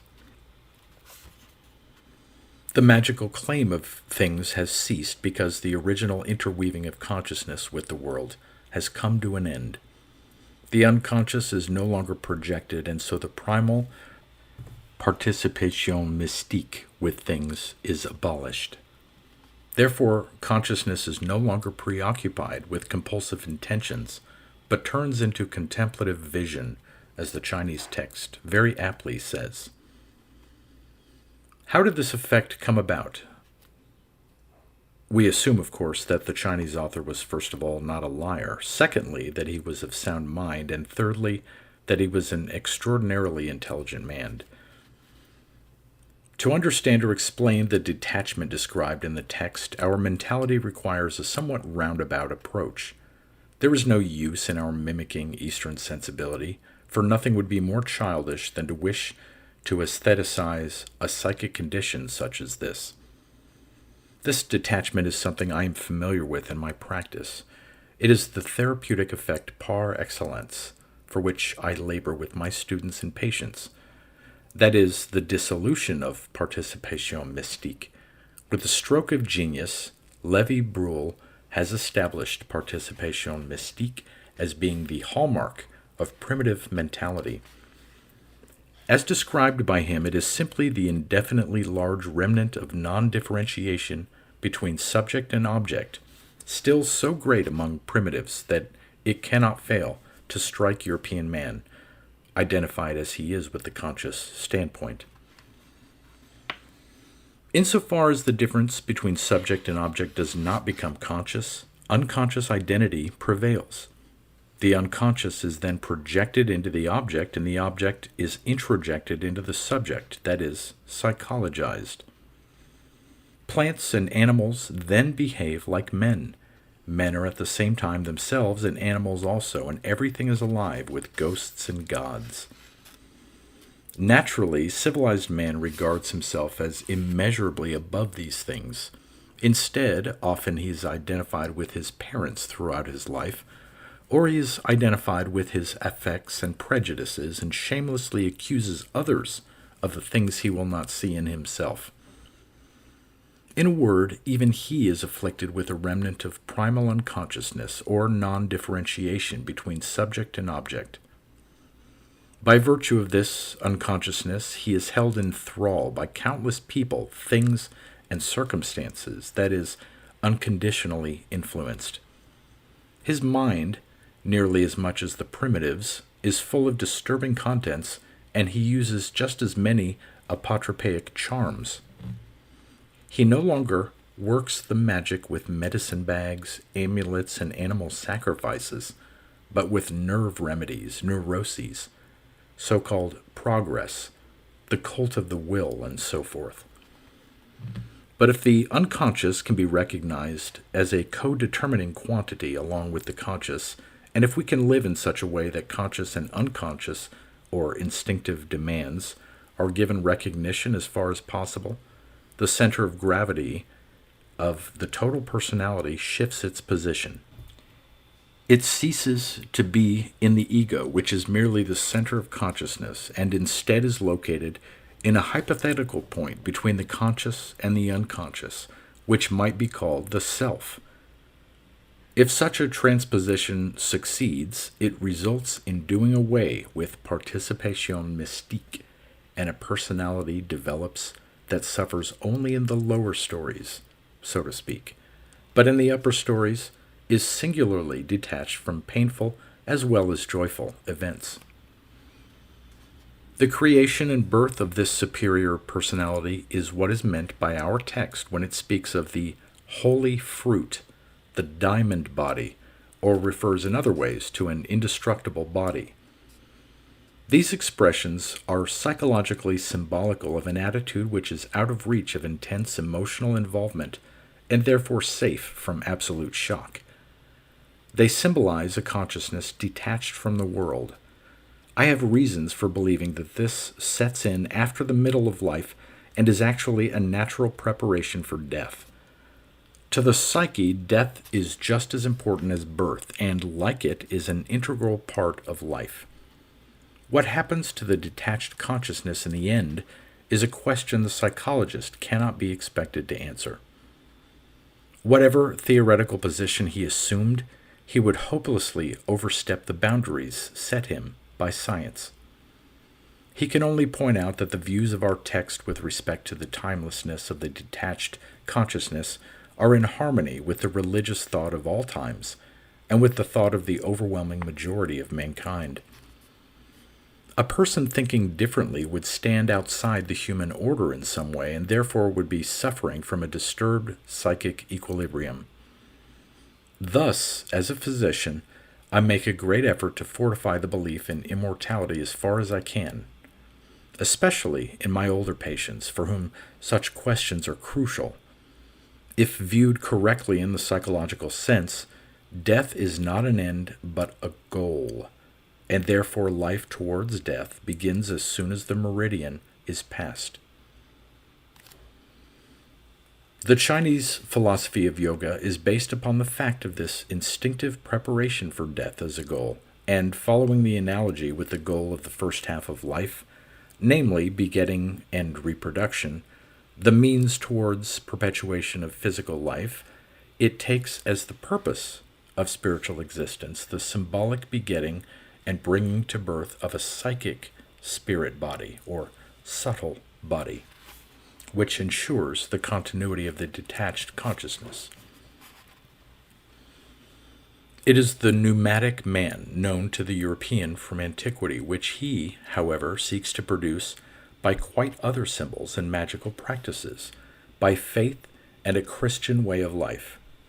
Here again we stand on a foundation quite different from that of the East. Again, the text sounds as though it were not very far from Christian ascetic morality, but nothing could be more mistaken than to assume that it is actually dealing with the same thing. Back of our text is a culture thousands of years old, one which is built organically upon primitive instincts and which, therefore, knows nothing of the arbitrary morality violating the instincts characteristic of us as recently civilized Teutonic barbarians. For this reason, the Chinese are without that impulse towards violent repression of the instincts which hysterically exaggerates and poisons our spirituality. The man who lives his instincts can also detach from them, and in just as natural a way as he lived them. Any idea of heroic self-conquest would be entirely foreign to the sense of our text, but that is what it certainly would amount to if we followed the Chinese instructions literally. We must never forget our historical premises. Only a little more than 1,000 years ago, we stumbled from the crudest beginnings of polytheism into the midst of a highly developed Oriental religion which lifted the imaginative minds of half-savages to a height that did not correspond to their degree of spiritual development. In order to maintain this height in some fashion or other, the instinctual sphere inevitably had to be repressed to a great extent. Thus, religious practice and morality took on a markedly violent, almost malicious character. The repressed elements naturally do not develop, but vegetate further in their original barbarism in the unconscious. We would like to scale the heights of a philosophical religion, but are, in fact, incapable of it. To grow up to it is the most we can hope for. The Amfortas wound and the Faustian split in the Germanic man are not yet healed. His unconscious is still loaded with those contents, which must first become conscious before he can be liberated from them. Recently, I received a letter from a former patient which pictures the necessary transformation in simple but pertinent words. She writes, quote, "Out of evil much good has come to me. By keeping quiet, repressing nothing, remaining attentive, and by accepting reality, taking things as they are and not as I wanted them to be, by doing all this, unusual knowledge has come to me, and unusual powers as well, such as I could never have imagined before. I always thought that when we accepted things, they overpowered us in some way or other. This turns out not to be true at all, and it is only by accepting them that one can assume an attitude towards them.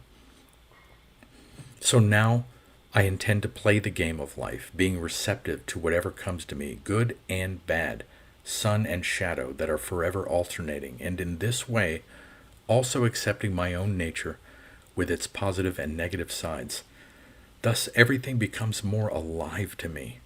What a fool I was. How I tried to force everything to go according to the way I thought it ought to." End quote. Only on the basis of such an attitude, which renounces none of the values won in the course of Christian development, but which, on the contrary, tries with Christian charity and forbearance to accept even the humblest things in oneself, will a higher level of consciousness and culture be possible. This attitude is religious in the truest sense, and therefore therapeutic, for all religions are therapies for the sorrows and disorders of the soul. The increasing development of Western intellect and will has given us an almost fiendish capacity for aping such an attitude, with apparent success, despite the protests of the unconscious. But it is only a matter of time until the counterposition forces recognition of itself one way or another. Aping an attitude always produces an unstable situation, which can be overthrown by the unconscious at any time. A safe foundation is found only when the instinctive premises of the unconscious win the same consideration as the viewpoints of the conscious mind. There can be no doubt that this necessity of giving due consideration to the unconscious runs violently counter to the Occidental and particularly to the Protestant cult of consciousness. Yet, though the new always seems the enemy of the old, anyone with a more than superficial desire to understand cannot fail to discover that, without the most serious application of the Christian values we have acquired, the new integration can never take place.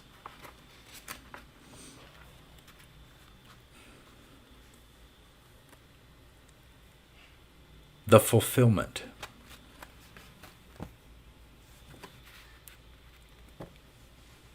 Growing acquaintance with the spiritual East should be no more to us than the symbolical expression of the fact that we are entering into connection with the elements in ourselves which are still strange to us.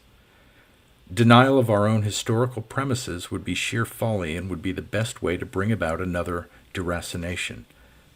Only by standing firmly on our own soil can we assimilate the spirit of the East. Describing people who do not know where the true springs of secret powers lie, an ancient adept says, "Worldly people lose the roots and cling to the treetops." The spirit of the East has come out of the yellow earth, and our spirit can and should come only out of our own earth. It is for this reason that I approach these problems in a way that has often been criticized as being psychologism. If psychology were meant, I should be flattered, because it is really my purpose to push aside without mercy the metaphysical claims of all esoteric teaching. The secret objective of gaining power through words ill accords with our profound ignorance, which we should have the modesty to confess.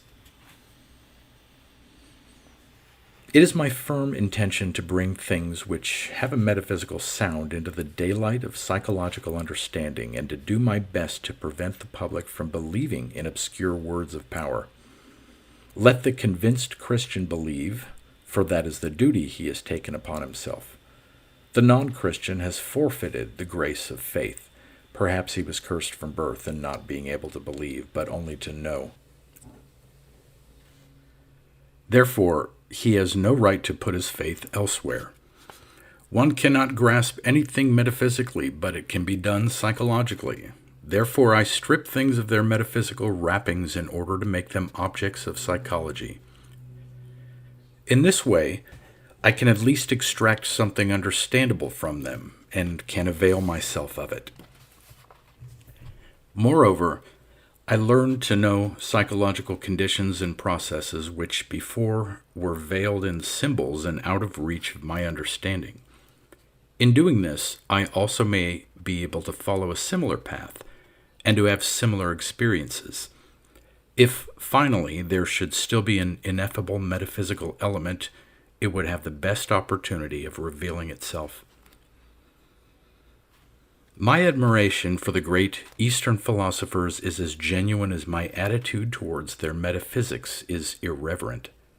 I suspect them of being symbolical psychologists, to whom no greater wrong could be done than to take them literally. If it were really metaphysics that they mean, it would be useless to try to understand them. But if it is psychology, we can not only understand them, but we can profit greatly by them, for then the so-called metaphysical comes within the range of experience. If I accept the fact that a God is absolute and beyond all human experience, he leaves me cold. I do not affect him, nor does he affect me. But if I know that a God is a powerful impulse of my soul, at once I must concern myself with him. for then he can become important, even unpleasantly so, and even in practical ways, which sounds horribly banal, like everything belonging to the sphere of reality. The reproach of psychologism applies only to a fool who thinks he has his soul in his pocket. There are certainly more than enough such fools, because although we know how to use big words about the soul, the depreciation of psychic things is still a typical Western prejudice. If I make use of the concept autonomous psychic complex, my reader immediately comes up with the prejudice, nothing but a psychic complex. How can we be so sure that the soul is nothing but? It is as if we did not know, or else continually forgot, that everything of which we are conscious is an image, and that image is psyche. The people who think God is depreciated if he is understood as something moved in the psyche, as well as the moving force of the psyche, that is, understood as an autonomous complex, these same people can be so afflicted by uncontrollable effects and neurotic states of mind that their wills and their whole philosophy of life fail miserably. Is that proof of the impotence of the psyche?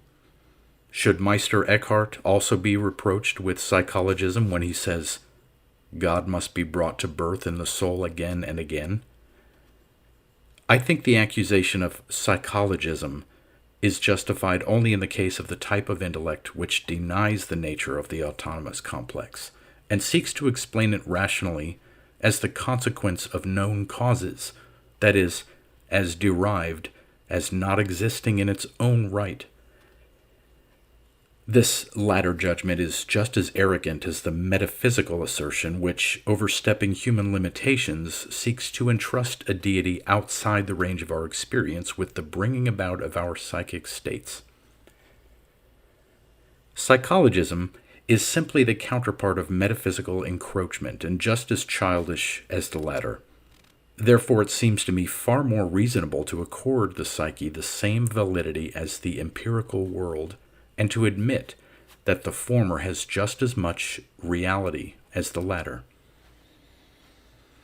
As I see it, the psyche is a world in which the ego is contained.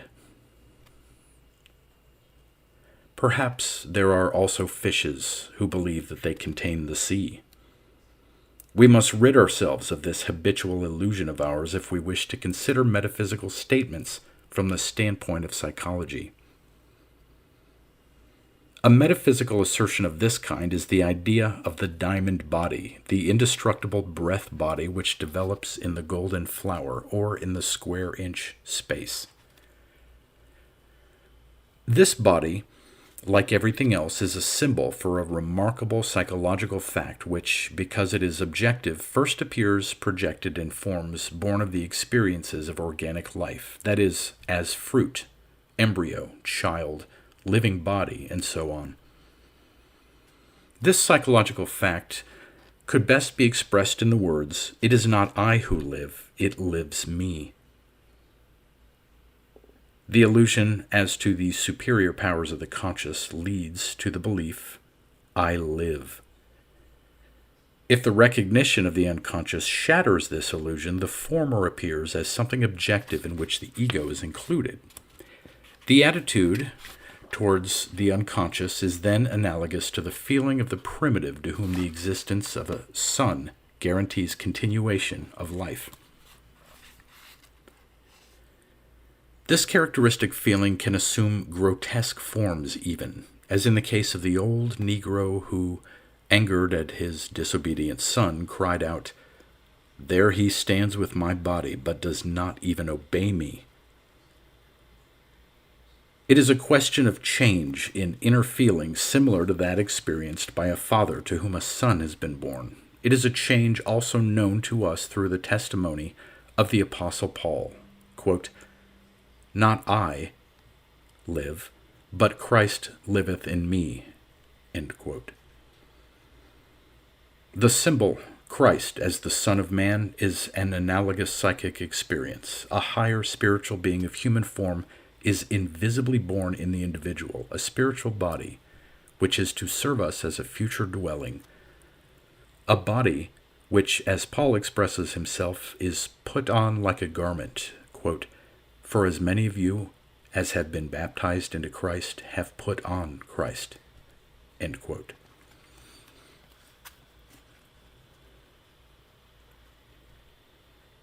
Obviously, it is always a difficult thing to express in intellectual terms, subtle feelings which are nonetheless infinitely important for the life and well-being of the individual.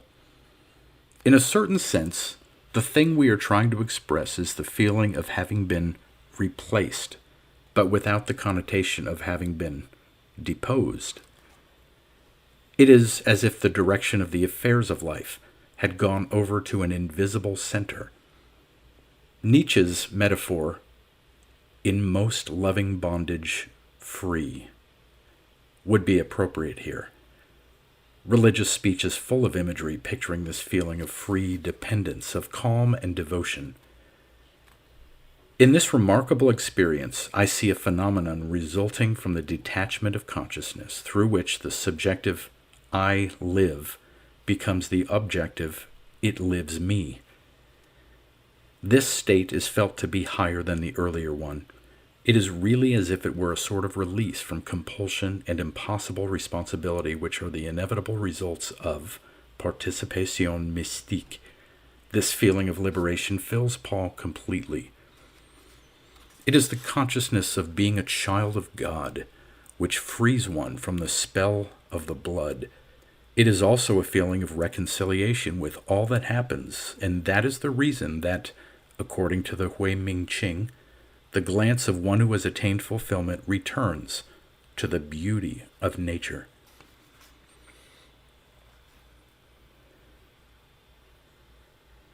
In the Pauline Christ symbol, the deepest religious experiences of the West and of the East confront each other. Christ, the sorrow-laden hero, and the golden flower that blooms in the purple hall of the city of jade. What a contrast! What an infinity of difference! What an abyss of history! A problem fit for the crowning work of a future psychologist. Among the great religious problems of the present is one which has received scant attention, but which, in fact, is the main problem of our day, the problem of the progress of the religious spirit. If we are to discuss it, we must emphasize the difference between East and West in their treatment of the jewel that is the central symbol. The West emphasizes the human incarnation and even the personality and historicity of Christ, while the East says, without beginning, without end, without past, without future. In accordance with his conception, the Christian subordinates himself to the superior, divine person in expectation of his grace. But the Eastern man knows that redemption depends on the work the individual does upon himself. The Tao grows out of the individual. The Imitatio Christi has this disadvantage. In the long run, we worship as a divine example a man who embodied the deepest meaning of life, and then, out of sheer imitation, we forget to make real our own deepest meaning, self-realization. As a matter of fact, it is not altogether uncomfortable to renounce one's own real meaning. Had Jesus done this, he would probably have become a respectable carpenter, and not the religious rebel to whom, obviously, there would happen today the same thing that happened then.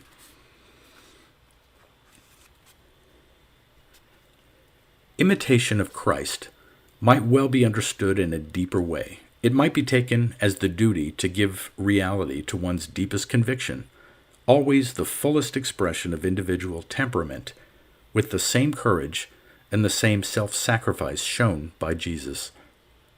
Happily, we must say, not everyone has the task of being a leader of mankind or a great rebel, and so it might be possible for each to realize himself in his own way. This honesty might even become an ideal. Since great innovations always begin in the most unlikely places, the fact, for example, that a person today is not nearly as ashamed of his nakedness as he used to be, might be the beginning of a recognition of himself as he is.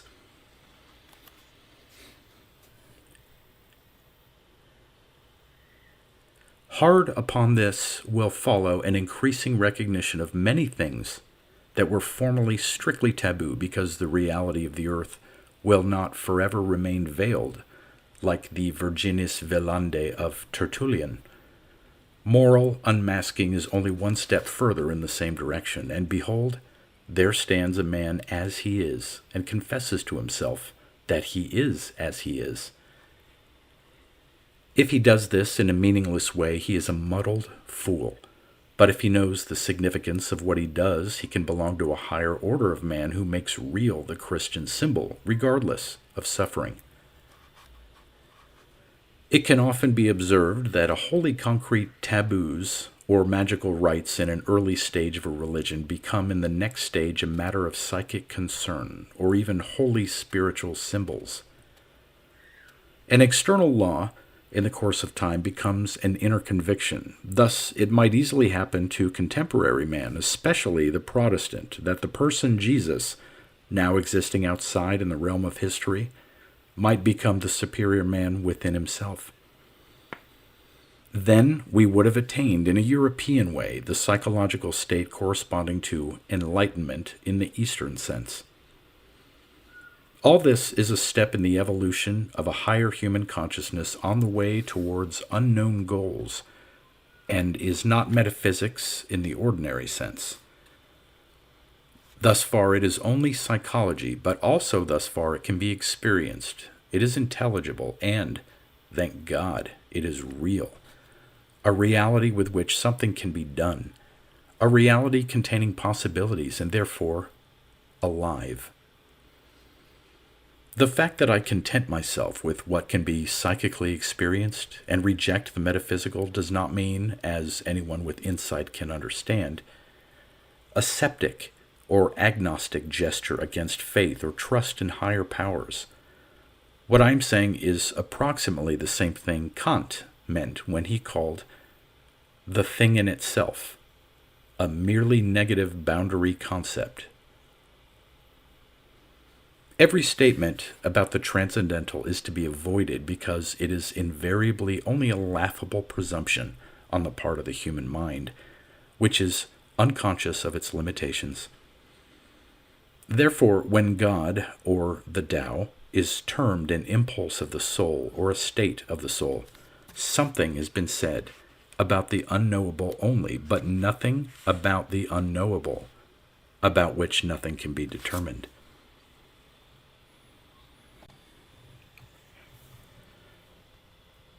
Footnote regarding the last part.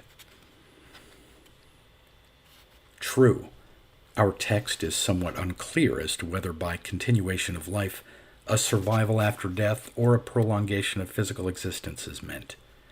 Expressions such as elixir of life and the like are deceptively ambiguous. Indeed, it is evident in the later editions that the yoga instructions are also understood in a purely physical sense. To a more primitive mind, there is nothing disturbing in this odd mixture of the physical and the spiritual, because to it, life and death are by no means the complete opposites they are to us. Particularly interesting in this connection, besides the well-known ethnological material, are the communications of the English rescue circles with their thoroughly archaic ideas. The same ambiguity with respect to survival after death is present in early Christianity also, where it depends on similar assumptions, that is, on the idea of a breath body, the essential carrier of life.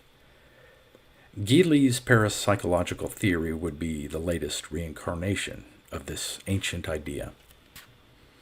But since in our text we also have warnings against superstitious use of it, for example, warnings against trying to make gold, we can confidently insist without contradiction to the sense of the text on the spiritual meaning of the instructions. In the conditions which the instructions seek to produce, the physical body plays an increasingly inessential role because it is replaced by the breath body, hence the importance of breathing in yoga practice in general. The breath body is not spiritual in our sense. It is characteristic of Western man that he has split apart the physical and the spiritual sides of life for the purpose of gaining knowledge. But these opposites exist together in the psyche, and psychology must recognize the fact. Psychic means physical and mental. The ideas in our text all deal with this in-between world, which seems unclear and confused to us because the concept of psychic reality is not yet current among us, although it defines our sphere of life. Without soul, mind is as dead as matter, because both are artificial abstractions, whereas man originally regarded mind as a volatile body and matter as not lacking in soul.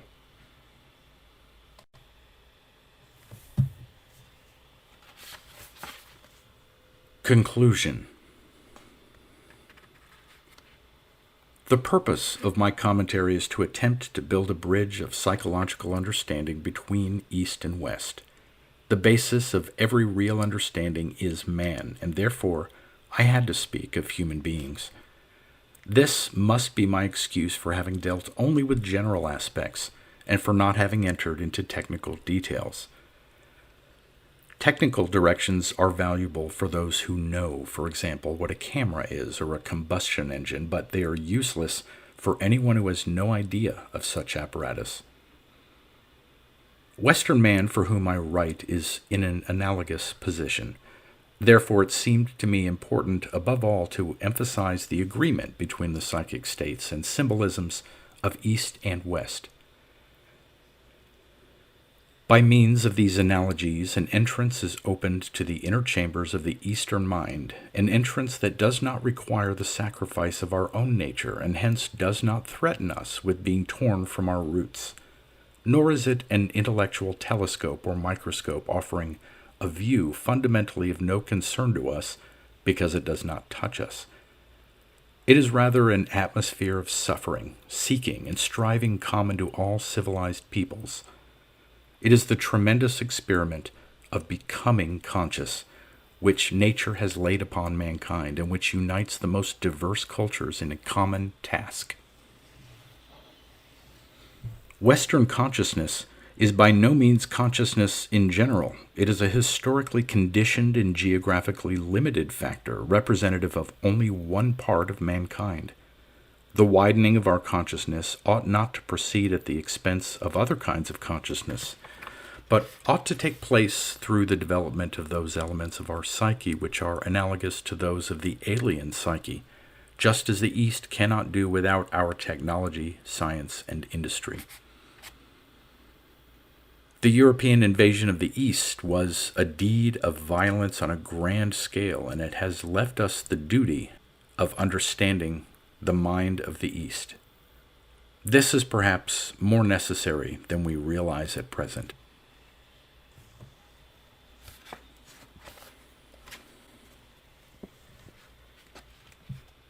In memory of Richard Wilhelm. It is no easy task for me to speak of Richard Wilhelm and his work because, starting very far away from one another, our ways crossed in a comet-like fashion. His life work has a range which I have not encompassed, nor have I seen the China that first shaped and later continued to engross him. Moreover, I am not familiar with its language, the living spiritual expression of the Chinese East. I stand, indeed, as a stranger outside the vast territory of knowledge and experience in which Wilhelm worked as a master of his profession. He, as a sinologue, and I, as a physician, would probably never have come into contact had we remained specialists. But we met in a field of humanity which begins beyond academic boundary posts. There lay our point of contact. There leaped across the spark that kindled the light destined to become for me one of the most meaningful events of my life. Because of this experience, I may speak of Wilhelm and his work, thinking with grateful reverence of this mind which created a bridge between East and West and gave to the Occident the precious heritage of a culture thousands of years old, a culture perhaps destined to disappear. Wilhelm possessed the mastership which is won only by the man who surmounts his specialty, and so his knowledge became a concern touching all humanity, or rather it was that at the beginning and remained so always.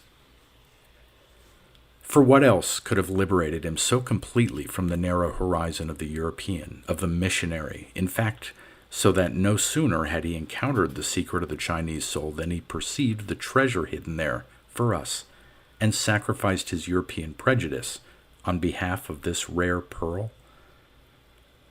It could only have been an all-embracing humanness, a greatness of heart that divines the whole, which enabled him to open himself without reservation to a profoundly foreign spirit, and to put at the services of this influence the manifold gifts and capacities of his mind. Reaching beyond all Christian resentment, beyond all European presumption, his comprehending devotion is in itself witness of a rarely great spirit, for all mediocre minds in contact with a foreign culture lose themselves either in blind self-deracination or in an equally uncomprehending as well as presumptuous passion for criticism. Touching only the surface and externals of the foreign culture, they never eat its bread nor drink its wine, and so never enter into the communio spiritus, that most intimate transfusion and interpenetration which prepares a new birth. As a rule, the specialist's is a purely masculine mind, an intellect to which fecundity is an alien and unnatural process. Therefore, it is an especially ill-adapted tool for receiving and bringing to birth a foreign spirit. But a greater mind bears the stamp of the feminine. To it is given a receptive and fruitful womb which can reshape what is strange into a familiar form. Wilhelm possessed in the highest degree the rare charism of spiritual motherhood. To it he owed his as yet unequaled ability to make incomparable translations. To me, the greatest of his achievements is the translation of and commentary on the I Ching.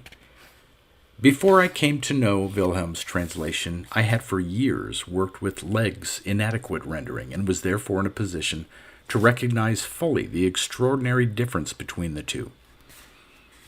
Wilhelm has succeeded in bringing to life again, in a new and vital form, this ancient work in which not only many sinologues but even many modern Chinese as well can see nothing but a collection of absurd magical formulae. This work embodies, as perhaps no other, the spirit of Chinese culture, for the best minds of China have collaborated upon it and contributed to it for thousands of years. Despite its fabulous age, it has never grown old, but still lives and operates, at least for those who understand its meaning. That we too belong to this favored group, we owe to the creative effort of Wilhelm. He has brought this work close to us through careful translation and through his personal experience, both as a pupil of a Chinese master of the old school and as an initiate in the psychology of Chinese yoga, to whom the practical application of the I Ching was a constantly renewed experience. But with all these rich gifts, Wilhelm has also burdened us with a task whose magnitude we may at the moment only guess at, but cannot fully visualize. Anyone who, like myself, has had the rare good fortune to experience in a spiritual exchange with Wilhelm the divinatory power of the I Ching cannot for long remain ignorant of the fact that we have touched here an Archimedean point from which our Western attitude of mind could be shaken to its foundations. It is no small service to have given us, as Wilhelm did, such an all-embracing, richly colored picture of a foreign culture. But much more important is the fact that he has transmitted to us the living germ of the Chinese spirit, capable of working an essential change in our view of life. We are no longer reduced to being admiring or critical observers, but have become participants in the Eastern spirit to the degree to which we have succeeded in experiencing the effective potency of the I Ching. The function on which the use of the I Ching is based at first sight appears to be in sharp contradiction to our Western way of scientific casual thinking. In other words, it is extremely unscientific, in fact taboo, and therefore outside the scope of our scientific judgment, indeed incomprehensible to it. Some years ago, the then president of the British Anthropological Society asked me how I could explain the fact that so highly intellectual a people as the Chinese had produced no science. I replied that this must really be an optical illusion because the Chinese did have a science whose standard work was the I Ching, but that the principle of this science, like so much else in China, was altogether different from our scientific principle.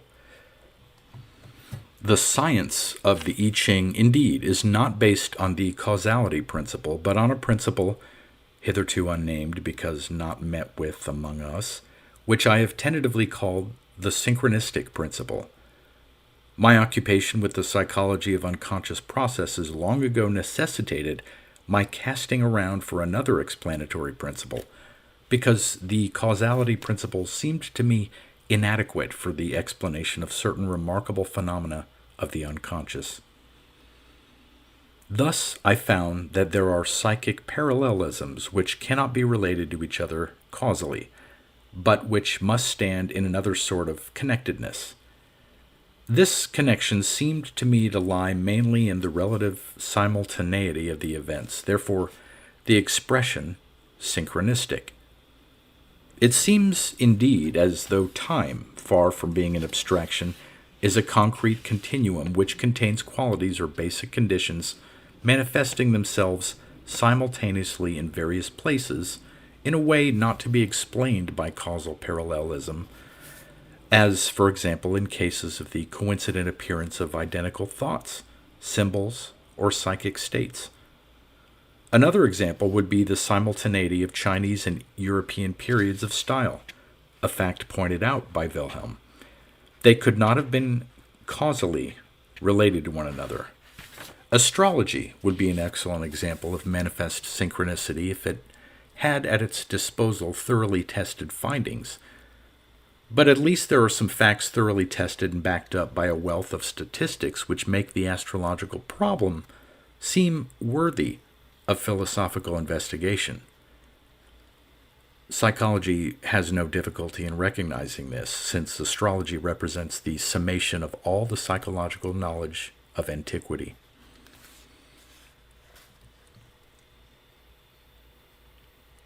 The fact that it is possible to reconstruct in adequate fashion a person's character from the data of his nativity shows the relative validity of astrology. However, the birth data never depend on the actual astronomical constellations, but upon an arbitrary, purely conceptual time system, because by reason of the precession of the equinoxes, the spring point has long ago passed on beyond 0° Aries. Insofar as there are any really correct astrological diagnoses, they are not due to the effects of the constellations, but to our hypothetical time qualities. In other words, whatever is born or done in this moment of time has the quality of this moment of time. This is also the basic formula for the use of the I Ching. One gains knowledge of the hexagram characterizing the moment by a method of manipulating yarrow sticks or coins, a method depending on sheer chance. As the moment is, so do the runic stalks fall. The only question is, did the old King Wen and the Duke of Chu, 1,000 years before Christ, interpret correctly the accidental picture made by the fallen stalks? As to this, experience alone can tell. At his first lecture at the Psychological Club in Zurich, Wilhelm, at my request, demonstrated the method of consulting the I Ching and, at the same time, made a prognosis which, in less than 2 years, was fulfilled to the letter and with unmistakable clearness. This fact could be further confirmed by many parallel experiences. However, I am not concerned here with establishing objectively the validity of the prophecies of the I Ching, but take it as a premise, just as my deceased friend did. Therefore, I am only going to discuss the amazing fact that the qualitas occulta of the time moment became legible by means of the hexagram of the I Ching. One is dealing with the relationship of events not only analogous to astrology, but even essentially related to it. The moment of birth corresponds to the stalks that are thrown, the constellation to the hexagram, and the astrological interpretation arising from the constellation corresponds to the text allocated to the hexagram. The type of thought built on the synchronistic principle which reached its apex in the I Ching is the purest expression of Chinese thinking in general. In the West, this thinking has been absent from the history of philosophy since the time of Heraclitus, and only reappears as a faint echo in Leibniz. However, in the interim it was not extinguished, but continued to live in the twilight of astrological speculation, and remains today at this level. At our point of time, the I Ching responds to the need of further development in us. Occultism has enjoyed a renaissance in our times which is virtually without a parallel. The light of the Western mind is nearly darkened by it. I am not thinking now of our seats of learning and their representatives. I am a physician and deal with ordinary people, and therefore I know that the universities have ceased to act as disseminators of light. People have become weary of scientific specialization and rationalistic intellectualism. They want to hear truths which broaden rather than restrict them, which do not obscure but enlighten, which do not run off them like water, but penetrate them to the marrow. This search threatens to lead a large, if anonymous, public into wrong paths. When I think of Wilhelm's achievement and significance, I am always reminded of Anquetil Duperron, the Frenchman who brought the first translation of the Upanishads to Europe at the very period when, after almost 1800 years, an unheard of thing happened. The goddess of reason drove the Christian Godhead from the throne in Notre Dame. Today, when far more unheard of things happen in Russia than once did in Paris, when in Europe itself the Christian symbol shows such weakness that even the Buddhists consider this the right moment for sending missions to Europe. It is Wilhelm, representing as he does the soul of Europe, who brings us new light from the East. This was the cultural task to which Wilhelm felt himself called. He had realized how much the East could give for the healing of our spiritual distress. A poor man is not helped by having more or less generous alms pressed upon him, although this may be his wish. He is much better helped if we show him how, by work, he can free himself permanently of his need. Unfortunately, the spiritual beggars of our time are too inclined to accept the alms of the East in specie, that is, to appropriate unthinkingly the spiritual possessions of the East and to imitate its way blindly. That is the danger about which it is impossible to give too many warnings, and the one which Wilhelm also felt very vividly. Spiritual Europe is not helped by what is merely a new sensation or a new titillation of the nerves. What it has taken China thousands of years to build cannot be grasped by theft. We must instead earn it in order to possess it. What the East has to give us should be merely help in a work which we still have to do ourselves. Of what use to us is the wisdom of the Upanishads or the insight of Chinese yoga if we desert the foundations of our own culture as though they were errors outlived and, like homeless pirates, settle with thievish intent on foreign shores? The insights of the East, above all, the wisdom of the I Ching, have no meaning when we close our minds to our own problems, when we veil from ourselves our real human nature with all its dangerous undercurrents and darknesses. The light of this wisdom shines only in the dark, not in the glaring searchlight of the European theater of consciousness and will.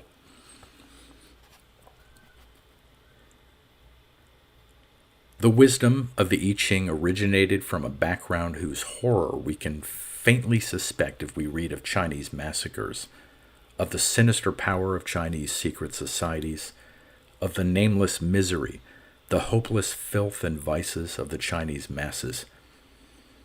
We need to have a correctly three-dimensional life if we wish to experience Chinese wisdom as a living thing.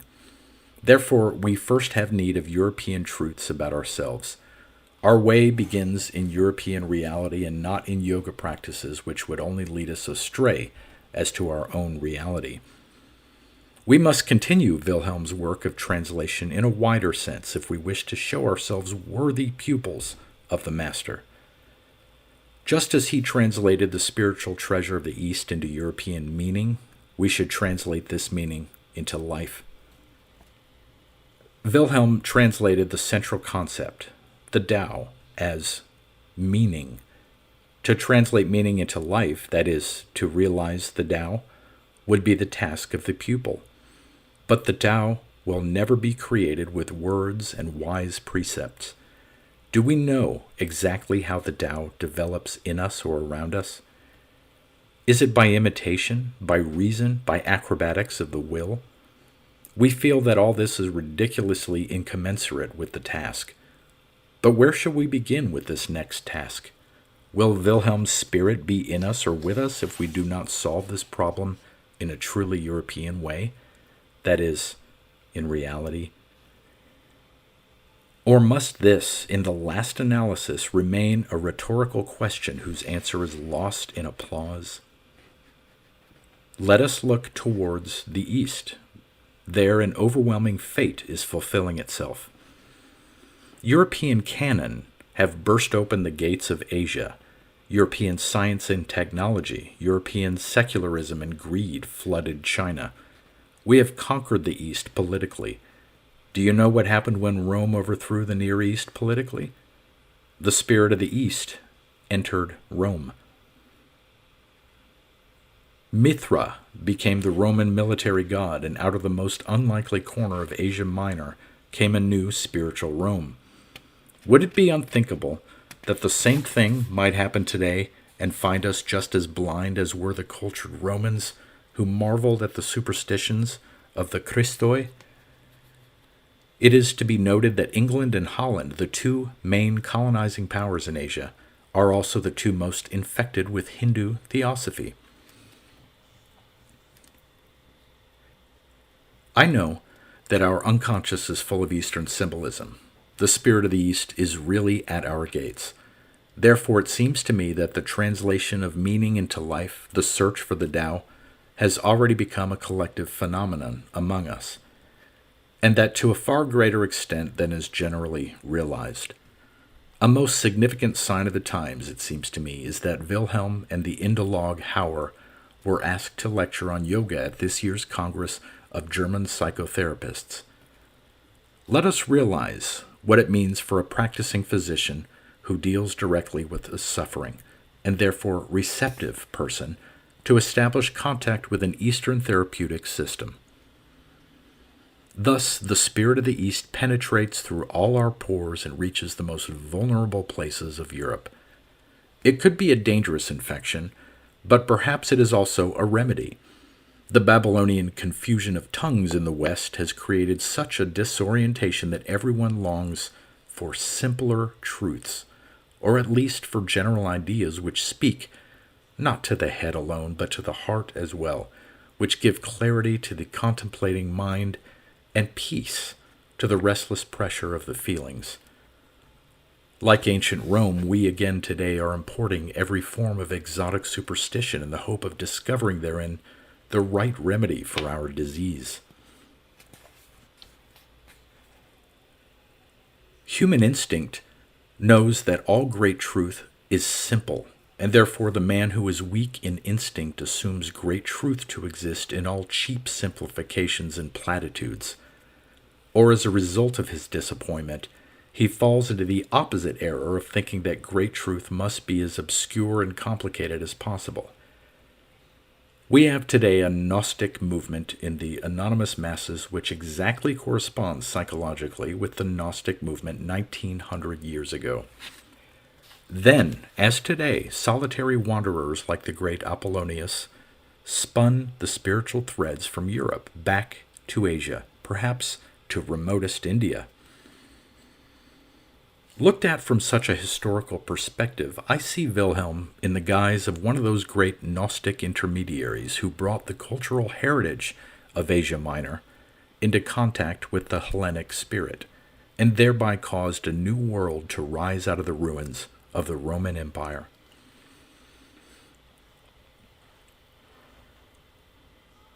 Then, as now, the continent of the spirit was inundated, leaving only single peaks projecting like islands from the limitless flood.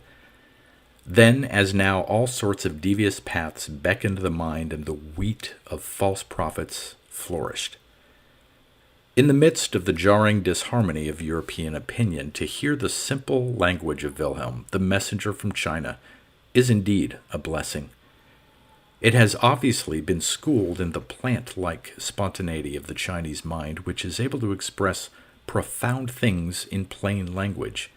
It discloses something of the simplicity of great truth and of deep meaning. It has transplanted in the soil of the West a tender seedling, the golden flower, giving us a new intuition of life and meaning as a relief from the tension of arbitrary will and arrogance. Faced with the alien culture of the East, Wilhelm showed a degree of modesty highly unusual in a European. He approached it freely, without prejudice, without the assumption of knowing better. He opened heart and mind to it. He let himself be gripped and shaped by it, so that when he came back to Europe, he brought us, not only in his spirit, but also in his being, a true image of the East.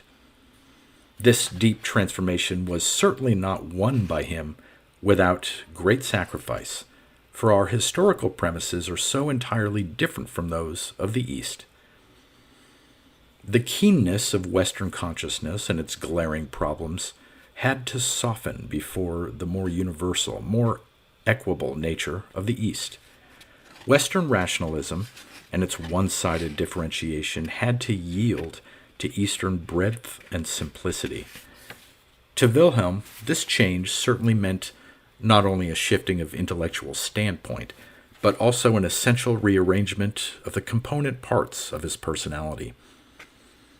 The picture of the East that he has given us, free as it is of purposefulness and any trace of arbitrariness, could never have been created in such completeness if Wilhelm had not been able to let the European in himself slip into the background. If he had allowed East and West to clash within him with unyielding harshness, he would have failed in his mission of providing us with a true picture of China.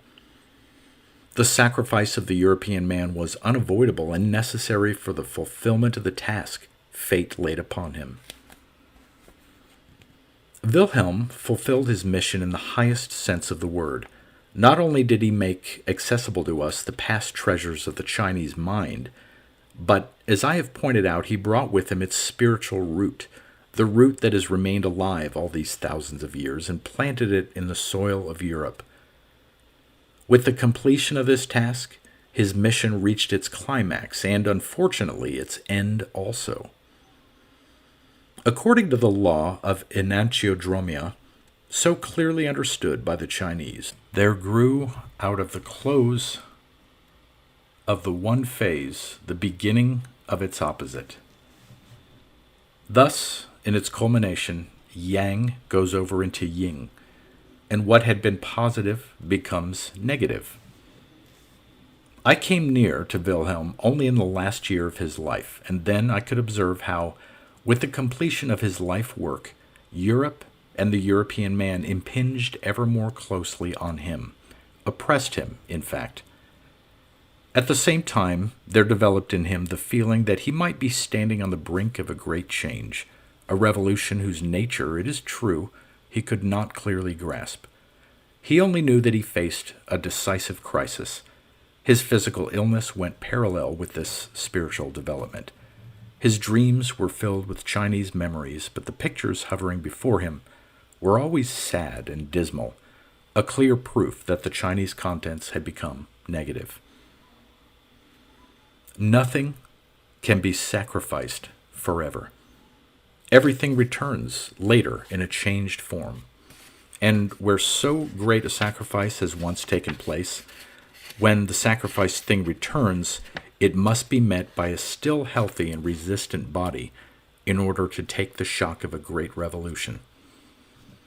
Therefore, a spiritual crisis of such dimensions often means death if it takes place in a body weakened by disease.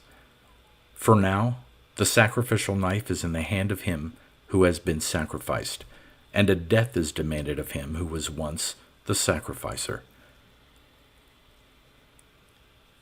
As you see, I have not withheld my personal ideas, because if I had not told how I experienced Wilhelm, how else would it have been possible for me to speak of him? Wilhelm's life work is of such great value to me because it explained and confirmed so much of what I had been seeking, striving for, thinking and doing, in order to meet the psychic suffering of Europe. It was a tremendous experience for me to hear through him, in clear language, the things that had been dimly shadowed forth to me from out of the confusion of the European unconscious. In fact, I feel myself so very much enriched by him that it seems to me as if I had received more from him than from any other man, and this is also the reason I do not feel it a presumption if I am the one to offer on the altar of his memory the gratitude and respect of all of us.